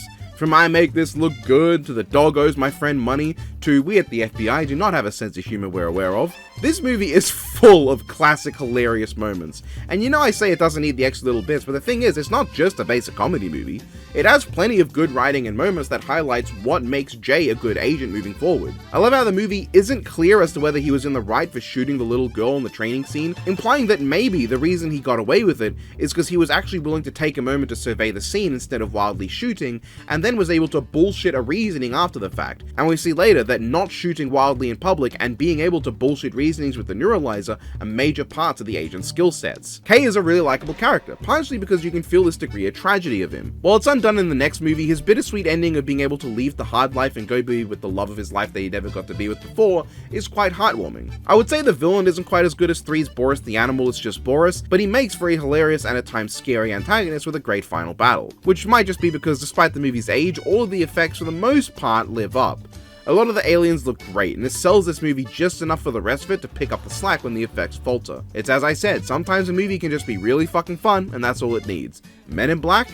Really fucking fun. Why is he narrating? Is he crazy? Sin City is one of the most visually gorgeous films I've ever seen. I know there's definitely more to a movie than the visuals, but it's one of, if not the first thing that screams out from this one. The usage of green screens, the perfect blending of reality and falsehood, and the gorgeous lighting makes everything pop in a way live-action films aren't supposed to. The intricate lighting of a comic book or drawing that's picture perfect for any given scene or emotion simply shouldn't be possible in live action. But this movie found a way to make everything glow exactly like it should. Not just light, but darkness. Shots like the endless darkness around the cell or Hardigan leaving the prison look ripped from a comic in the way that I don't think should be possible. Marv's shadow on the wall as he walks through the alley, the bricks inverting in color when cast beneath his form, I mean just look at that. The completely black backgrounds at times that blanket what should be a gorgeous sky and an ending sea of entropy, the way that few things of color like the yellow blasted and the red blood pop, like moments of tragedy melting through the grayscale landscape of reality, colors that can represent all sorts of things and really pop and keep you paying attention to what's going on. The movie blurs the line between realism and surrealism, moments of pure animation and animated landscapes. Borderline superhuman characters throughout this movie interact with what almost looks like our world, that serve to almost call out the absurdity of what we can accept in a drawing compared to what we can accept in a recording. Both are fictional and made up, but why does this look so much more absurd to us than if it was fully animated? It's not a pleasant film at times either. None of the characters are really good guys. Even our heroes are cruel, misogynistic at times, maybe they're even bigoted. The film's regressive views of women call back to the crime noir medium the movie tributes. But pulled into the modern day, it almost comes off as an intentional call out to the past. It's not meant to be hurtful. It's not a movie that is misogynistic or offensive for the sake of attacking groups. It's simply accurately representing an older time. In a way, it works as a nihilistic representation of what our real world would look like if we didn't move forward. If we never progressed as a society, maybe we would live in this Sin City, in a place like this, a land where even the paragons of morality demonstrate elements of misogyny and bigotry, where humans have no intrinsic value unless they fall under a certain category, where life itself becomes cheap. But then it almost makes you double back and think, how different is this movie to reality? Yes, the characters are absurd. Marv especially is borderline Captain fucking America at points. But the criminals, the horrible acts, the terrible people. Sin City works both as a look into an intentionally dour world where values remain locked in worse times, and a critique of our world that questions if we have moved on or if we've just gotten better at hiding what's there in our media. Maybe I'm making art out of the blue curtains, sure, but the incredible directing, visuals, and action are so good that those alone help make this movie stunning to experience for those who can stomach it. There are many gorgeous scenes, from Marv's various fights, the car chase, Miho's slaughter of the fuckboys, the silhouetted shots. Its tribute to film noir leads to such a wonderful style, and takes elements that were born from cheapness and makes them artistic. The music fits perfectly too. The direction and style is so good, it emphasizes every emotion it wants you to feel. I just find the film fascinating, in a way that plenty of Frank Miller's work in graphic novels just don't tend to be for me. It's definitely trying to be fun, and it is in the end fun if you can handle some behind the times dialogue and potentially triggering subject matter, which of course if you can't, there's zero and less shame in that. I don't think I can recommend Sin City. It's the kind of film that I think only people looking to seek it out should seek out. While I love this movie, I wouldn't dream of calling it a must-watch. It's a dark, often unpleasant, and dour film noir tribute that in the context of the modern day has unintentionally transformed itself into a surrealist art piece commenting on our society. If I had to rank the segments of this anthology movie, fuck, did I get so lost in my pretentious waffles that I forgot to mention it's an anthology? It's an anthology movie. I'd probably say worst to best, Customer's Always Right, a decent bookend that otherwise doesn't inspire, The Yellow Bastard, a brutal story that works well as an introduction and later finale to Sin City's deeper traits. Hardigan ending himself is one of my favourite shots of the film. The Big Fat Kill, a relatively compelling story with a larger cast than the others who tend to be entertaining enough to carry. The ending is also sick. And finally, The Hard Goodbye. All the best action, plenty of cool moments. Marv is a highly entertaining character, and while maybe not as compelling character-wise as the last two stories' protagonists, he's just so fun to watch bury people. So yeah, I like it. I mean, this movie has a believable fight scene between Mickey Rourke and Elijah Wood, even though one of them wasn't even cast for the film when the other one was filmed doing the fight. But I also understand more than for any other film I've enjoyed why plenty of people wouldn't like this one. So as I said, I don't know if I can recommend it, but if it interests you, then I would say you should check it out. It's more like V for Very Bad Ad! V for Vendetta is so lucky this isn't a ranking of accuracy and faithfulness in adaptation, because that's basically the one place I can't say this movie excels in. I'm sorry my lads out there who want me to rip into this film, but I honestly have nothing but love for this movie. It's a movie about as subtle as the following sentence, fascism is bad, and takes the morally grey character of V, who represents not the correct opinion at all, but rather just the opposite viewpoint on the other side, and dabs him in a lot of white. Now sure, it is a shame that V isn't nearly as morally muddy, but rather kind of just an out-and-out hero of the story, while an anti-hero in action. Like, you're definitely supposed to take his side. But I still love this take on him. A man who is so charismatic and with such a fucking phenomenal performance from Hugo Weaving that I can't help but be enthralled by his every scene. This here is proof that you can have a character who doesn't show his face and he can still be extremely charismatic and enjoyable. He carries so much aura and presence that you can't ever take your eye off him.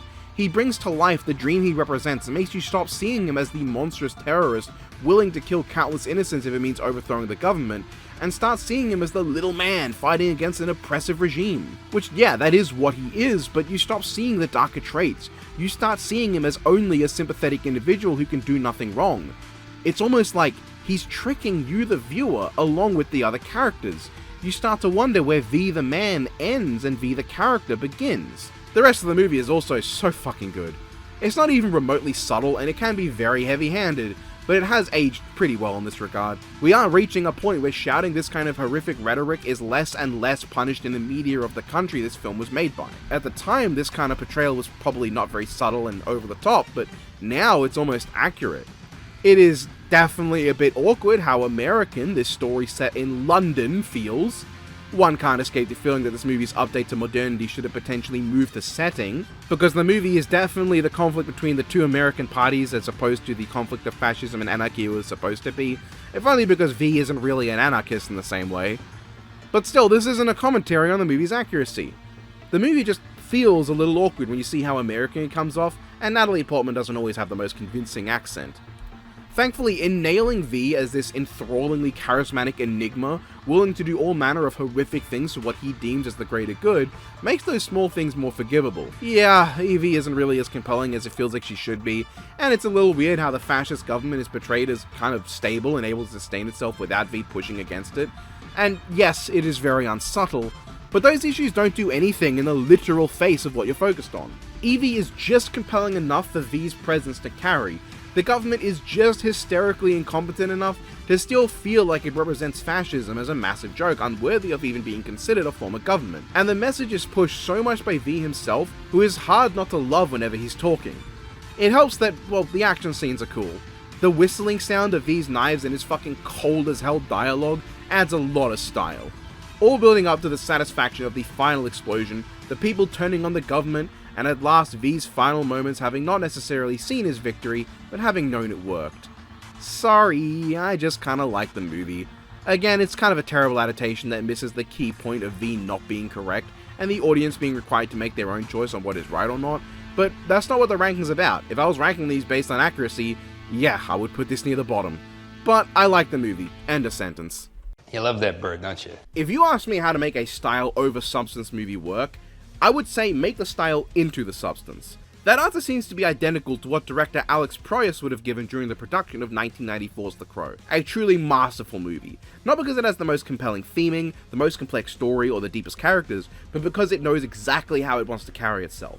A dark, sinister, gothic movie that's shot the whole way through with this gorgeous look of intense shadows that makes every scene stylistically stunning. The way in which our main character Eric's white makeup almost glows from within the black shadows makes him always stand out, resulting in all of his scenes being visual treats, aided by the fantastic performance of the late Brandon Lee. He makes the movie, delivering a performance that manages to sell you on this bitter character. This man whose wife was sexually violated and killed, who himself died during that attack and came back a year later seeking revenge. But instead of just making him a revenge-fueled maniac, the movie slowly builds upon making you understand who he was. He's dead by the time the movie starts, so we never get to actually see him when he was alive, but we get to know who he was simply by how he acts. We can see him break character from the cool and collected madman murderer several times, showing his tenderness and vulnerability, a glimpse into the kind man we never got to meet. It puts you into the same shoes as everyone else. Nobody in this movie, except the little girl who he is most open to, knows who the hell Eric is. He's just that guy who died. And as the film goes on, just like the other characters, we get to learn about Eric through how he acts and responds to things. It's a brilliant way to sell the horror, mystique, and complexity of the character. He feels so believable because there are clearly layers to him that we don't get to see, but we get to see enough to be able to speculate on who he was. And man, I just have to say again, Brandon owns this performance. Every line is dripping with a particular inflection and tone that makes them all land. He can sound threatening, he can sound like a cringeite who doesn't give a shit if you think he's cringe because you're fucking dead anyway. He can sound absolutely mad, he can come across both as a man whose sanity has left him, and as a vulnerable person who can't handle the fact that his lover was taken. And it's not that he's the only good character, he's just the best one. Sergeant Albrecht manages to be a very endearing character, and Eric's little girl is quite likable too. It's just how they interact with Eric that brings out the best in all of them. Those are the big things in this movie. Eric Draven, our protagonist, and the cinematography. This world is so captivating because of how it is shown to us. It feels like not just a graphic novel, but almost a movie poster brought to life. Every one of these shots looks like it's just there to be used as a dramatic, eye-catching movie poster. But it's every shot. Not to mention the action's good, the pacing's good, the writing's good, hell, even the few moments of comedy are really good. This is a simply amazing movie, one that I truly love and was so looking forward to rewatching. And this just reaffirmed to me that, yeah, this is a keeper. An old-time classic of comic book movies that is unfortunately always going to be tainted by the fact that its lead star, Brandon Lee, died during filming. I imagine some people want me to talk about that, but I really don't have much to say. It was a tragic accident that never should have happened. It will always, for lack of a better term, haunt this movie and its reputation. But I will not let it stop me from loving this film. Rest in peace, Brandon Lee. You've left this world with one of the greats. It's round. Road to Perdition was a breakaway hit of this ranking to me. I had no idea it would be this good. Frankly, the movies I've watched around it really beat me down. Maybe that boosted this up. But no, this is, in no uncertain terms, an out-and-out masterpiece. A beautiful, gorgeously filmed and directed mobster movie about fatherhood, parenting, and the cycles of violence that only end when everyone's dead or someone can no longer pull the trigger. The film manages to capture the inevitability of depth, but also its abruptness. All deaths are accompanied by water.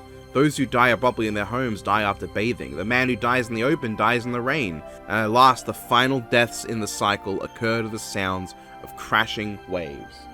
Just as water flows and exists in a perpetual cycle through the ocean to the clouds, down into the rain, into the ocean once more, murder is a cycle.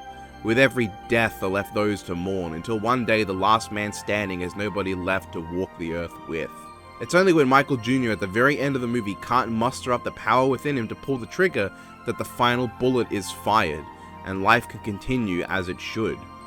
Themes of fatherhood are just as strong, with Mr. Rooney and his two sons, the biological one and the surrogate one, and not just fatherhood, but fatherhood split between children, how conflict can arise and how parents need to show their love in equal kind or else, well, the worst could happen.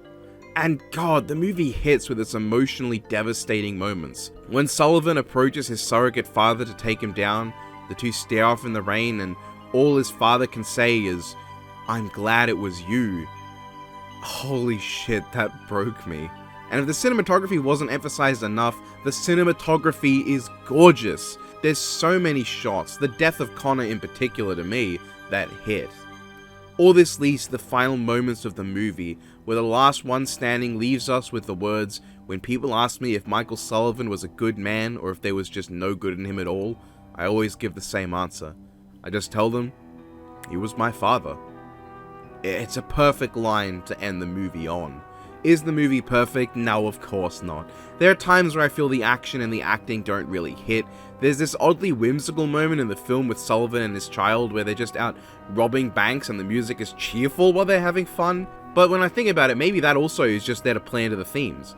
This is out of place because it's the only moment in the film where we see father and son truly in sync, actually enjoying their life together. Ergo, it's the only time in the film where everything's whimsical and happy. Maybe that's just it. But all roads lead in the end to perdition. Not the place in the film, but the true meaning of the word. But that brief moment of the movie made all the difference, letting Michael Jr. understand his father and truly take his words to heart.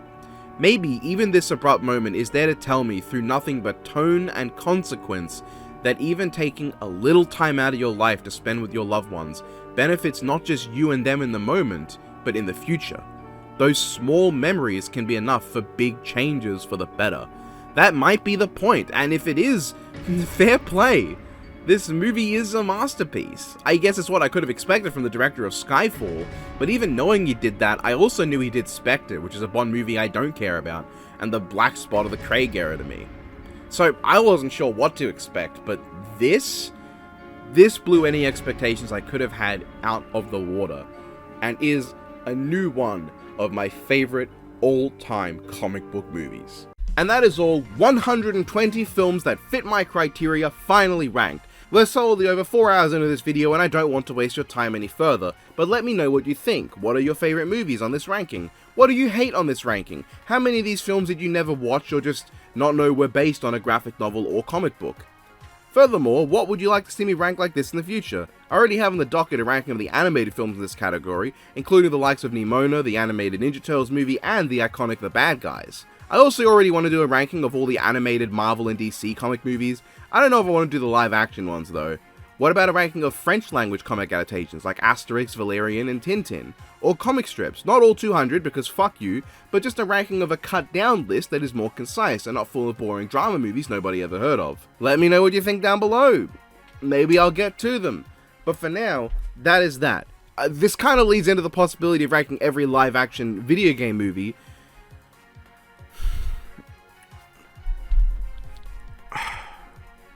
I guess I could do that too. But for now, that's going to be it for this video. Have a good one, folks. And again, support Kitty Calamari, who drew my avatar who drew the thumbnail for me. So, take care, everyone. Well, would you look at that? We're at the end. So that might end up being, this one might be the last episode video of the year. If everything goes right, this will be coming out on the 26th of December, or Boxing Day for me, which would be Christmas for most of you. So, Merry Christmas, and if you don't celebrate it, then happy holidays in general, happy whatever you celebrate. If you don't celebrate anything, have a good fucking day. Stop complaining. yeah, so this was a big project, which if anyone's been following, I started watching these movies last year. It has been a lot getting this done, getting the game theory ranking done, getting the analog horror video done in October, while also trying to keep up with Death Battle every month and trying to get some not Death Battle going. October itself was kind of a mini event with 3 videos that people only really watched the Slender Man one of. Well, you know, that is what it is. But yeah, so thank you for watching not just this video but this year, and if you're new to the channel, then thank you for joining in at the end of the year. You know, thanks for showing up. Hope you enjoyed.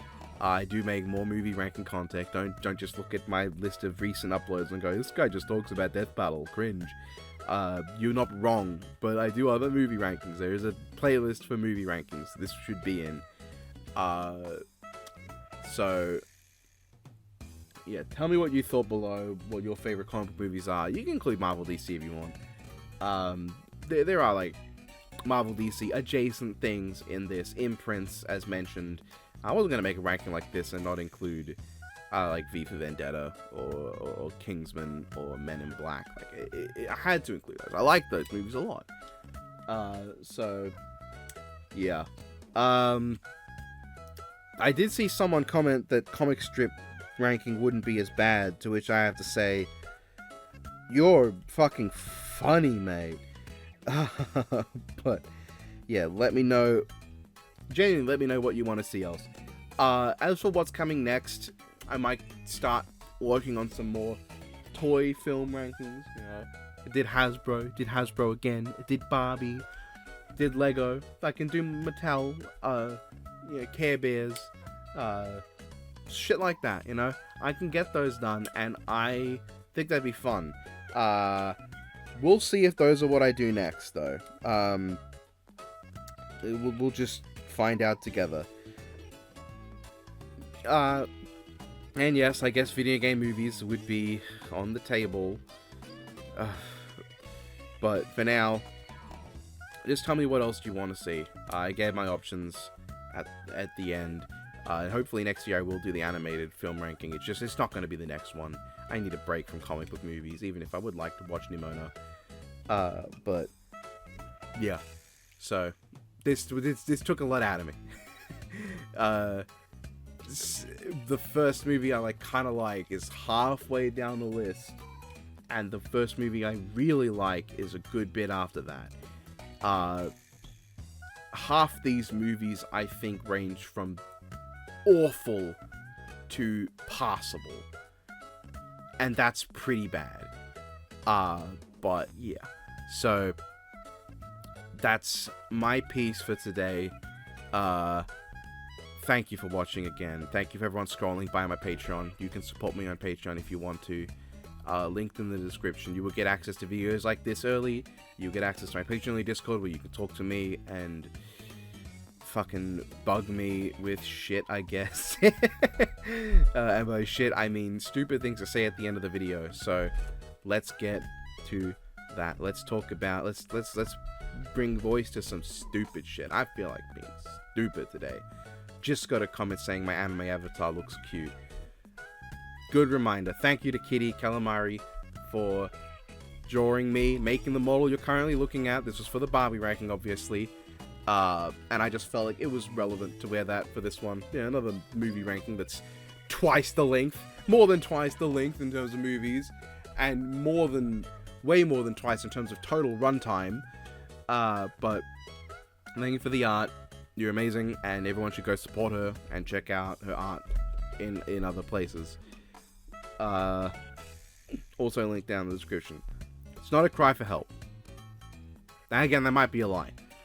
Next, watch and rank every I'm so broken, I can't even say I can't even say Academy. Next, watch and rank every Academy Awards Best Picture winner.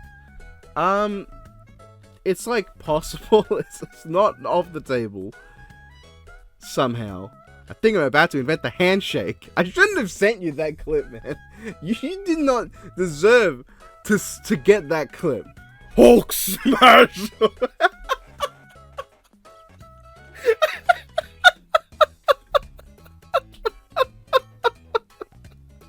Why is that funny? Hulk smash homeless shelter! Why is the writing good? Oh god, the fucking Daredevil. Why is this framed like the Destroyer versus fucking Charmy Bee image?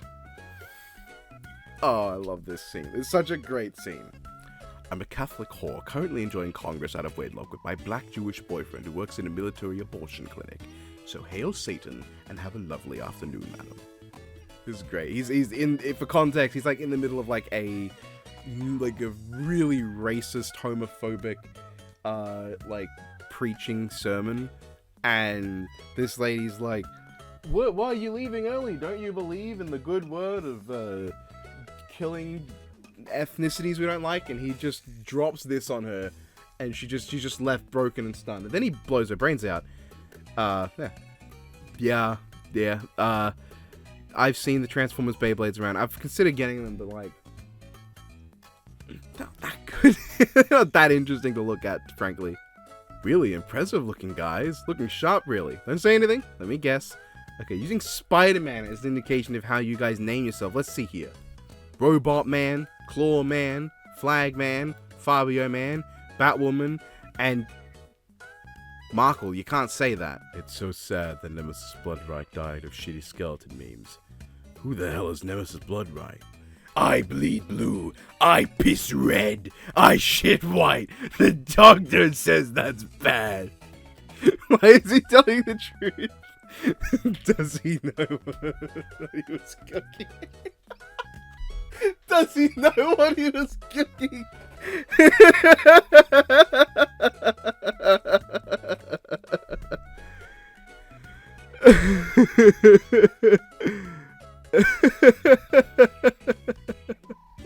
What does he mean, Bruce? How can he force you into a boner?